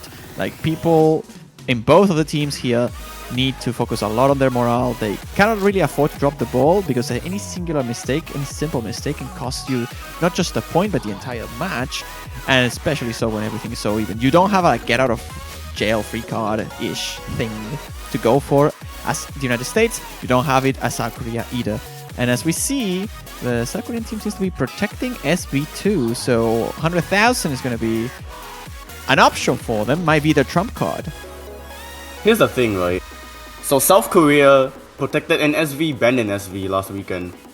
It could happen, but US have the next ban, which will probably use on SV1. They are protecting Rise 5, which is absolutely understandable. I think the US honestly have the edge on Rise over South Korea on most of the maps. And they are, like I said, banning SV1. So now South Korea has to ban something else, which is probably going to be one of the Rise. I'm thinking Conflict, maybe? No, actually, no. Conflict is going to be leave open, I don't think. Maybe actually. I think people? the tech. Yeah, the there US is. are really good at tech, yeah. Yep. South Korea have not as good tech. Like if you look at the maps that both teams shared from semifinals weekend, like South Korea were 13th on Rise 6, US were 3rd on Rise 6. South Korea were 11th on Rise 7, US were 4th on Rise 7.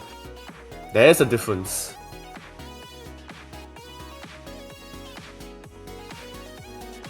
We'll have to see then. I mean, I wouldn't be surprised if, like you said, the United States opts for a strategy that revolves more around the Rise department, whereas South Korea attempts to abuse the anti-meta strategy in a way, going for the hybrids and the long notes. I honestly think hybrids are a bit more disputed for the most part, so, I mean, this is the kind of matches because South Korea,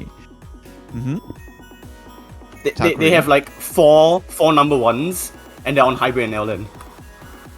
Yep. Like I was about to say, this is the kind of match that, you see LN density coming out of the gates, and I'm not surprised by this, because Korea, again, is a team that is like very, very consistent and everything, so going for like a, well, I don't want to say straightforward LN pick, because, this is the sort of density-ish like pick, if you will, but that doesn't make this straightforward at all. It's just 220, very, very dense stuff. And South Korea has a 3-player roster to really FC this, I think. So, going for something like this, trying to aim on the consistency factor that South Korea has always had, to target the US, it seems fairly reasonable. Although I expect all the LN picks to be picked in this match if it goes far enough. Yeah, I think that will happen. I think South Korea are definitely going to bank on pretty much all the LNs. Maybe not on something like LN3, LN4, because the US have a better LN4 than South Korea from last weekend. But this one should be heavily favored to South Korea. There is a 25,000 point difference between last weekend's LN2. Exactly. Like LN2 and LN1 are usually the kind of maps that you go for if you are the LN team against a team that is very capable on Rise and especially on the physical abilities, because LN1 tends to be this sort of release coordination map that is more technical, it requires less physicality, and density is something that you just mostly need the speed and the reading abilities. It's not about like choking patterns for the most part. If you have the LN upper hand, then those maps are usually good to go. But like I said, when you start factoring in tech, which the United States is very, very good at, the hybrids that are more on the right side, the LNs that are more on the like wildcard-ish style, like LN4 specifically, that's I think the one I'm concerned the most for South Korea. Yeah. We'll have to see. But here we go now. First pick by the Asians here. It is LN2 after all. Density time. So what's your prediction? How do you think this match gonna end? Not this map. You can like tell me like Oh, at the start of the World Cup until now, and I cannot give you a clear answer. I'm gonna place my bets and say it's a 7 for victory for the United States. That's my prediction. I don't want to We'll jinx see. anything, so I'm not gonna say anything. Oh, I mean, I'm just calling for a tiebreaker secretly. You have to do the same Oh, thing. you know what? Yes. Yes. I will manifest it by not saying it. Anyways, Vanilla Latte with the lowest accuracy of the lobby, I think US might have the slight advantage because of it. It is a very, very short advantage though, and like you said, this accuracy from Nippy is pretty much staying, like putting United States on the upper hand here, but it's just really jumping back and forth. As it equalizes a little bit by Polka, the trades in the terms of the accuracies are happening pretty much all at the same time, really. There isn't a single player that is doing way worse than the others. It pretty much feels like complete and total equilibrium, but the United States seems to be ever so slightly ahead. I'm thinking 0.02 percentage, and there's no breaks at all. This is like a 3-digit difference right now. Napijin is slowly losing out to Polka just by very small margins. And then you see on the other two players from both ends, Capacito beating out YZ, Hello Sun actually dropping quite a lot, down to 99.62. That is going to be a lead to South Korea because of it. Yep, it is mostly coming down for that player on the top side on the United States there. Hello Sun, although doing extremely well. An FC on this level of difficulty is insane by its own means, and it's a 6-way FC really, so how insane is it when everyone else in the lobby is also full combo in the same map? Of course, there's this dragging that is happening on the Hello Sun screen, and it's putting the United States now on the backside here, and the map is about to be completed. I'm honestly not really surprised that we're seeing a 6-way SC, and that is just shocking to say, really. Oh, and there's a bit of a lag there by Cafecito. It shouldn't matter. Yeah, it shouldn't That is matter. just That's 23 pure accuracy. 100 Polka? points of difference. Oh, What? what? That's I didn't think... that's a ridiculous ratio as well. But B1SS, like, I mean, Nap What? as well. Like, both those players' ratios are insane, but Polka with the V1SS.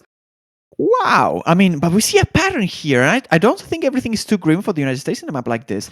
You see the ratios, really. And other than Polka, the ratios on the South Korean side were a bit worse than the United States, and I think that if we have a map on the island department that has more choke potential, we could see Korea losing some points on them. But we'll see now the United States answers immediately with one of the maps in the Rice Bowl, arguably the, I want to say, most tiring map of the pool here, Yes, the set of it is after stamina. tiers. It's just straight up labeled stamina. Both these teams did play Rise 3 from last weekend. US have an 18,000 point advantage. But to be picked this early on... It's interesting, right? Usually, yeah. Do you usually go for the stamina picks early on? Like, I can see the argument behind it, which is like, okay, we don't want to get tired before we play the stamina pick, but there's also the counter argument that if you play it too early, then you may get tired for the rest of the match, and you also lose this sort of a stamina advantage as well. Like, if you leave a stamina pick towards the ending of the match, all people are going to be more tired, and if you have better stamina, then you have an easier time on it than the others. But even so, the United States isn't really going for that strategy, and I believe it has to do a little bit with this ratio thing that we were mentioning on the LM department. I think the United States will try to abuse this ratio gap that they have in their favor with stamina, their kicker, rather than the end of it. Are we seeing Vanilla Latte actually? Because I think YZ would be a better choice for the stamina. I'm not sure really. We see another player swap here by Korea, so Vanilla seems to be staying. I wouldn't be surprised we see YZ though, as you mentioned. I'm not sure if you'd replace Vanilla though. No, it's Yeonho. Yeonho, yeah. Yeonho and Gaesol did play the stamina, but not Vanilla Latte.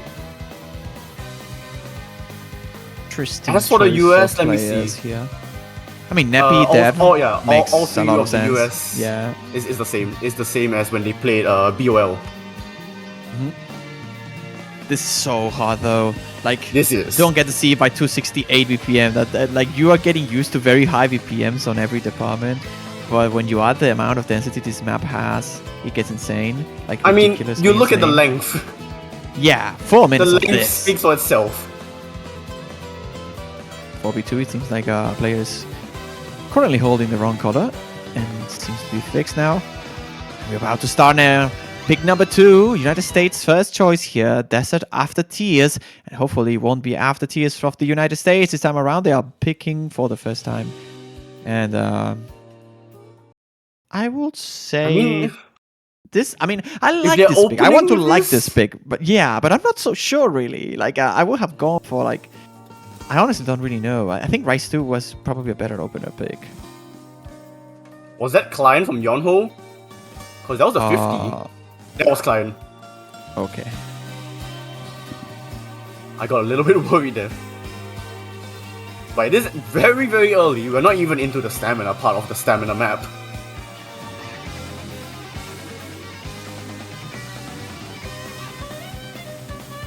As we're getting But we started are here, yeah. I mean, we're just gonna get used to this really, because the map doesn't really change in structure all too much across the entirety of it. It's just very, very heavy patterning in very, very fast speeds, and your fingers start to like tire out and stop working properly as the map progresses. Yeah. And we'll have to pay close attention to this hit concentrations on the bottom of the playfield. drop from And there's Gaesol. the first drop there by Gaesol. That's a very clean drop though, so very strange to see him. It's like this, especially this early when stamina is not really a concern yet. I mean, another concerning thing is Vanilla Latte's accuracy. Oh, absolutely. That's a very wide hit concentration there, so spreading the hits a lot, and that's causing his accuracy to be a bit too low compared to everybody else. Especially when you see on the other side of the screen that you have people like Dev and Neppy just utterly destroying the chart. I mean, Cafecito is not behind either. Like, every single player in the United States is holding a better accuracy than every player on the South Korean side. Like, the lowest accuracy of the US is beating the highest of South Korea. Like, how are you gonna combat that? Now, with a miss on the South Korea team, no less. But this is a stamina chart. So many things can happen towards the end. Exactly, it's not over until it's over, really, because you see this very nice and tight hit concentrations. You see these players doing really, really well, and though they seem in very good control of this, I don't really expect them to miss all too much. But when stamina starts to kick in, and especially when you have a break like this, when you start to get out of this autopilot-ish motion, you can easily lose some focus, and if your mental stamina is not up there, you can also drop just due to lack of concentration, especially entering into the streams, which apparently nobody seems to have an issue with. But if the physicality is a problem, then it will start to show a little bit as we enter into the last third here. Yeah, I saw Vanilla Latte pick up a couple of 200s in the brick section, which is not going to help, and like the United States, they're just climbing in accuracy, which I just don't understand. Yep, ladies and gentlemen, in stamina picks, what tends to happen is exactly the other way around, but in this case, the accuracies from the US are just climbing as the stamina drains, which is not how a player is supposed to work. They are just that good. Oh, and Vanilla Latte finally breaks. That could be it, you know. I mean, I think the map is over. Right? There is a miss there by Neppy, but it's just a very, very clean miss. They only drop in from the 99.93 to 99.90, which is ridiculous to think that a player holding a miss has that accuracy. 99.9 for miss. I mean, like, okay, Vanilla Latte does miss again. The thing is, once you miss, that momentum that you had throughout the entire chart is just gone. Well, I mean, not for Neppy. I mean, yeah, well, there's a 50 there. He got a 50, I think, there, which obviously is a bit depressing considering how good the score was. But I mean, he's still holding a better accuracy than like Yoho, which is the better accuracy on the Korean side. So even with 2 bad judgments, the map is just over. And Neppy's still holding a better accuracy than everybody else. The MVP slot will go for Era Depth after all. But I want to see the ratios here. Like, what is this? Like 15-1? Gazel finding a miss there on the lens at the very end of it. It's not going to matter, thankfully, for them. It's always a pick here for the United States. Yeah, this is an incredible team score. What, 2984? It is. This is a very long element section. Okay, there we go. 285. Whoa, okay. That's a lot more than I thought. What? Oh my goodness. 165? You're on V1 double S as well throughout all of that. But US will take it by a very comfortable margin. I mean, I don't want to discredit Indonesia and Thailand for getting to the top 4 positions by winning on tiebreakers and very exciting and close matches. But I would be scared if I was one of the 2 teams. Like, this scores by Korea and the United States are just beyond everything we have seen so far, I think. Like, that score from the US is just ridiculous. Yeah, I mean, combined 4 200s combined, like, I don't even know. But it is going to be back to South Korea's pick. There is still all 3 hybrids open, 3 L-Lens remaining, of course, that protect the SV2.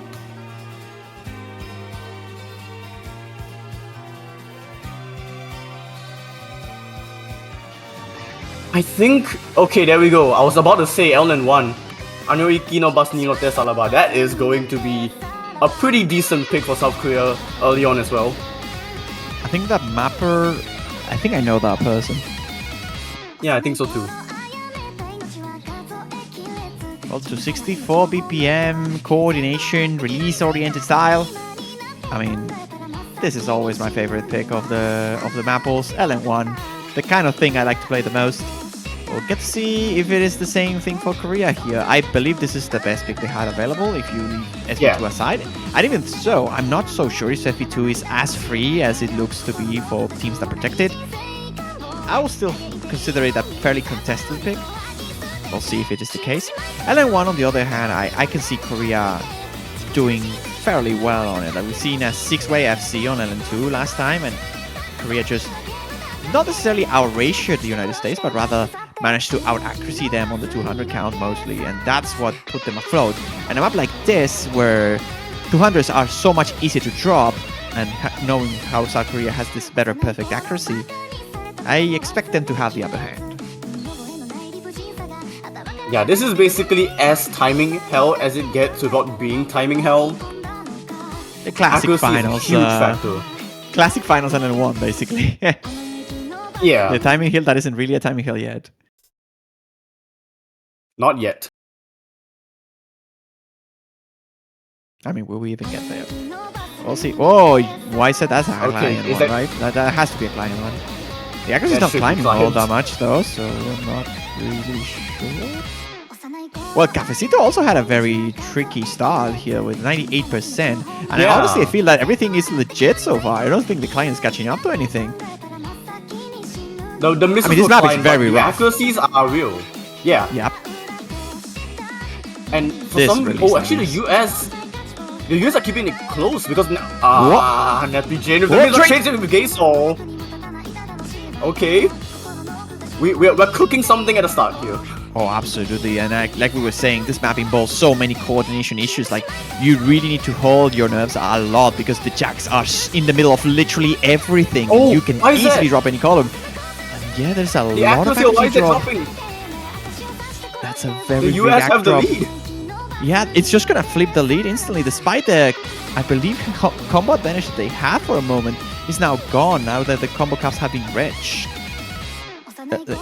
I mean, it's going to be very close still because this is the kind of map that you can just easily drop 200s at any point. That happened to Warz said just now, but it can easily happen to anyone. And if it's anyone, I'm looking at Cafecito. Really look at that hit concentration. It's very, very spread. There's a lot of 200s on the release timings, which are not as punishing as the hits, and that's why they are still keeping up there on the 99.4. But as soon as those hits start to get in desync, can drop a lot. Warz was rushing a couple of the LNs. It's between like Warz and Cafecito on like who could possibly break first because the accuracies are that low. I mean, it's just on all eyes as well on Poka, who's carrying here Zakaria to a position they can recover from, really. But Hello Son trying the Vest also to deny that option alongside Neptune's accuracy. And I'm a bit concerned about this hit ratio by Hello Son. I think he's hitting a bit late. So once we get into this last chorus right here, they need to adjust during this break, otherwise that could be a big problem. Like that last chorus is going to make or break your run. It is very dense, 6,000 very points too. Like, you don't even need to miss here. Just an accuracy rush and it's over. Yeah.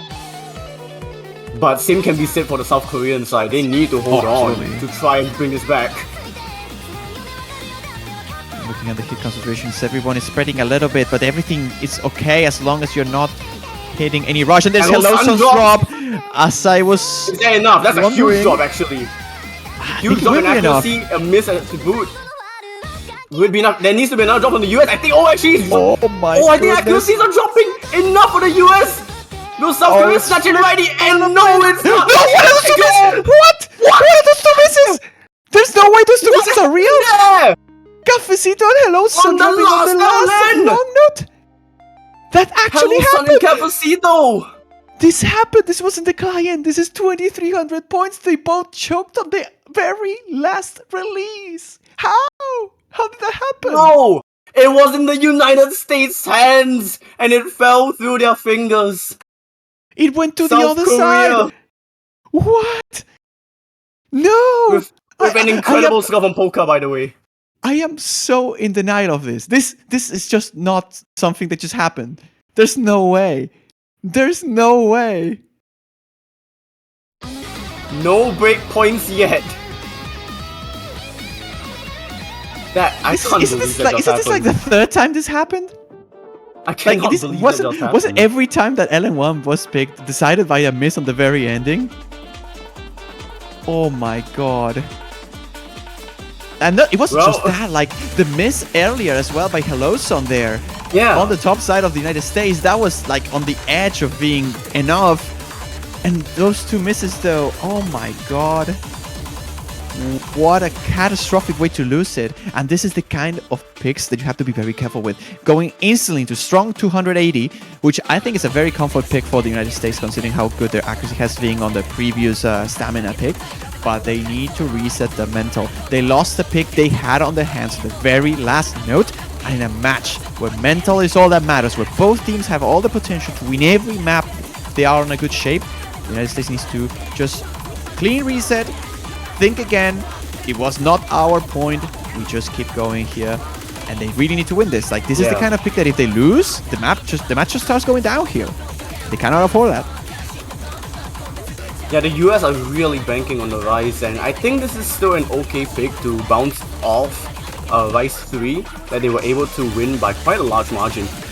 This could be closer though, because it is a shorter map. But this is so hard mode. Like 280 BPM is no joke. Sure, you can argue the patterns are not as rough as we saw on the stamina pick in some ways, honestly, because I don't really think that is true. The map just looks so simple, yet it's so difficult. The density in it is very, very hard to keep up with. And 280 is just a breakthrough point, really. There aren't many players who can just do 280 as if it was like a stamina, like rather an accuracy thing. Like, and this isn't even grand finals. Like, knowing that 280 is not even gonna be as hard as this gets, it's not is grand what's more finals. concerning.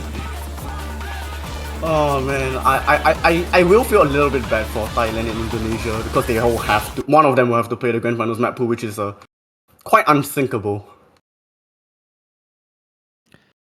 Oh boy. Well, that's an epic background. Every time I see it, I just love it. Yes, I love it too. Yes. So And Toad's hopefully the Daddy's US will Destruction love Punch. this. Oh, I mean, they really need to, honestly. I mean, lava itself is not gonna give you the points, so let's see if they can keep up with 280 BPM jump stream here. Well, Vanilla Latte once again being the backpedal of the entire lobby.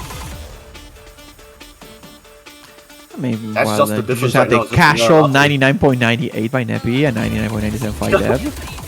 You know, this isn't round of 16, guys. Yeah, you are aware of that. Yeah, I would get this kind of accuracy on like an anime TV size map, but not something on this. I mean, honestly, depending on the BPM, I would probably be lower.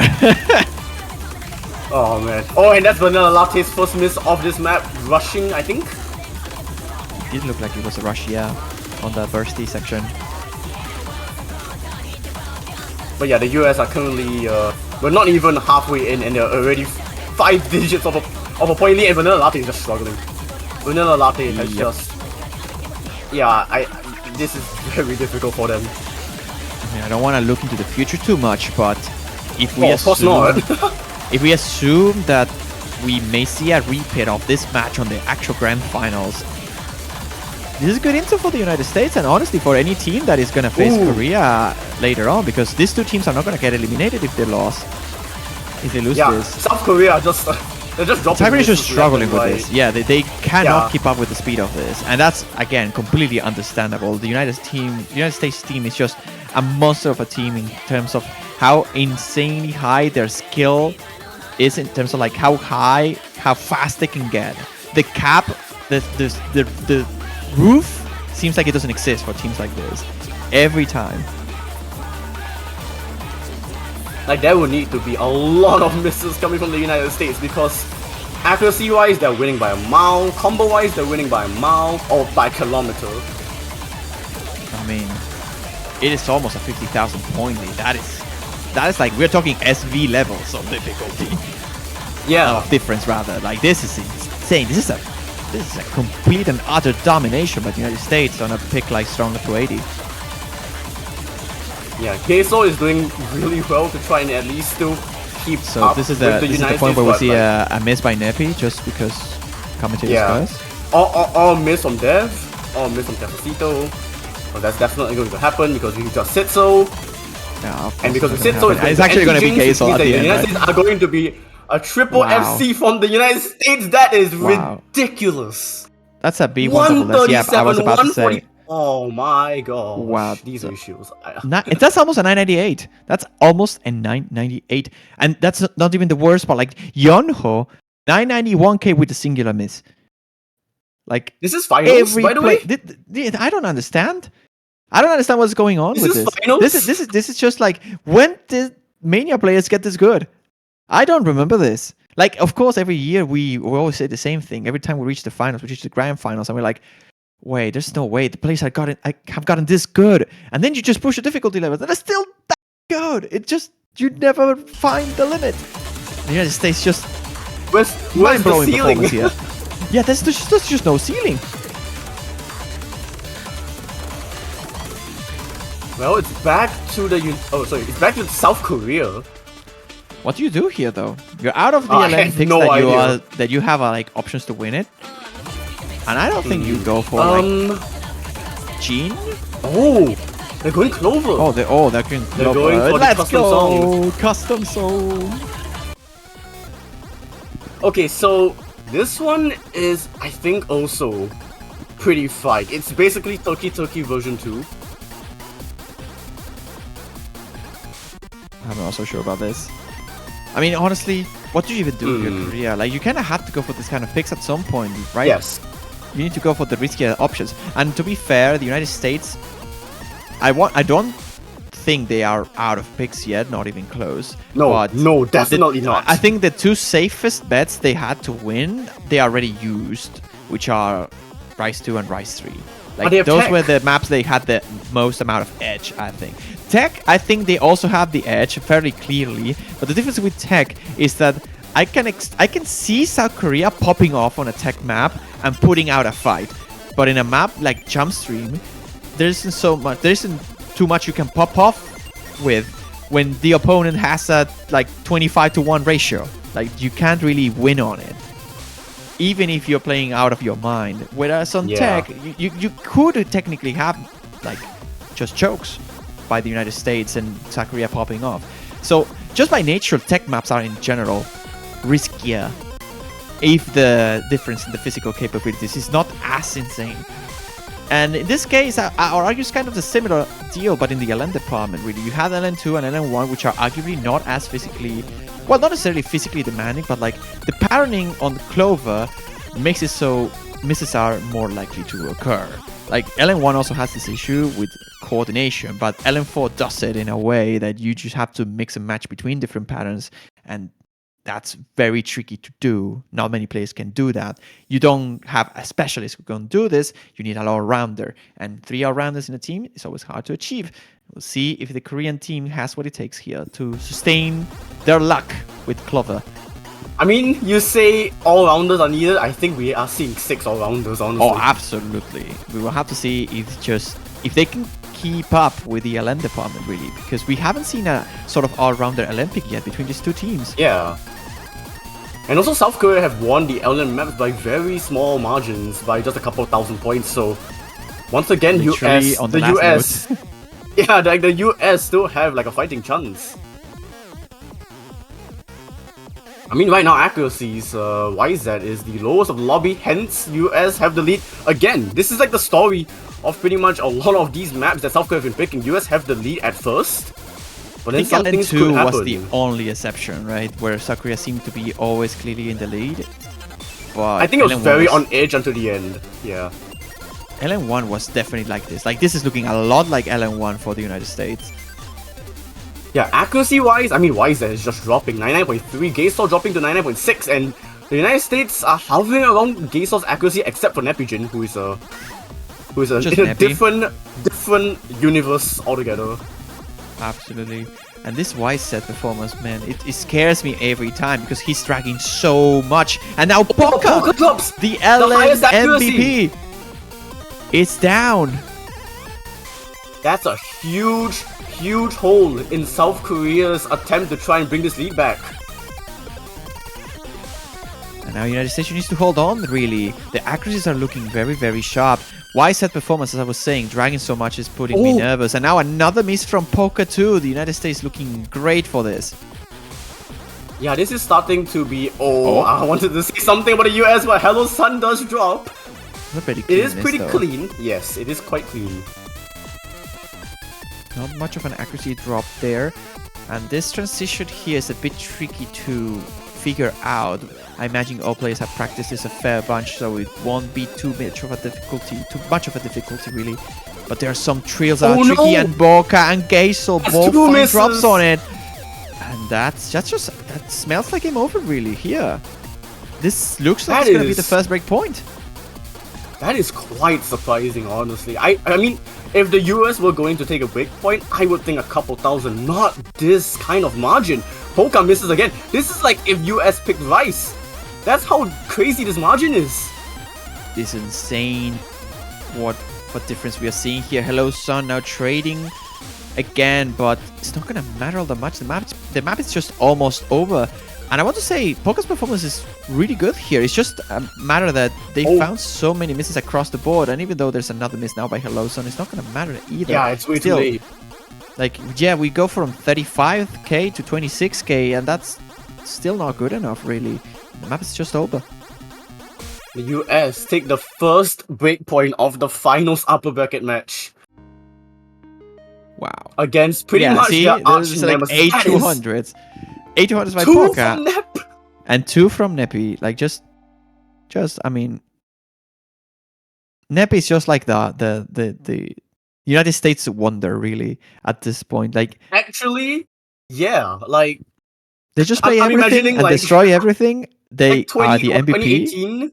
Was it like back in 2018? Was it 2018 when South Korea also faced the US and then Wonder was just destroying everything? This is the same, but it's the other side.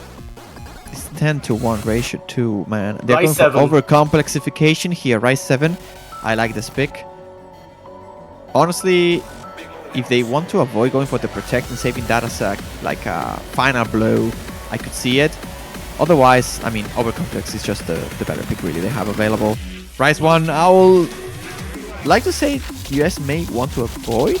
They may just be able to win if they break points enough without showing the Rise 1. And Rise 4, of course, is just a conflict. Yeah, I think Rise 1 is like a do not break in case of emergency kind of map. Yeah. I like that. So now it's Rise 7, then they still have Rise 5. They need to win one more map they pick to force a tiebreaker at least. And that map is probably Rise 1, right? I don't think it's Rise 4. It really depends. I mean, US have been pretty solid on Rise so far. I wouldn't be surprised if they do take Rise 4 or Rise 1, but like you mentioned, it is going to be risky. Is Tristan good? I mean, Tristan has played the tech, so no surprise there. Yeah, but it's the first time we're seeing a different roster on the Rise department here by the United States after, what is it, 2 Rise picks already? Tristan normally plays SV, Hybrids, and the tech Rise, and the Core Jack. No, the Core Jack that everyone avoids and nobody wants to play. Oh man, it's like the players don't want to play it, but us spectators are like, we want to see it. We want to see how close this gets. I mean, I want to see Nepi score on the Core Jack. Oh man. South Korea have fielded their lineup though. Beyond Poker and YZ. Okay. I mean, that's a pretty solid lineup. I think Vanilla Latte could have mixed things up, but that's still pretty much like Korea's main tech lineup. I see on the chat, this here's like mini Jack hell. I mean, yes, you're in for a treat, man. I mean, hell of everything, really. It's very burst heavy. It is mini Jackie. And there we go. Overcomplexification, the long version, which is actually not long, is 2 minutes and 36. The long and cut. The long cut.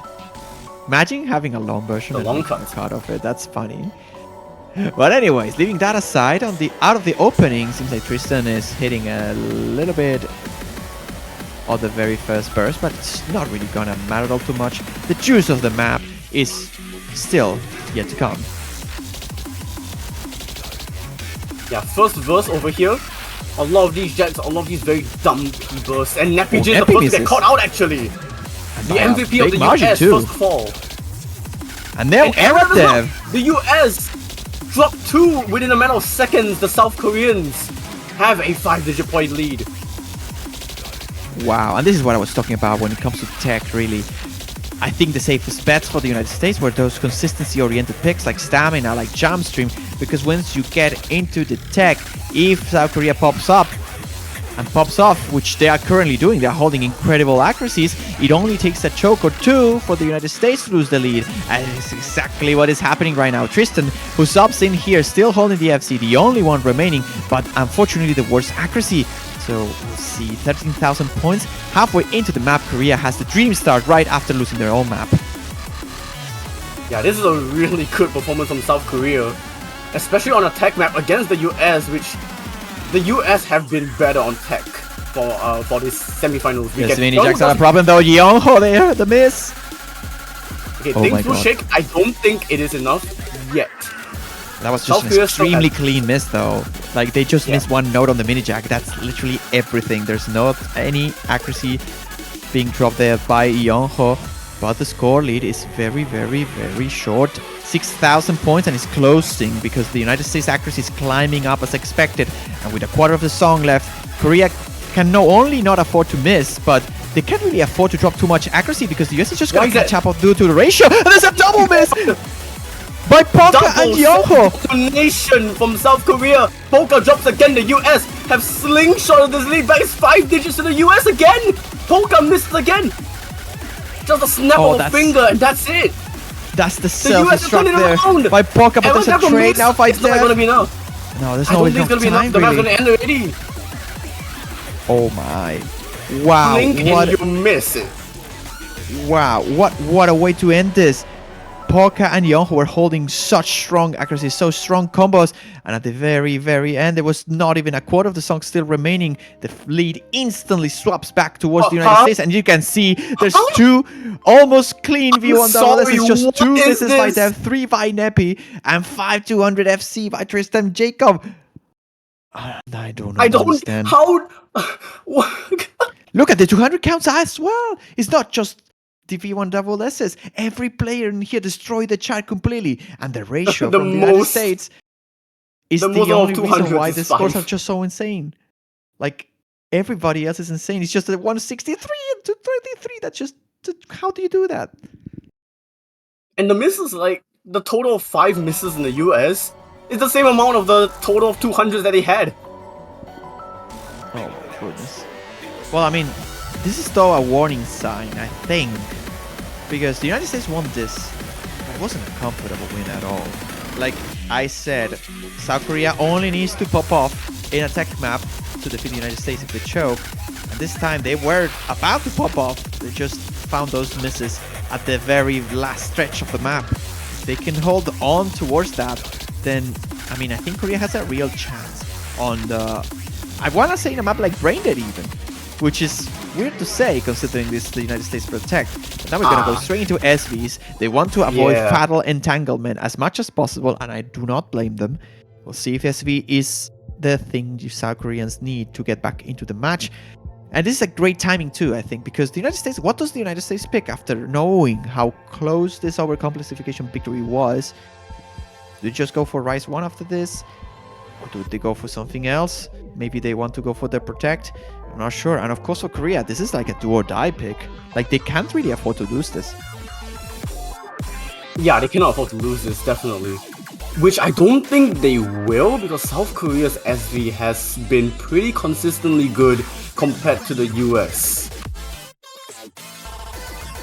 But I feel like the US might be preparing for a situation like this where South Korea are banning an SV and then protecting an SV, so the US might be like hard practicing this one. Well, the question is, did they pick the right SV map? That is the question. That is going to be the big question. I think this is going to be way closer than we expect. But at the end of the day, I still believe that South Korea has the upper hand on this. We see Peach Marrow joining here for the United States. We see Poka Fanboy joining for the South Koreans. The 2 SV specialists here on the United States. Of course, Tristan is going to be staying. And we have the funny teleports. I love hit sounds. The ghost tapping there. Yeah, Tristan the only one that is quite far behind. But we are very early on. It does seem like everyone has done their homework. I mean, to some degree, they are not losing any combo on the first teleport nodes. Though the accuracy from Tristan, as we said, is looking a bit rough.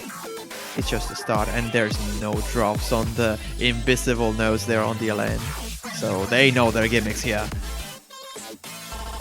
Yeah, I think the US have definitely practiced on the right SV map. Or maybe they practiced on both. Who knows? But they've definitely done their homework on this. They definitely did. This is not a team score that you see from a group of players who have not practiced it. They all practiced this. The lowest accuracy on the 98.7.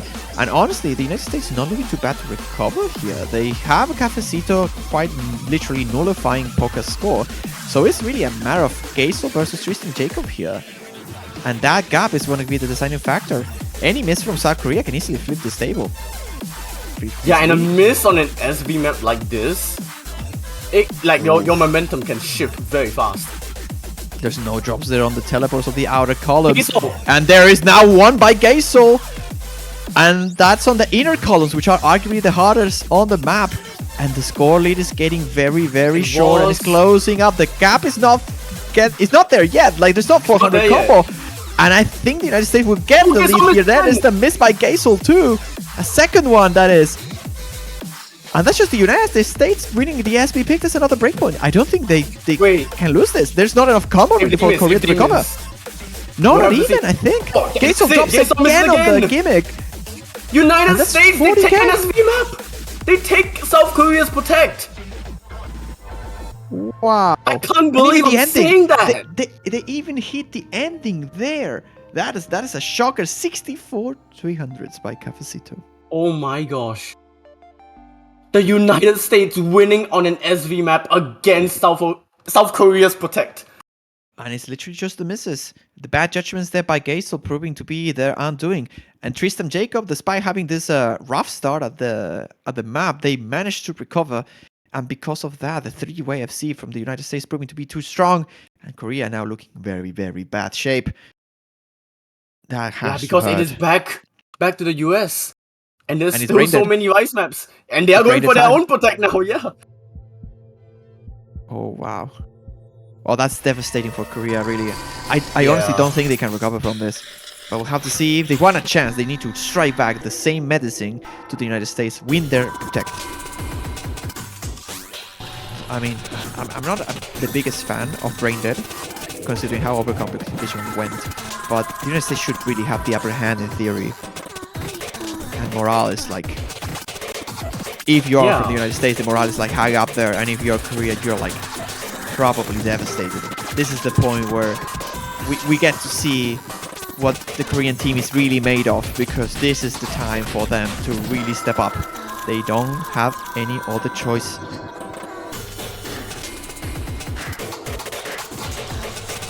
US need to make this count so they can hit match point. South Korea have a lot to do, but this is not an impossible scenario. Remember that Thailand have come back from this position before. I mean, I've seen crazy comebacks, but yeah, looking how sharp the US is playing right now, I mean, it's gonna be a really uphill battle, like a big uphill battle.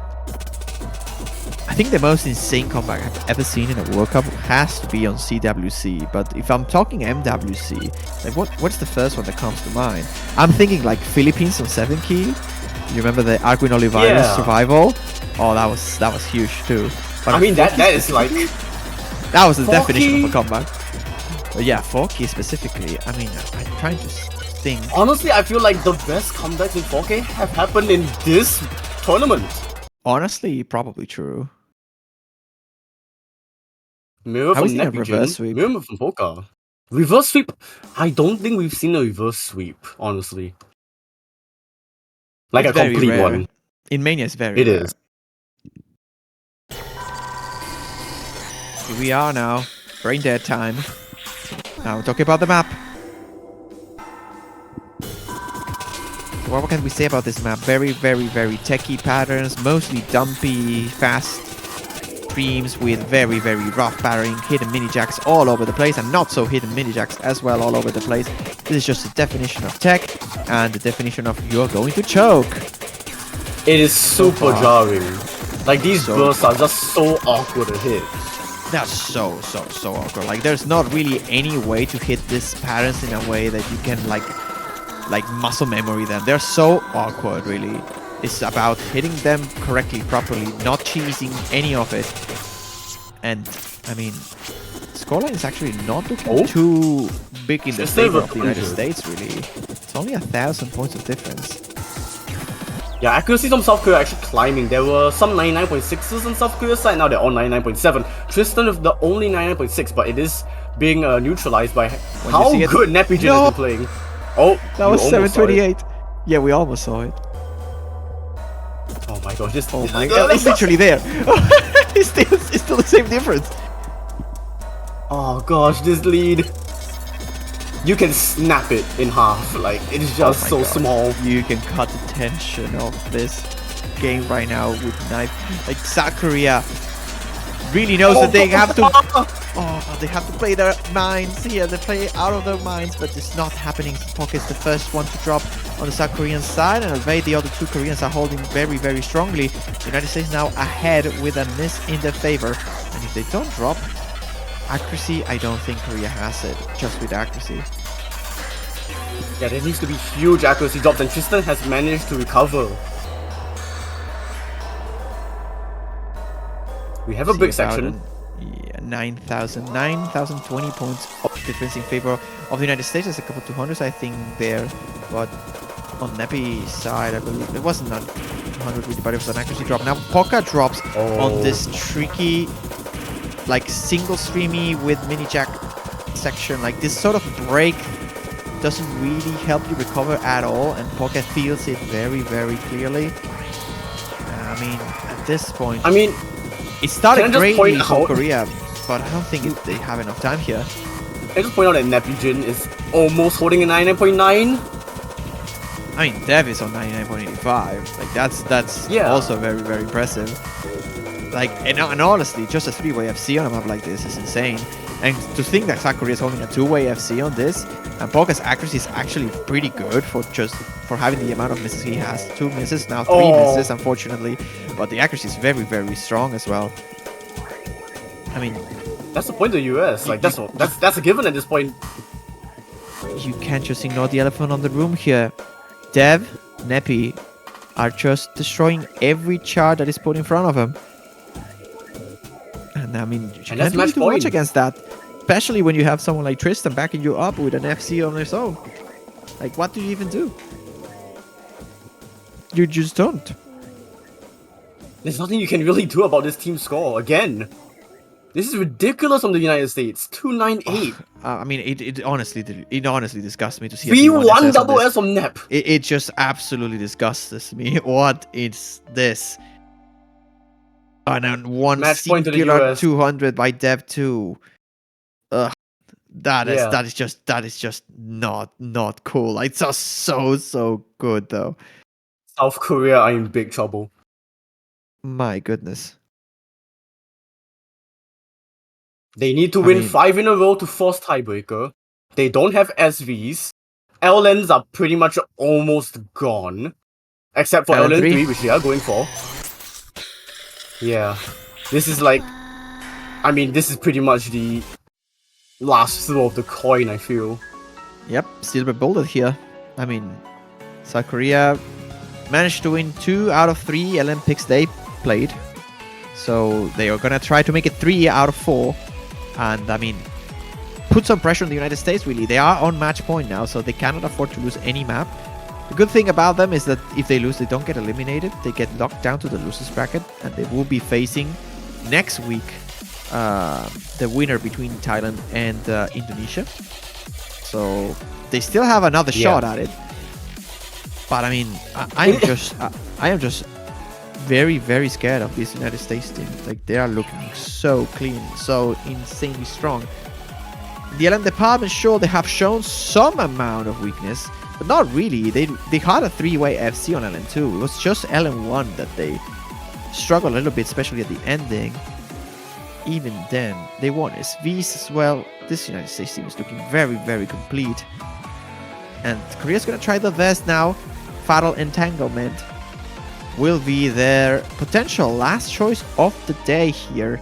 If they manage to win this, it will be United States to pick.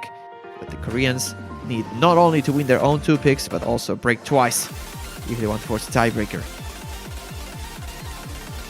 Yeah, there is a lot that South Korea need to do. This is a mountain. South Korea just waiting for their 3rd player. I'm pretty sure this is the US's confirmed lineup for this. Oh, absolutely. We have seen this on LNs pretty much every time, so Yeah. I'm not surprised.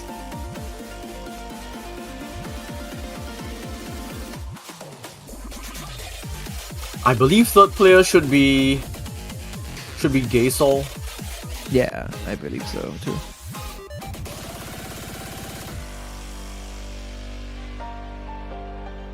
Is that a Gaysol or YZ?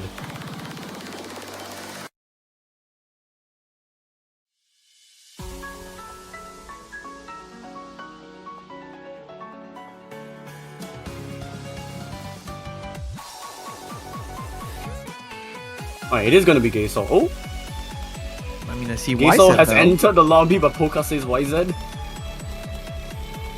No, I think it's gonna be Gaysol. Okay. Yeah, this is the lineup we expected. No shockers there, no surprises. And we'll see if the Koreans can get back into the game. They have not been able to win a map for 4 consecutive maps now. The United States has been winning. So double breakpoint. Oh, that's a DC. So that's probably gonna be a restart. That is, Yep. yes. That's a quick restart.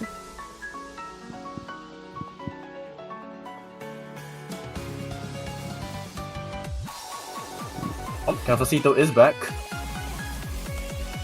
They just went for a cafecito. So real for that. Yeah, I kind of want a cafecito right now. I'm not gonna lie. I had coffee yesterday. Well, but you know, there's a difference, right, in Spanish between like the coffee and the cafecito, which is honestly the same thing. But the cafecito is just like the small coffee. So. Oh. Okay, fair enough. And honestly, funnily enough, like vanilla latte, I mean, you could kind of bring down coffee, to be honest. There's two We had the battle players of the named after coffees. drinks. Yep.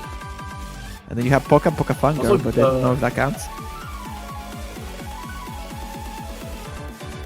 Oh, there's Wyset actually. Wait a minute. Is this legal? The referee is saying roster swap is not allowed. Yeah, exactly. I was about to say, I'm pretty sure that when you have an board, you're not allowed to swap players. I'm not sure if that applies to the team who had the DC only or to both of the teams. I believe it is both of the teams. I think it should be both as well. Because once you're already into the map itself, and then you have to abort, I don't think there really has to. Like, there really can't be any more changes. Yeah. Well, that would be a big mistake, right? The Koreans really, and that speaks a little bit about this morale hit that they have been facing. This scenario where they lose 4 picks in a row, that's hard to come back from, and mistakes like this can cost tournaments. Fortunate, but yeah, I think there could be some miscommunication actually. Because if Poker wanted YZ to play, but then Gaysol was the one that slotted into the final spot. I mean, they even mentioned Wyset before the map started, right? Yeah. Poker was the one that said it, but Gaysol just inserted himself into the 3rd slot and it was MP start after that.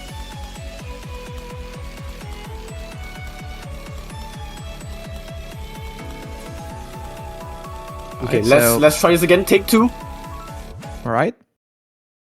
We have the cafecito now. And the vanilla latte. Oh my god, yes. Alright, this is do or die for South Korea. It is upper bracket survival on the line. I mean, it's do or don't really here for Korea. They win this, they still have a shot at it, but if they lose, they will be knocked down to face Thailand or Indonesia in the losers bracket final next weekend, as we said.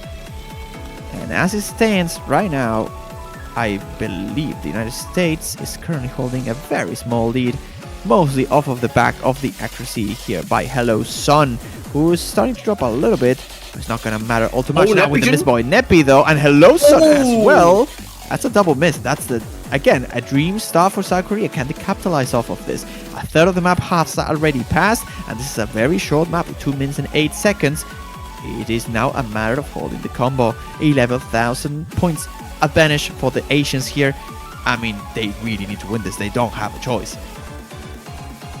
Yeah, they're doing really well, South Korea. Still 3 FCs, all about 9.5, and Hello Sun's miss is just gonna grow that lead towards Team Red. Can this be a case of the map being delayed enough where the concentration, the focus that the United States was holding starts to break apart and fall off a little bit? And that could be the key here for South Korea as Nepi finds another miss again. It's only Cafecito with the FC against 3 Koreans. And this lead is just extending and extending. And now with the miss by Cafecito and another by Nepi. No FCs on the United States. And Korea seems to find a way into the map, into the match again with LN3 here. This is like South Korea's most dominant victory, I think, in this match so far. I mean, you would be right, I think. They won the LN2 by about 10k, maybe less, and LN1 was by 2,000 just at the very ending. And now with a miss by Gaysol, there's still 2 FCs on the South Korean side. There's no 3-way FC, but it's not gonna matter all too much as we're getting close to the very last couple of holes, and I don't see enough time for the United States here to recover. It is a 28,000 points of advantage to the South Koreans, who are still alive in this winners bracket. They still want to fight for this. It is 6-3 for the United States. They have to pick to win, but can they do it? Poker now hitting finally the score we all been waiting for. The FC only 8-200s here, finally managing to display how good of a player he really is. Has been choking a little bit on the LN department, maybe too much for the Korean liking, and on the rise as well. But if he can keep up this trend, I mean, we are going to see Bokurano 16-bit Wars. And I was about to call this out, and I mean, I want to start to believe, you know? I want to want to believe a little bit, just a little bit, because Imagine. I think the US looked a bit too relaxed on the previous pick. I mean, sure, they're probably going to make some players off, but Nepi's going to be staying. And Korea will likely swap one of their players, but not that many. And they have this boost. They still have this boost. They need to like think about. They're still in this. Like they still have a chance. They weren't too far off on Overcomplex. And this map, I think, is not as US dominant as we like could think of the first two maps that we saw, and especially Terminal 11's maps. Like that was just ridiculous. I can see Korea at the very least spooking the United States on this. And if they win this, definitely. I mean, if they win this, US is now suddenly on a spot that they are nervous, right? You start to sense the comeback from the Koreans, and you start to get scared. Like Korea is a great team, despite the fact that they couldn't win for many maps in a row. They can easily win for many maps in a row once they start the comeback. Yeah, I think if South Korea do win this, because the LNs are gone, there's only hybrids, and there's no way South Korea will pick Rise 4. I don't think so. But it all comes down to whether or not South Korea can win this. What a bet. Oh gosh. Imagine, right? United States now loses Bokura. Yeah, United States loses Bokura on a 16-bit Wars. South Korea picks Rise 4. And then minds are blown. Minds will be relatively blown. This is 366 BPM. Yeah, do not look at the 244. The 244 is a lie. That's because it's on 1.6. That's why the streams got so fast. Yep. Alright, well, they have to give this one a shot, but Vanilla Latte is actually playing for South Korea. Oh, so Poka's not joining here. That's interesting, right? We have seen him playing most of the Rise picks before. Although we have seen Vanilla when the physicality hits this pick level a little bit. So maybe that's why the swap is happening in the first place.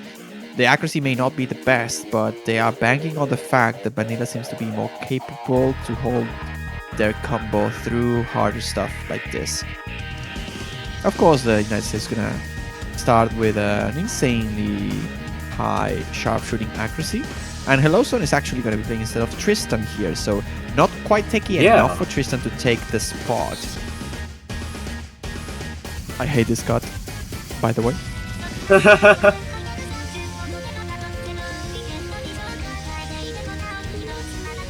This is just warm-up, really. The map only really starts when you see the streams non-stop.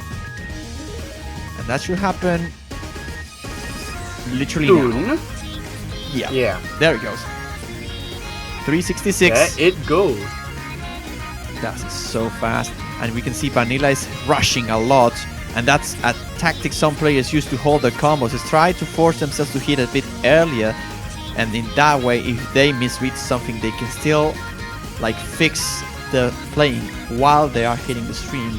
They have enough time to recover from it, but the problem with it is you can easily early hit and drop, and that's kind of what's happening to Hellozone, who's doing the opposite, now dragging instead of rushing, and that's because they want to follow the stream and sharp accuracy, and that also can cause misses. And even Nepi's accuracy is not as solid as we're used to. It's mostly on dev, and now the combo cat is hit again. But into the very last stream with a quarter of the song remaining, United States needs to hold if they want to win this and force their top 2 spot at the very least. And the lead is extending. There's no misses by Korea though. It's just the accuracy. Yeah, it looks like it's gonna happen. There is one more section at the end, but... Oh, but there's no way, right? You would think Oh, misses. Yonho! The wrong Could be side it. finds the miss. And that's just over.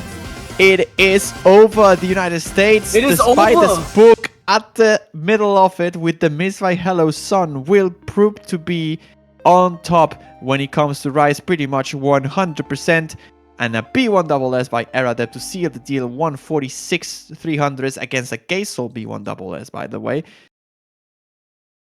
And And that's for the just first it. time in 8 years, the US are in an upper bracket grand final. Wow. It has Is been that 8 true though? long years. 8 years? Yeah. No way.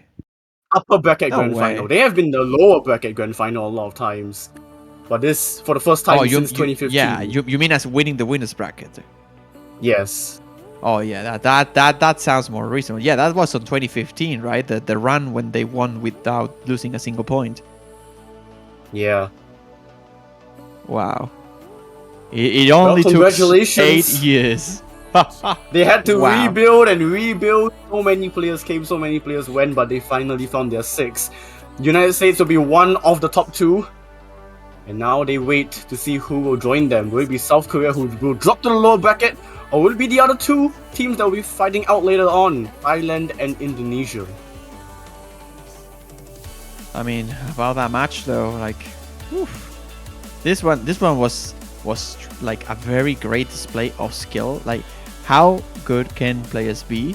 And of course, we saw a lot of that on Thailand and Indonesia. But to see 2 teams who won on Tiebreaker face each other is always a very nice treat because they all know the scores. Like, they play 13 maps each. They probably know what they're beating the opponents in. And they had an entire day to practice. They had an entire day to practice though, so that could fluctuate a little bit. And whoever wins will face Korea on the losers grand finals there. And it will be, I believe, the first time we see Thailand or Indonesia in the podium for the 4K World Cup. Correct. Is that correct? That is very correct. This will be the first time that either Thailand or Indonesia have been in the podium spot for 4K. That is so whoever so wins nice is making history. And the fact that it's a seed 9 and a seed 6. Like, what? I mean, that's nice. Crazy. I mean, yes, nice, but that's crazy. But yeah, I mean, that will be in what, 9 hours? Yeah, it's we about got 9 a hours lot from of now. time. Oh man, but still, you should probably go to sleep literally right now, so you can wake up to see that. If match. you're an Asian, you can chill for the rest of the day. Oh yeah, that's true. If you're Asian, just chill until you get there, because I mean, I kind of wanted to say that the losers bracket final match to get into the top 3 is always such a high stakes match because you get into the podium, you get the rewards, you get the prizes, obviously. And I will always argue that is the most important match of the week. And to be fair, it still is. But after seeing Brazil, Indonesia, and Japan, Thailand both going to tiebreaker, as we saw in such an epic fashion, because I believe both times it were comebacks, right? I think Indonesia and Thailand were both down and recovered from it, winning the tiebreaker. And I mean, it's just, despite the stakes, despite this being a historical moment for a new team rising to the top 3, it is still it's promising to be an insanely good match. I legit have no idea who will be the winner of this. Well, all I can say is, if you're watching this, you can be a part of history by watching the Thailand-Indonesia match, and you can also be a part of history if you purchase some banners for what has been an incredible World Cup so far. Gotta show. I mean, you know, banners directly help support the players that are playing, and also any of the eliminated teams, you can still support them still. Absolutely, and remember that everything you get from the shop there on the banner side of things goes straight to the prize pool, so it helps fund the prize that the players will end up receiving. And of course, if you have to pick the winner of the tournament, your banner will stay for a little bit longer too, so for a couple more weeks, so you can brag that you picked the right team to win it. But of course, it's a matter of showing support to the teams. It doesn't have to be the one that wins, it just has to be the one that you love the most. And I mean, you have to get it quick, because I believe they are gonna be expiring soon. Like you won't be able to get your banner, I believe, next weekend. It has to be this one. Yeah, that is correct. So rush into the OSU store if you want to support someone. If you don't, that's also fine. Don't worry too much about it. But of course, we will appreciate if you do. We and the players as well, obviously, the organizers and everybody else. But of course, enough rambling here. We can't stay all night here doing this, right? Wouldn't we? Yeah, I mean, as exciting as the last few matches have been, we got one more historic one waiting. Absolutely. And honestly, I want to sleep to get up by the time of it. So I'm gonna leave you guys here, go straight to bed, and I'll see you at 13:30 UTC for a very exciting matchup. Thailand versus Indonesia. Do not miss it. The end of the finals weekend. And of course, after that, the map will showcase for the last pool of the tournament to start saying this big goodbye to the 4Key World Cup that we all love. And that's all gonna happen in about 9 hours. See you there, guys. Ladies and gentlemen. You all do not miss it.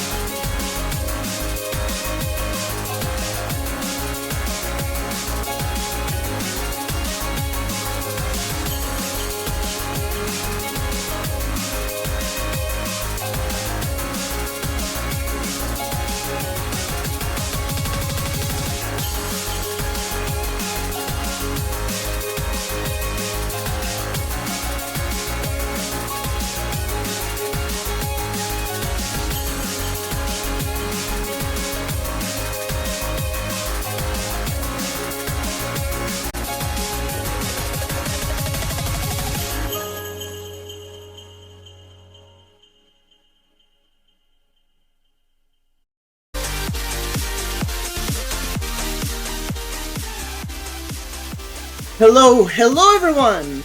Welcome to the OSU Mania 4K World Cup Tournament for 2023.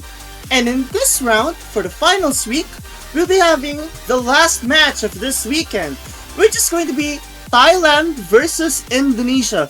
Two giants from the Southeast Asian region going head to head for the last spot on the podium. I'm Siloas Kaels. And joining me is going to be Mashed Potato. Hello there, how are you doing today? I am doing good. I am so excited for this match. Because, I don't know if you do know this is the first time. This is going to be both of the teams' first time getting their third place position.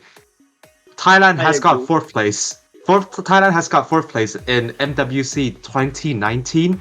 Spearheaded by Mysterion, and they're here again. They are here again. And this is their... Yeah. Correction. 2019, they were 5th to 6th. They lost to Japan. And 2020 was the year they got 4th. That was 2020. Yeah, 2020. Oh, apologies for that. It's alright. Yeah. Meanwhile, Indonesia, on the other hand, they haven't exactly reached finals week. Like, they've always reached semifinals for many years to come already.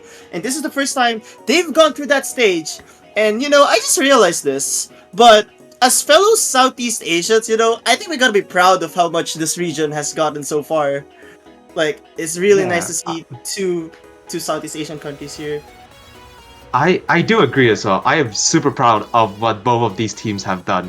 Thailand being, quote unquote, what people say the underdogs in a way throughout the tournament. Seat 7.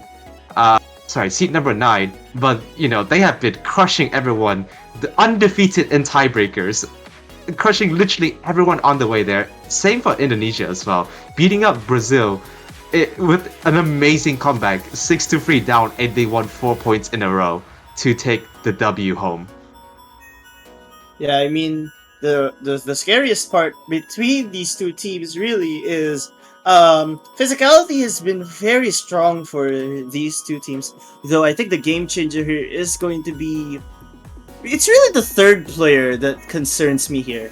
Like, I don't know about you, but Indonesia has a little bit more options on the third player, while Thailand kinda really has to push through with the roster that they have right now. Like, in LNs, you can see Onta Bekasi coming in for Indonesia, and then for Thailand, Parponger has to power through almost every map. And I think that's gonna be a little bit concerning if that's the case again this time around. I do agree as well. Having to play basically some of the hardest maps in any tournament and playing it like, 10, 11, 12 times, even 13 times if we got down to Tiebreaker. It's going to be a very tiring task for definitely everyone, and especially for the third player in Thailand. So if you are supporting the Thailand team for this match, you need to have all your hopes on Parapongo to have the best day of his life, because it's going to be a pretty tall order. Yeah, Parponger has been performing really well, especially on the Tiebreaker against Japan. Like, Parponger, when needed to perform at their best, really showed up and stepped up to the challenge, and it makes me really happy to see that. But they have to do it again, one more time, as both countries, again, as I said a while ago, have to fight for the final spot on the podium. Both teams protecting Rice. Interesting decision. I do think Thailand's Bokurano 16-bit Warz is a good protect. Desert Aftertears makes sense as well, though I think Strong 280 might be another option Indonesia might have wanted to take, but whoa! Indonesia's banning Rice? I mean, to be fair, they saw their team score. Well, one interesting is that Rice 6, Indonesia does not have a score there, and Thailand does have a score on Rice 6, and they are probably seeing the team score from Thailand. They are pretty afraid. They think they couldn't. And actually, both SVs are going to be left unbanned. That is going to be super interesting. Oh my god. I'd like to know, I think both of these teams have never won a single SV pick throughout the whole tournament. Because both of these rosters are more on, getting the Rise, the Hybrids, and LNs, and they kind of neglect a lot on the SV side. So it's going to be super, super interesting and very risky as well, I would say. If any of these teams does pick SV, which is going to be pretty unlikely, but we'll see in the future. And we're going to see our first pick of the map is going to be Rise 1, the stream map, Bokura, no 16-bit Warz.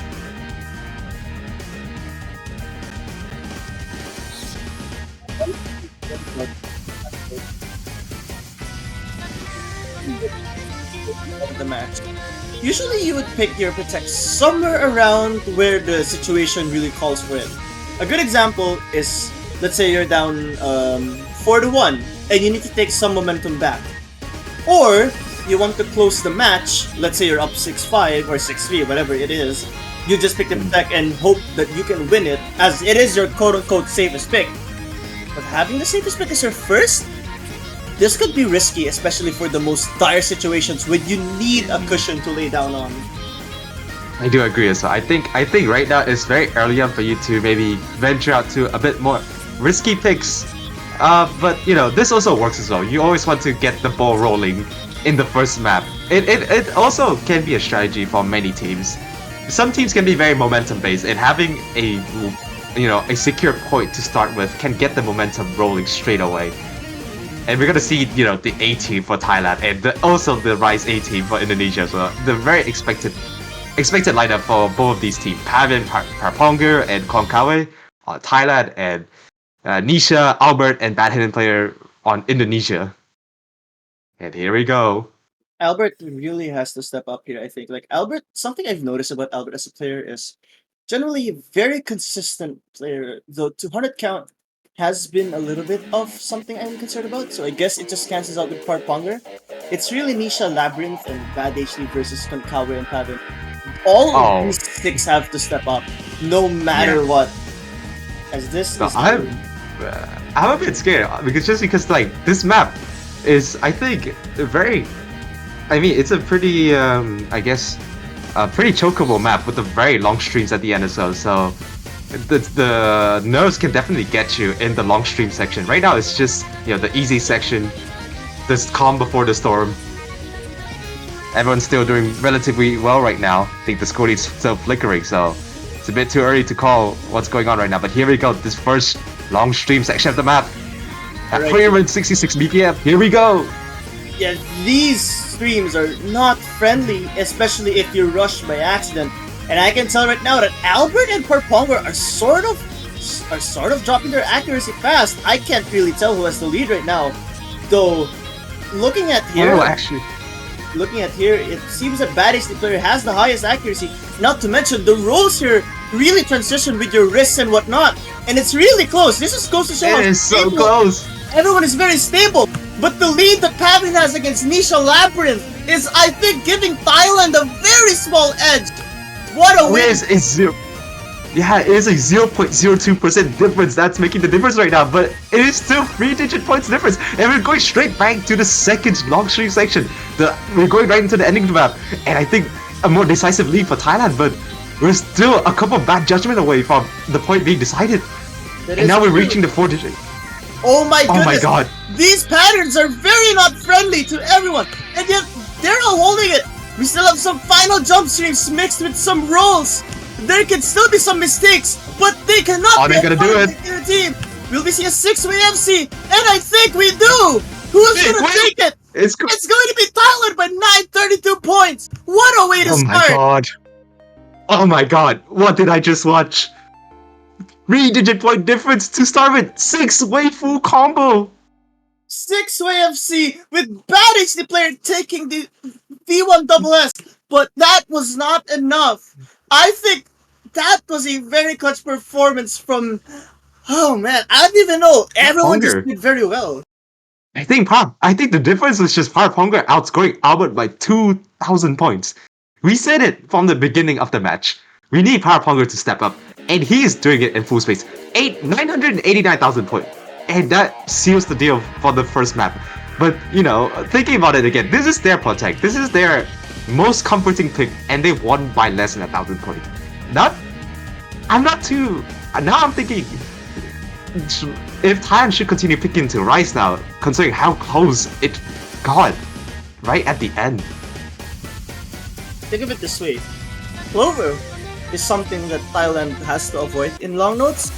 I just think that if Onta Bekasi and Nisha Labyrinth can be very consistent in that, then Thailand certainly would have to pull off something like a miracle. Because like if at least in my opinion, the two players who are not exactly how do I word this well?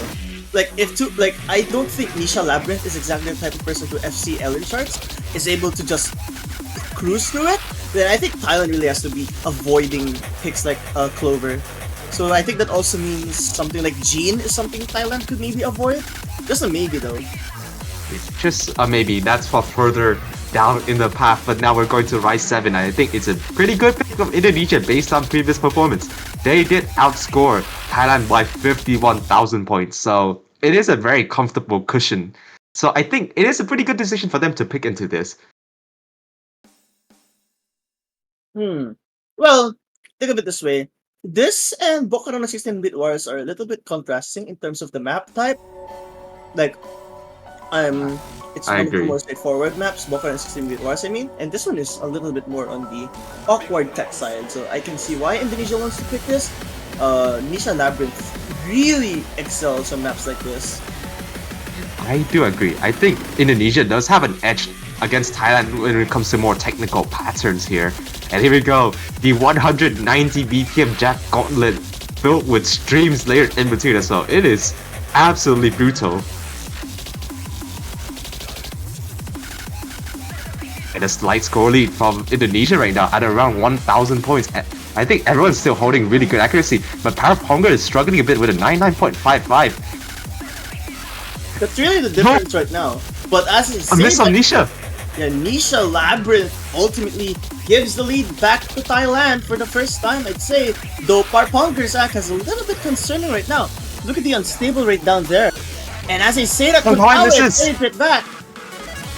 Oh, that's gonna push the score right back to Indonesia, I believe. I think actually Albert's accuracy now is down to 99.57. So actually, now we're right back into the middle, right back to like even grounds for both of these teams. But here's the thing, Albert is still ahead of Parponger, and Nisha Labyrinth, Konkawa just cancel each other out right now. But Ray, that is uncharacteristic. Ray finding a drop is not the most ideal situation for Indonesia right now. We know how consistent Parponger can be. If Albert is the only one holding the FC, and their higher accuracies are not, then this is going to be really concerning for Indonesia right now. Thailand is doing everything they can to be consistent. 2 FCs to 1, despite the mini-jacks and all of the bursts thrown at you. Just goes to show how consistent everyone is. Like, we haven't seen that much of an act drop from anyone, really. The lowest accuracy is 99.5 on a finals technical map. Oh, wait a minute. Oh, that could be it. That could be it. The score is going straight back. But Nisha misses again. Oh no. That was a fatal miss. Pavin right now is doing everything they can to hold. And Pavin is carrying so hard right now. I actually can't believe it. These mini jacks. But wait, Parponger's X dropping really fast right now. This angle. We're at the end. But Nisha misses again. That miss from. Oh wait, Pavin drops at the end. Wait, that's not enough.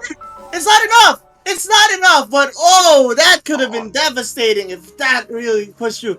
Albert is the only one that holds the full combo in the whole lobby, but ultimately, Pavin and Konkawa just, man, they were consistent enough.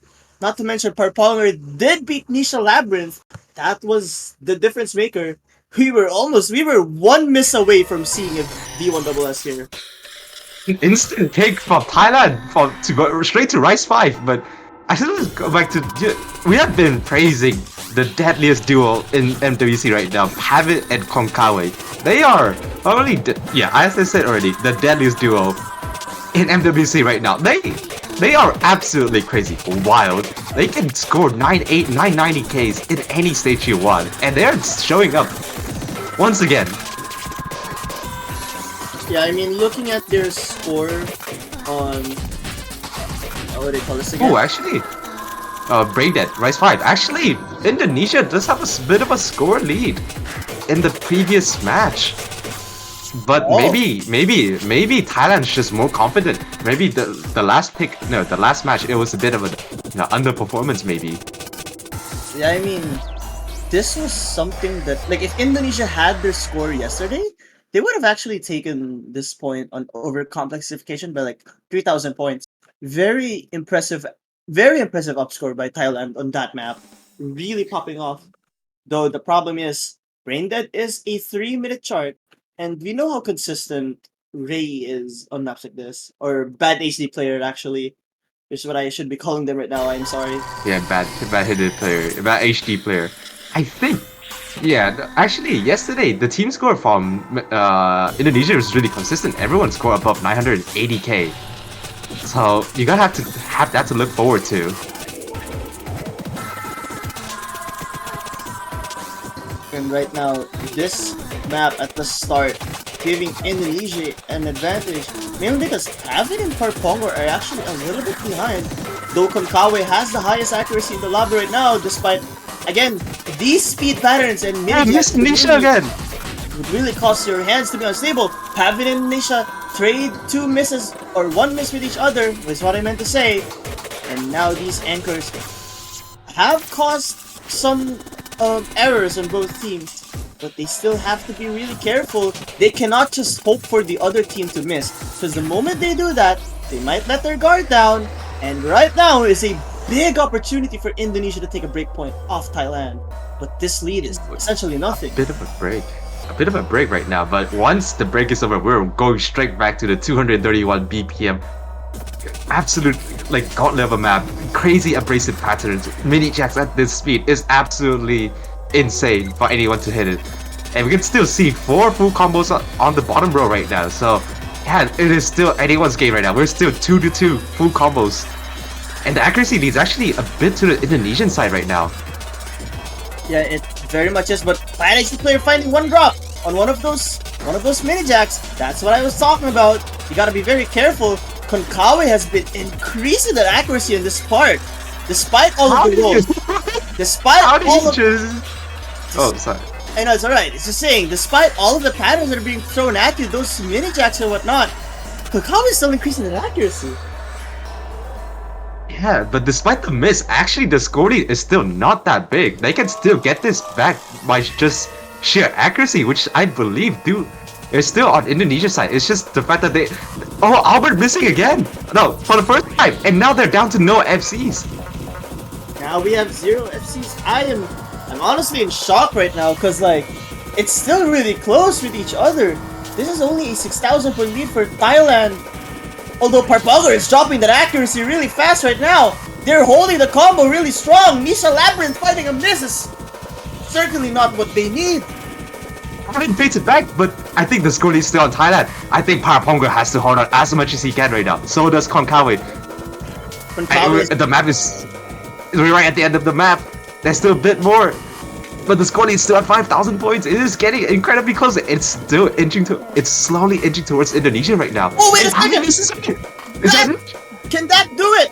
There's only hundreds of points lead for Indonesia right now. Oh my god, Parpong and Kakao are doing everything they can to bring the score lead back. Pavin also having a better accuracy than Parponger, but that's not gonna be enough unless a last-minute miss from Indonesia happens. There's still an opportunity, I think, though, but I don't think the chances are high. And here we go. This is the last part. Yeah, that's basically it. Yeah, and Indonesia. Oh, actually, yeah. Now I can say Indonesia managed to take back the breakpoint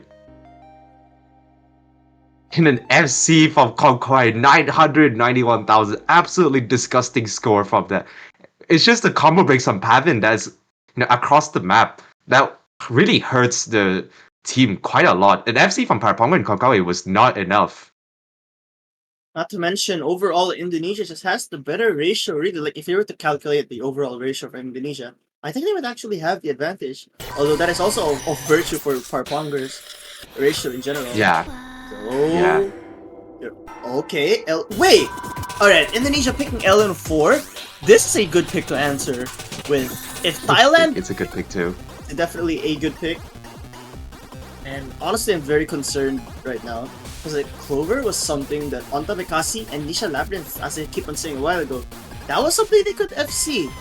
And if both of them are really consistent, what does it tell you about Indonesia's best player? It means that their ceiling is just incredibly high in this one. And even your backup players can perform very well on something like this. This map, I think, is probably the most... I think I do believe this is probably one of the most difficult LN pick in this whole LN pool. Super abrasive patterning. I mean, you see Lemon Guy, you see Commissar, you think of like Turkey, you think of Southern Waters. Map that has been absolutely killing everyone's combo, and now it's here again, making a comeback. Oh my goodness, really?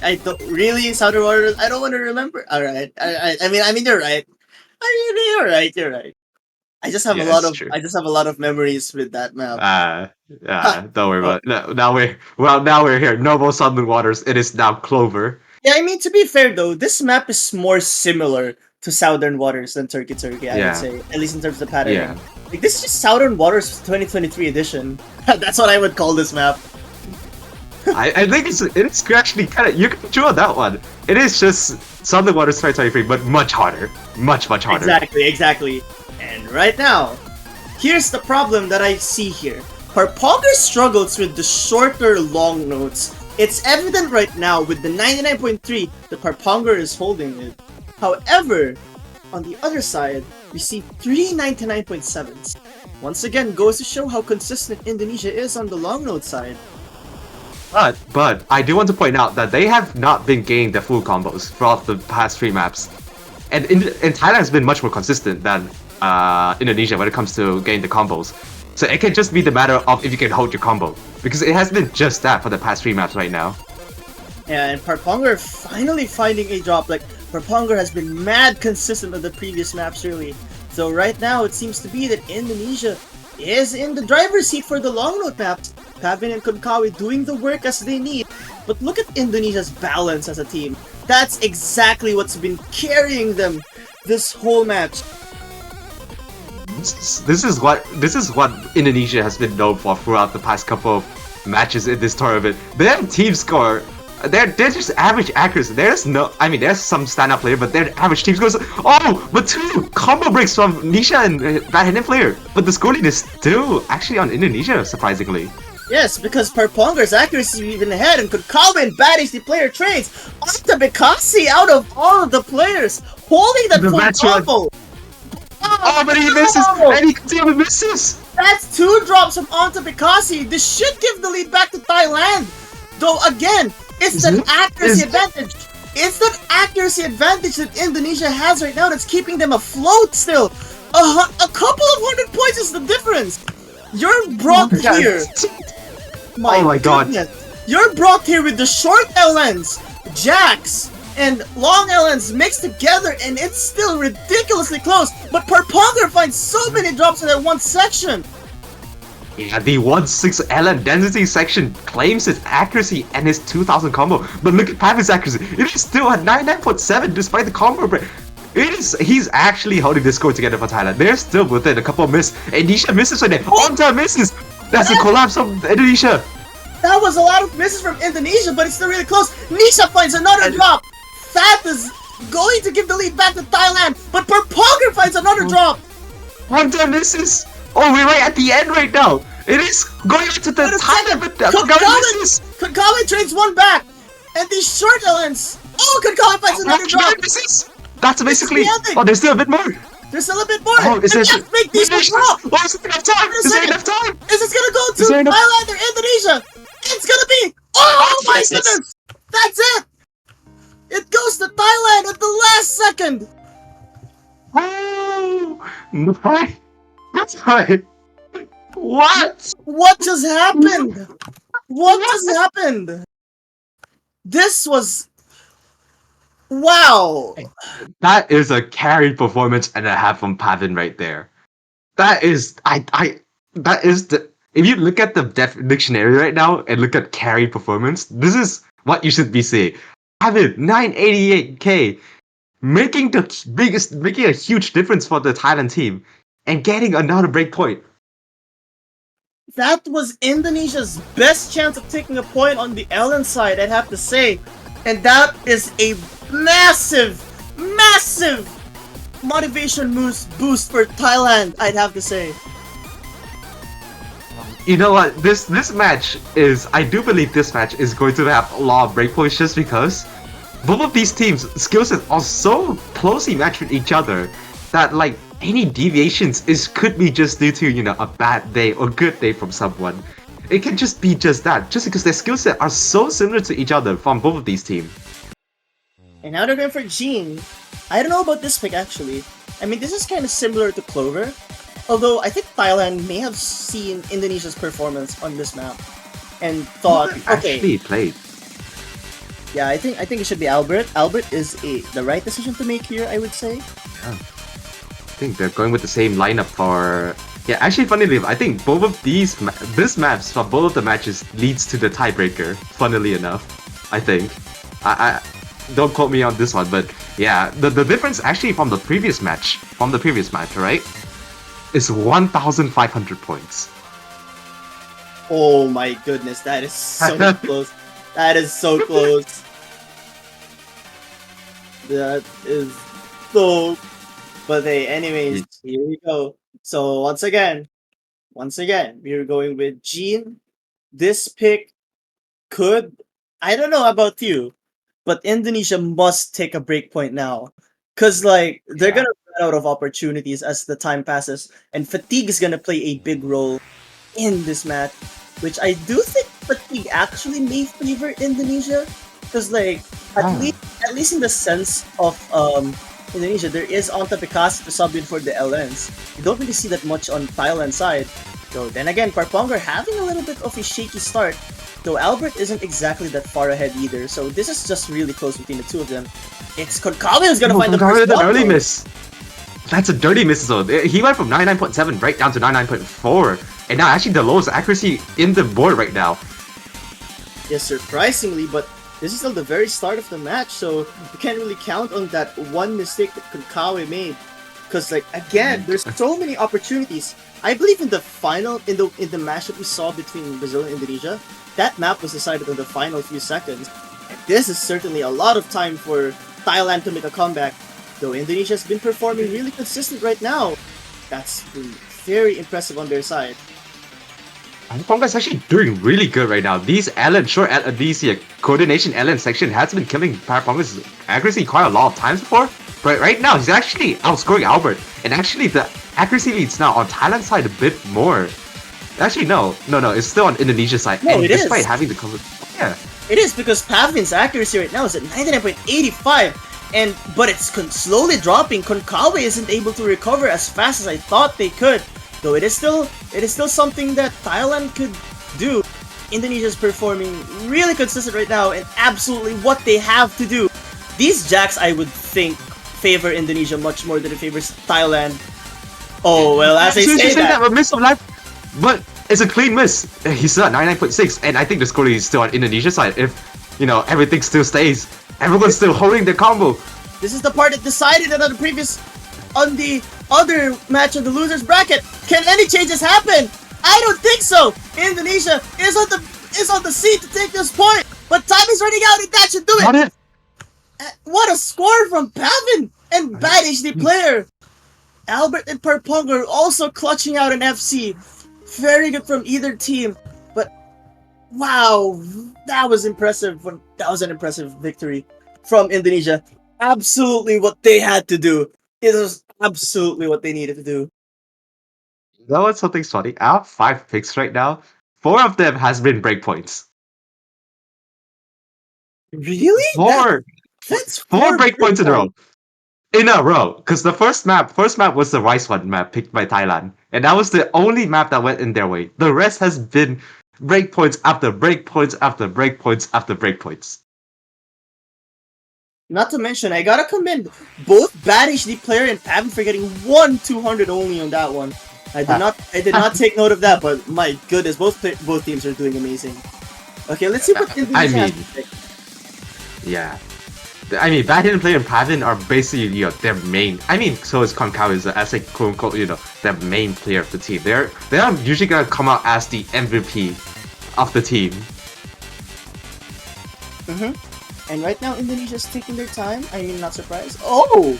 They're going to 280. Alright, okay, interesting. So this is the pick that's most similar to Desert After Tears, after all. And considering that was their protect, then I can see why this is their decision right now. However, they have to take note. Fatigue is the biggest factor right now. Both of these teams have to play in finals around 30 maps at most, and at least 6 maps, which clearly there's already more than that. And this is actually the 6th pick of this match, so as I say that. So what I'm just trying to say is fatigue is going to be a big factor. And I do hope that Indonesia has still the energy that they need right now. That is absolutely brutal, because it is 280 BPM. Somewhat more lighter in terms of the pattern compared to Rice 3, but it's still crazy. It is still absolutely crazy.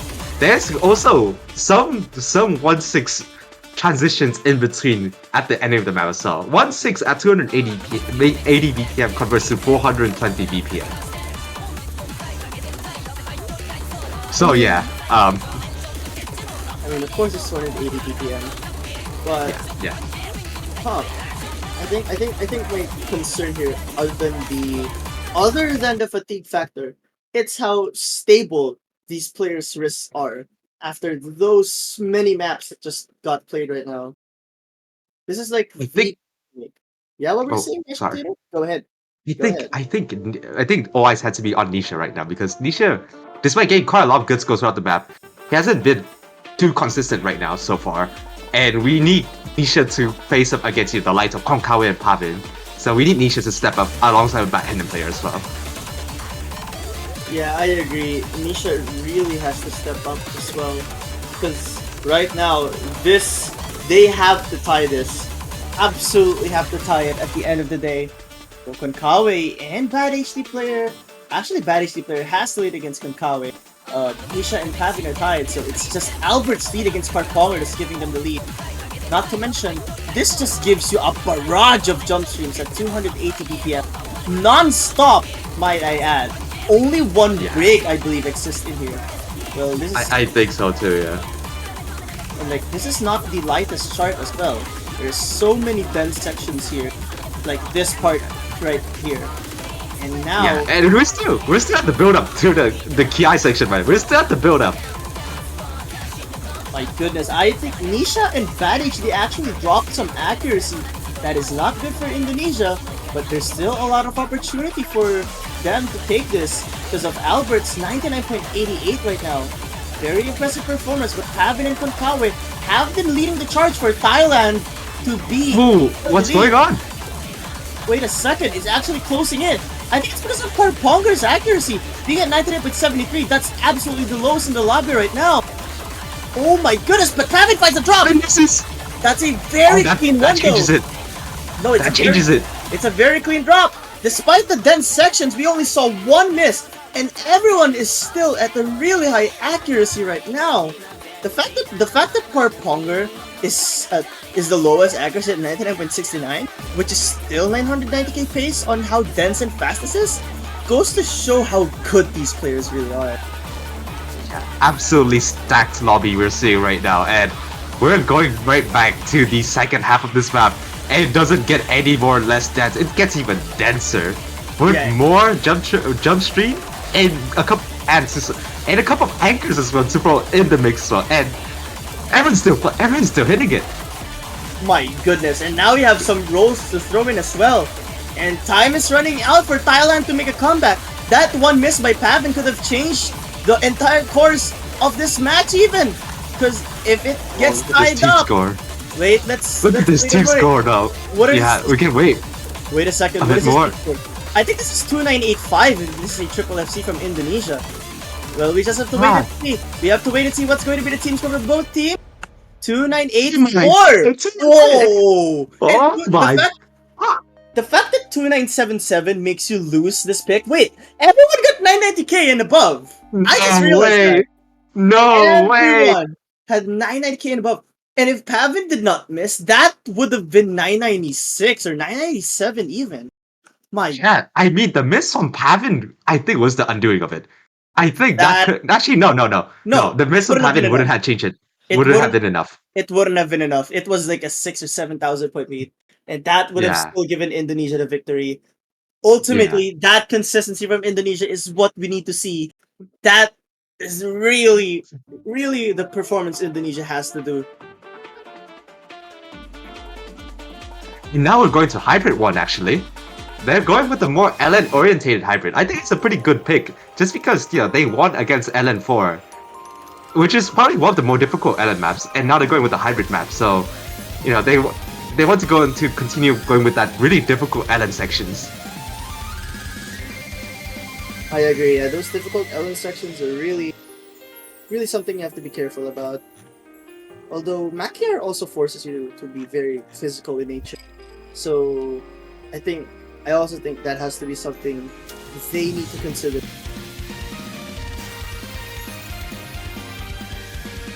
I think it's going to be Albert's going to be playing. I think this map's a bit too physically challenging for Ontapagasi to play.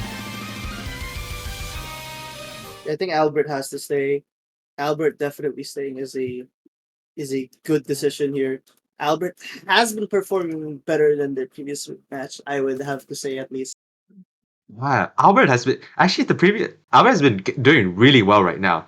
I think quite a lot of the Indonesia points actually has been coming down to Albert performing super well right now, and we need Albert to continue to doing that if they want Indonesia to win.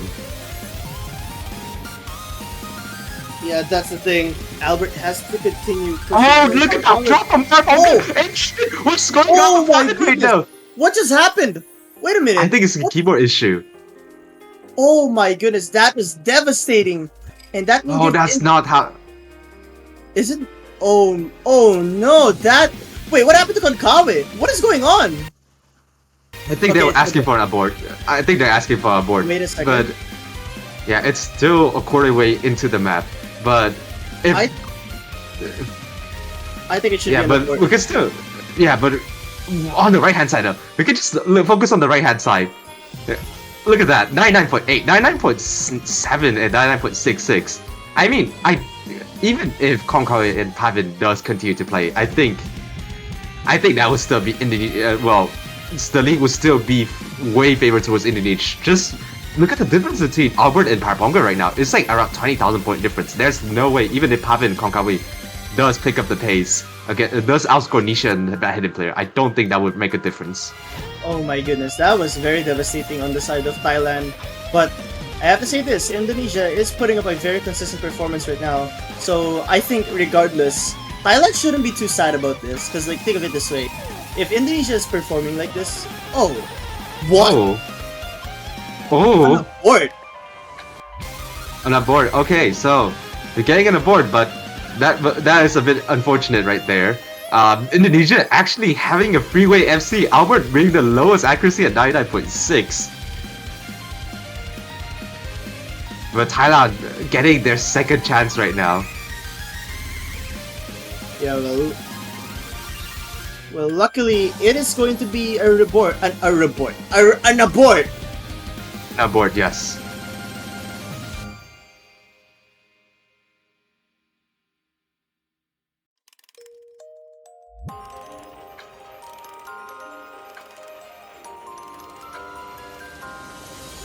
Right, well, I think that should be... that should be beginning again, I guess. There should be a redo. But that should be very scary for the team in Thailand. They're looking... if anyone does see the VODs right now, just because... actually, we're consoling with management right now. Hold on. No, I don't know. This just reminds me of a certain incident last year. I think it was in Philippines, Korea. There was a player that had an issue on Ultima Thule. I think, funnily enough, it's a good hybrid as well. So yeah, it was an Ultima Thule. Their PC lagged as well, and it was very unfortunate. Or it was an Altab, I don't know actually. But it was an unfortunate situation for them. Though I do hope for this case, no more things like that happen. Yeah, though I think it is a cautionary tale to probably everyone in the team right now to make sure their PC, turn off, any unnecessary programs that's been running on their background, just to make sure that Osu is running at peak performance. You do not want to have lag spikes to come in at this crucial time right now. They're down to first to 4 now. Yeah, that is fair. I don't know what to feel about this, but the only thing I can say right now is it already happened, right, Mashed Potato? So we gotta live with it, and these players are going to push through regardless of what happens, right? Yeah. I think whatever happens, at this point, you need to, sometimes you just need to move on. And, yeah.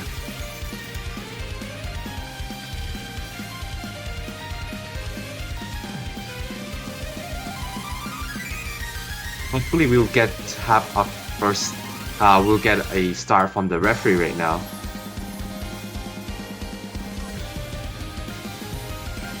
Alright. Well, yeah, once again, Mashed Potato, let's just make a friendly reminder that these players have been pushing through. They've been playing very fair. It's nice to see that everyone is playing at a wonderful performance right now. And I think both teams have been acting really nicely, just pushing through and playing with integrity. And it's nice to see everyone just playing at their peak right now.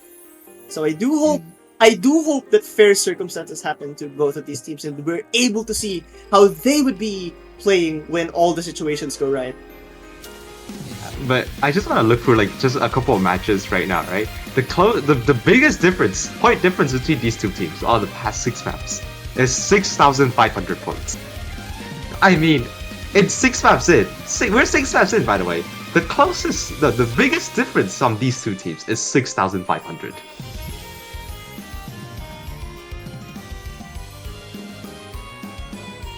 Yeah,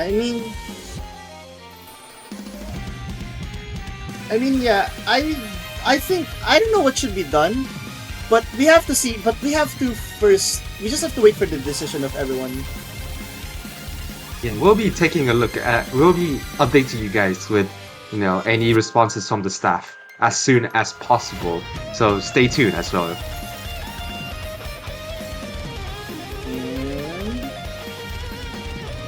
wait a minute. Look at this wonderful sportsmanship on the chat right now. I mean, it's really nice to see everyone being kind to each other. You know that? It's like the sportsmanship you see in this chat has been very absolutely amazing. Though, ultimately, it should be a full abort. We have to respect the decision of the host and the referee ultimately. So it is going to be an abort or a restart regardless of what happened. Okay, so I think from our referee Fairy Bread here today, we are getting the executive's decision has been made. It's going to be a full abort / restart.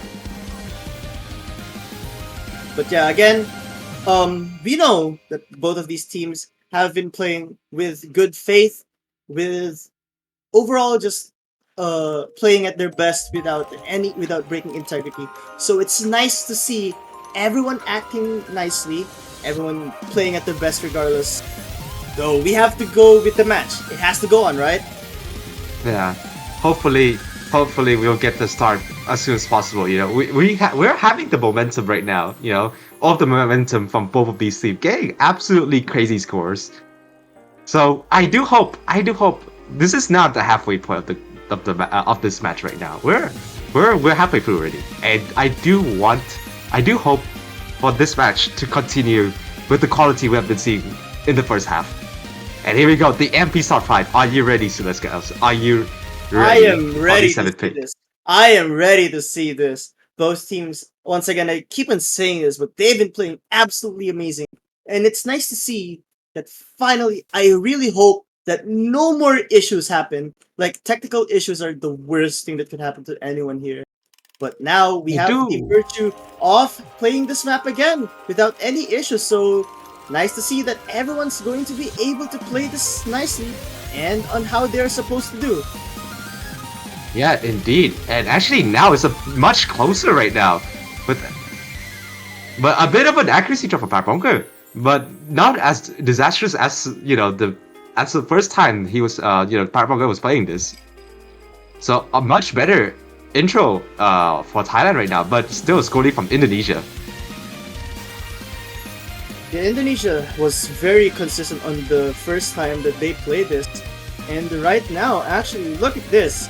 Konkawa is dropping accuracy, so here's the thing. Even if they were playing at their 100%, it looks like Indonesia's still going to take the advantage. Pavin's the only one being able to match someone from Indonesia, and someone is cancelling that with the name of Nisha Labyrinth. Albert and Bad HD player are far ahead of Parponger, and Konkawa is slowly catching up, but I don't think that's enough time right now. I mean, he didn't miss Albert, and Albert actually misses right now. Oh, that could have been it. But a disastrous drop from Konkawa and Albert constantly trading each other. Parponger misses as well. That trade... I think Indonesia comes out. Yeah, here's the thing. Indonesia certainly could take the lead, but Nisha and Bad HD player are slowly dropping the accuracy, but Parponger finds another miss. So... Oh, he's not getting this footing back. They need to get this footing. This is the hardest section right now. We're getting into 270 BPM LN density territory right now. Yeah, this LN density theoretically should favor Indonesia. Pavin. Oh, look at that. The score is now 13,000 points. What happened? This has been one of the higher leads we've seen actually in this whole match. And right now, by far, Indonesia playing at an absolutely monstrous pace right now. Pavin has the best act in the whole lobby. 99.77. Very impressive performance. It is not enough, unfortunately. And that should do it. Regardless of what happens, Indonesia is going to be taking this point with I was about to say triple full combo. A double full combo in Indonesia. And on the side of Thailand, Pavin taking the MVP for the whole lobby. But man, Nisha Labyrinth and Bad HD player definitely outscored both Parponger and Konkawa, so that was more than enough for them to take this point. Yeah, actually, Indonesia improved. I saw the previous team score from against Brazil, and they got 2.945 million. I thought that was crazy, and now they did even better. They got 10,000 points more than their previous team score. Yeah, very impressive performances from both teams, but ultimately Indonesia is going to take Whoa. this. Oh, Desert After Tears! Desert After Tears! That was an interesting... That Protect is coming in. That Protect's coming in the middle of the match, sorry.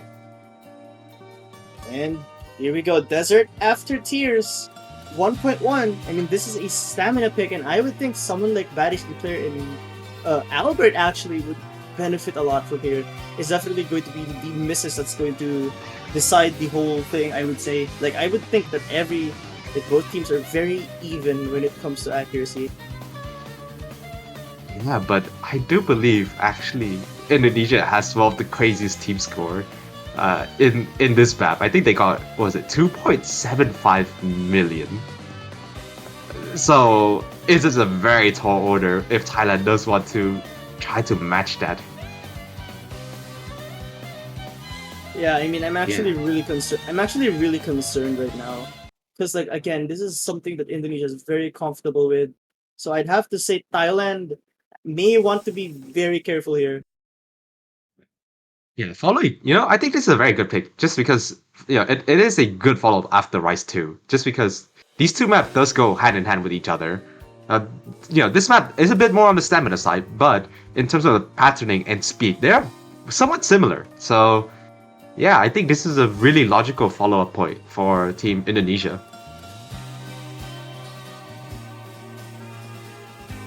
Yeah, I mean, here we go.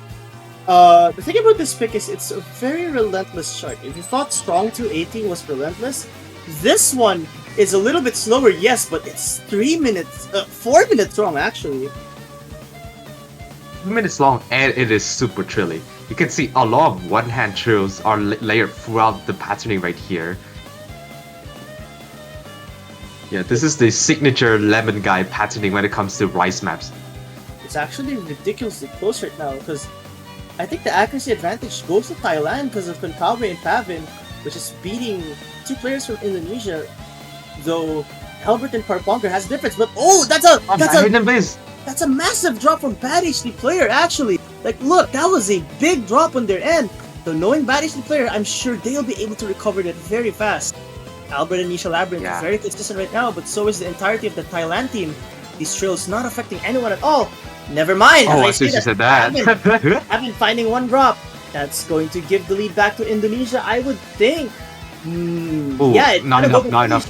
Nisha misses. Actually misses. That's two big misses from Indonesia. Another one. Oh, this match is getting super scrappy. Oh, Pavin with a giant drop right now. He just lost 7,000 points in terms of the lead. And now this is getting super close again. My goodness, this is gonna be close. Like, we have two FCs to one. Indonesia having Albert. This is what I was talking about. Albert is the anchor of Indonesia when it comes to maps like this. And absolutely what they need Albert to do. Though Konkawi is matching that energy, in fact, doing better. And Parponger is actually outscoring Nisha Labyrinth and Badish the player, I'd have to say. So this lead is only a full combo. Yeah, the full combo from Parponger, yeah. Sorry about that. Yeah, Parponger has the full combo still. I think my biggest concern is the fatigue. I keep on saying this throughout the whole match. Once fatigue starts, those trills, those jumps will become harder. I saw a 200 from Pavin's side. I can tell the fatigue factor has really been affecting any of these players. Wait, Konkawi is actually increasing that accuracy. Look at that. That was a Konkawi is just not. He's just not going. This is what I said. Stamina charts. You're supposed to accuracy is supposed to go down, but this is going up. And the miss from Pavin actually pushes the lead right. And the miss from Konkawi. So it's gonna be one FC to one with Parponger and Albert battling with each other. Actually, look, Albert has the accuracy advantage against Parponger. That's what's giving Indonesia sort of a lead. And Konkawi finding another drop. That is gonna be huge for Indonesia. Oh, the fatigue, as you said before, is coming in right now from both Pavin and Konkawi. They're not holding the combo, and it's just the miss that is really hurting their accuracy right now. And now it's 30,000 point and a miss on Pavin again. That is basically going to seal the deal. I at this point, for this long of a map, 16,000 point is just irrecoverable. And yeah, this part here is just it's very trivial. My goodness. Parponger and Albert holding on to those full combos. Very impressive work from both. Though, man, I think those misses really decided it. Without those, I actually don't know who would take it. But time is running out and now Indonesia is going to be up on the board 5-3. This is a massive lead. Especially Super with how late decisive. especially with how late into the match it is. It is 5-3 with Indonesia needing only 2 more points to win, while Thailand has a lot of Another points to another 2.97 million team score from Indonesia. Deadly consistency. I just know, noticed V1 double S from Albert. That was a very impressive work. Oh my goodness. Like, oh my SV2? They're going for SV. I do not like this. I really do not like this. I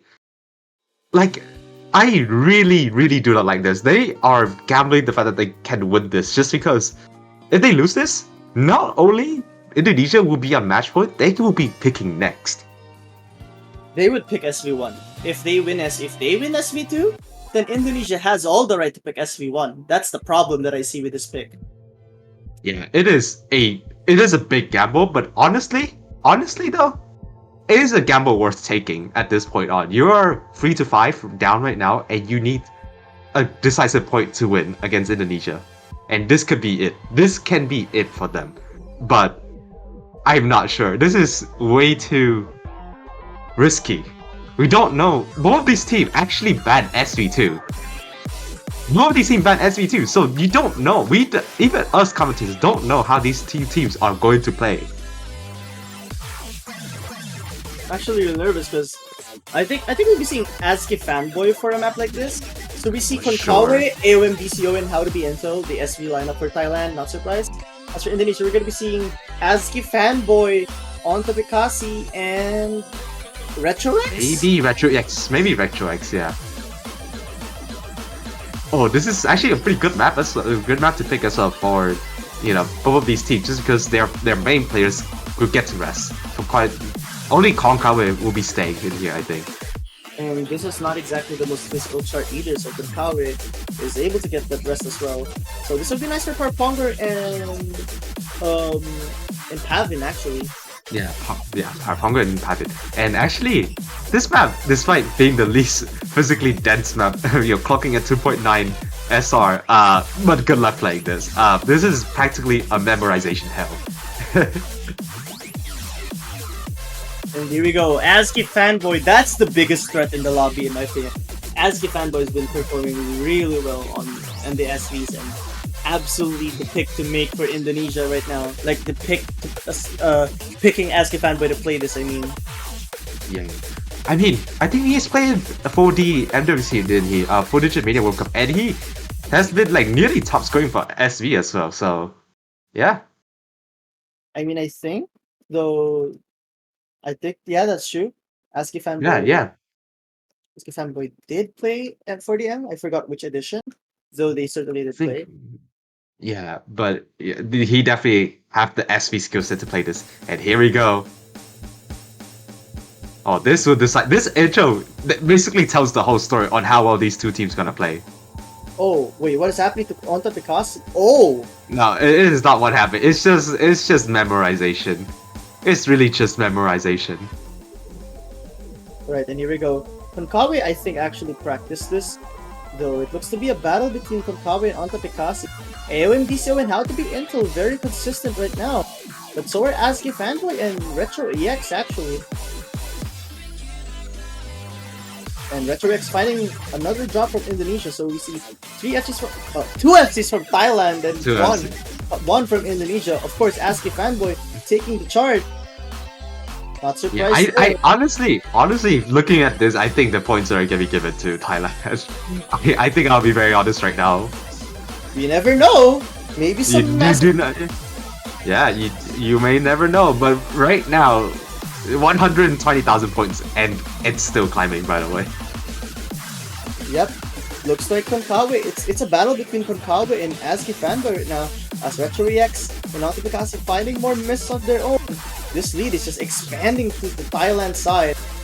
This was a Hail Mary pick and a half, and I think it actually worked very well for Thailand after all.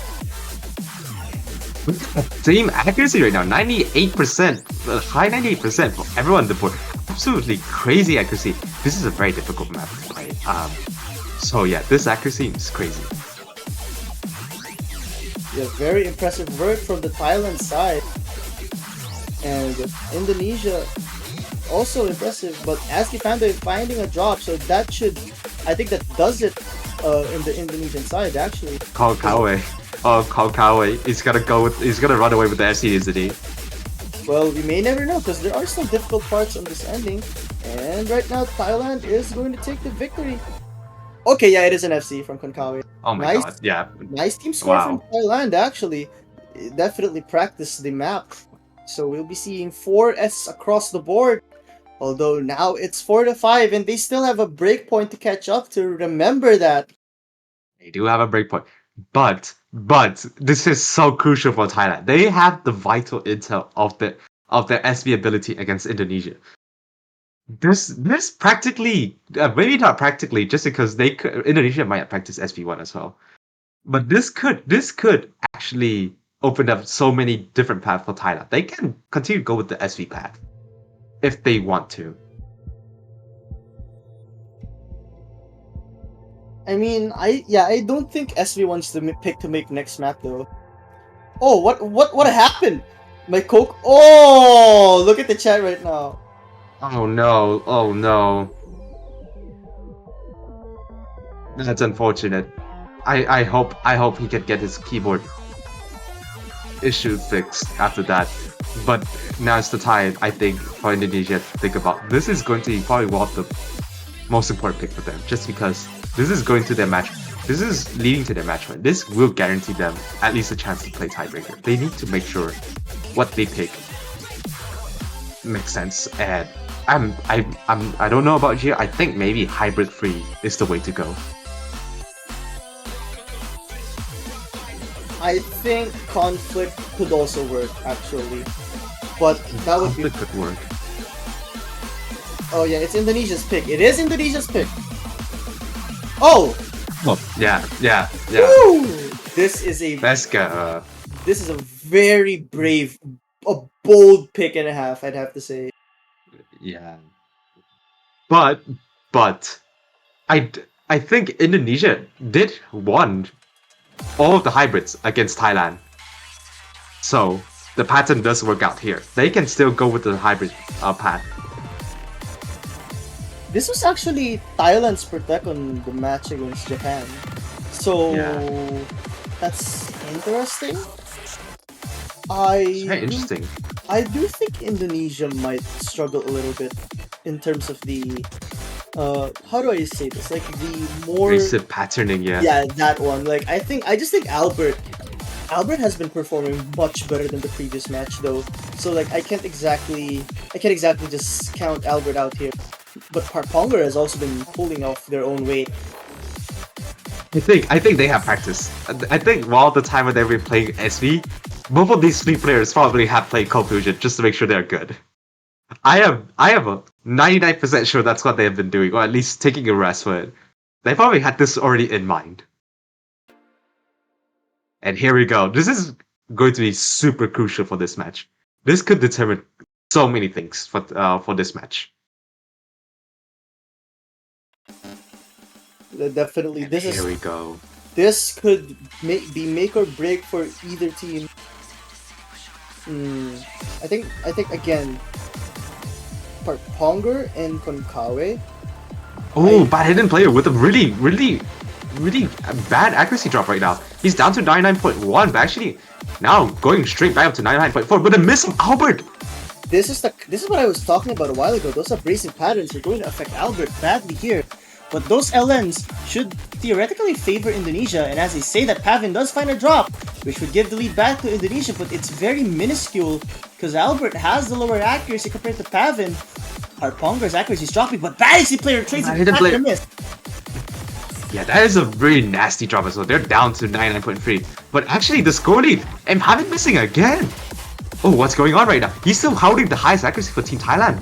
And actually, Paraponger's accuracy is really low right now, down to the low 99%. Pavin and Albert missing the traded misses for each other.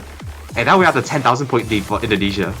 Those mini jacks and long notes have been favoring Indonesia so very, very slightly. but it's mostly due to Pavin finding those misses on the LNs here. And as I say that again, one more drop from Pavin. So much struggles on it. And Pavin played mid-trace it. That one trade, if it continues for Indonesia, because look, Indonesia Labyrinth being the anchor that Indonesia really needs right now. Exactly what they have to do. But there's still a lot of hard patterns in this chart. So if Indonesia finds any mistakes, but as I say that that's two mistakes. The only FC. No, Indonesia does miss. It's only but it's not. It's a clean drop. It's only per Power still has the MC. Yeah, and Pavin finds a drop. Oh my goodness, those mini jacks really giving Indonesia the advantage that they badly need right now. And that long jack, oh my god, everyone hits that. Everyone hits that mini jack. Oh my god. But they still hitting it. They're unfazed by this 250 BPM mini jacks, but a bit of a miss on Misha and Kokawe, but that's basically a 30,000 point. That is a very dominant pick from Indonesia right there. Very concentrated team score from Indonesia. 968k, 974, and another 974. On the other hand, we do see Pavin with struggling quite a lot, but Parapongo gets the only FC in the lobby, but unfortunately that is not enough against Indonesia. If Thailand got the score and Indonesia got their score in the previous match, Thailand would have actually won by 6,000 points. So this means Indonesia outperformed their previous performance, which is what they must do on every pick remaining. It is 6-4 right now. I don't know what Thailand Match point. pick. I don't think it's I think SV1. SV. I want to think it's SV. I really want to think it's SV. They have probably practiced while they're waiting for it. But they can also go for something like LN3. As crazy as... Oh, sorry, my bad. Rice 4. Sorry about that.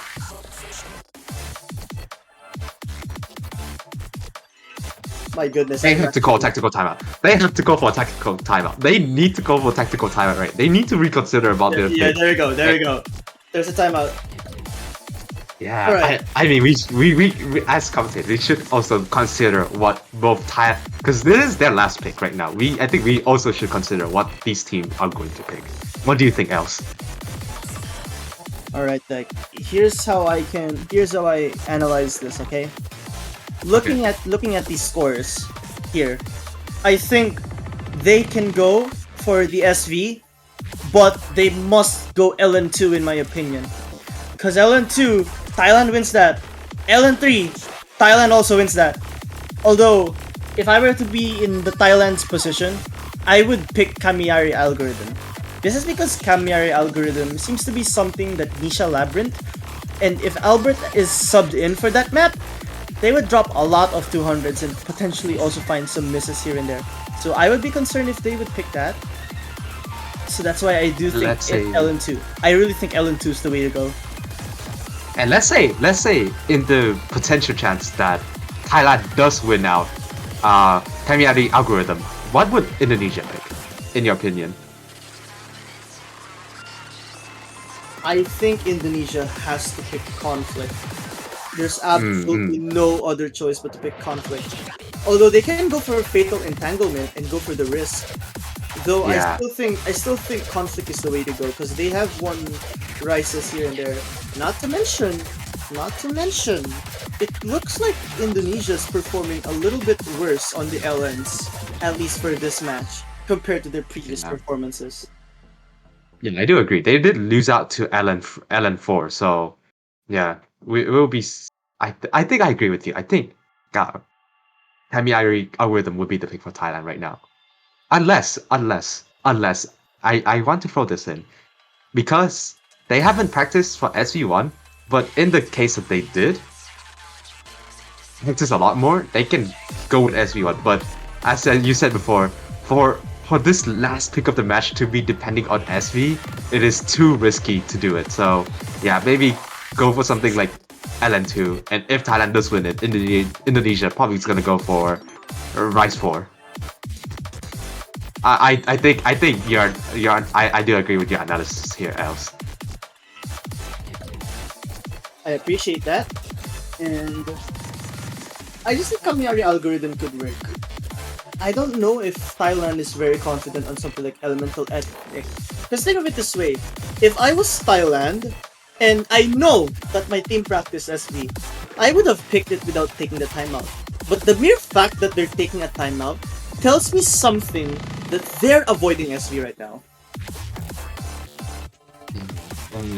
I think you're pretty right on this one. Yeah, just the fact that they're taking the time on thinking about this probably makes us or the team realize that maybe they're not that confident at SV1 that much. And also hello chat from the referee as well. Shout out to our referee today, Fairy Bread. You know, I think that's the 2 minute. I think that's the 2 minute mark is over. I think. Yeah, 30 seconds over the timer. Yeah. Alright, so yeah, we have to see first what's going to be the pick to make for Thailand. Because again, if this was a confident Thailand pick, they would have went for SV1 right off the bat. No question. This is their last pick. I know. But ultimately, this really tells me something that they're not confident in SV1. Because Indonesia does win that, if that's the case. I do agree with you here, Els. LMP is also a potential pick, but it is too risky.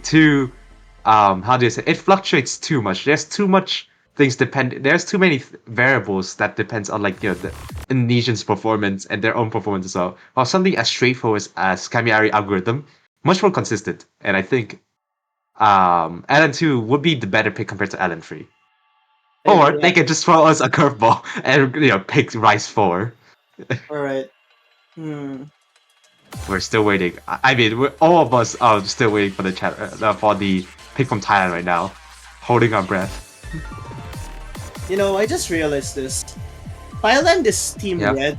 They have, and yet there's blue in their color. Indonesia is Team Blue, but there's no blue in their flag. Oh my god! So I just wanted to the dichotomy of the flag colors. I just wanted to break the ice a little because this is taking a little bit of time. Yeah. Oh! And they're going with LN3! What? Wait! Oh, that's risky! That is risky! That is risky! What? I would like to repeat from my quick 10 minutes analysis from these two teams. All right, LN2, Thailand beats out Indonesia in their previous match by 30,000 points. That is in LN3, right? That's LN2, yeah. LN3, Thailand only beats out Indonesia by 2,500 points. That's it. It's that small, huh? It's incredibly small. That is just a matter of one miss. That's it. A brave pick from Thailand. But if they win this, it's going to pay out dividends. Why? Because if Indonesia knows that they lose this pick, they would be absolutely cornered into picking conflict. And I think that's a very bad situation. Yeah, indeed. I think if they do win this, and I do agree with you, they would not have any idea. They would not be able to pick LN2. I think it would be an insane idea for them to pick LN2. So I think it's such a smart idea. It's such a good idea to pick LN, and winning out on this one will be so good for Thailand because Indonesia will be picking into Rice 4. That is fair. Although wait, I think just looking at the rosters, really, I'm not surprised to see Albert back in here. Albert is back, yeah. Albert's still playing this. I mean, that's what I meant to say. My bad. No. The previous roster does have Albert in LN3. Ontapekasi plays LN1, LN2, and LN4. Only LN3 has Albert in there, surprisingly. No, that's actually incorrect. Ontapekasi played Fatal Entanglement, and let me just say this: they had the better score than Nisha Labyrinth here. So it was Nisha Labyrinth. Oh, it's Nisha Labyrinth. Oh, what is going on? What is going on? An abort. It's fine. It is a very early abort, so we are good. But I think from the rules match, I think both teams does have one abort each. I think. Do not quote me wrong on this one. Wait, what is going on, Pavin? Yeah. Wait a minute. Yeah. Okay, there we go. Okay, no, Pavin's back. All right. Again. Yeah, Pavin's back. Again, Ontapekasi was the one playing on the previous match. for this map. So this tells me something. Number one, they could have hid Albert's score on this map, which is a bad sign for Thailand if that's the case. But it could also tell me that Onda Bekasi is not at the 100% performance, which in that case is bad for Indonesia. Because ultimately Onda Bekasi is the seasoned veteran when it comes to long notes. And I do think that's a worse situation for Indonesia if Onda Bekasi is starting to get uncomfortable right now. But this is basically, this is at this point, this is just win or you're out. This is because remember, this is like the elimination match. The losers of this will miss out the podium spot. The stakes could not get any higher. Paraponga, I think, is still game ready, but as I said before, this is the highest stake of all time. Like basically not of all time, of course, but yeah, like both these teams have never ever reached top 3. And now Indonesia is just one win away from getting into a top 3 position. That is true, man. Just very. This is a very important situation for both teams. Like the pride on taking their first podium finish. It's just very nice to see. Though, wait, where is Parponga right now? I think Paraponga wasn't ready, so we'll have to wait for it. Apologies for everyone on the stream right now for the the constant delays throughout the match. We'll be actually probably we'll be seeing Paraponga come in shortly. Alright. Oh my goodness. What is happening? Wait a minute. Wait, that... Oh no, what's going on?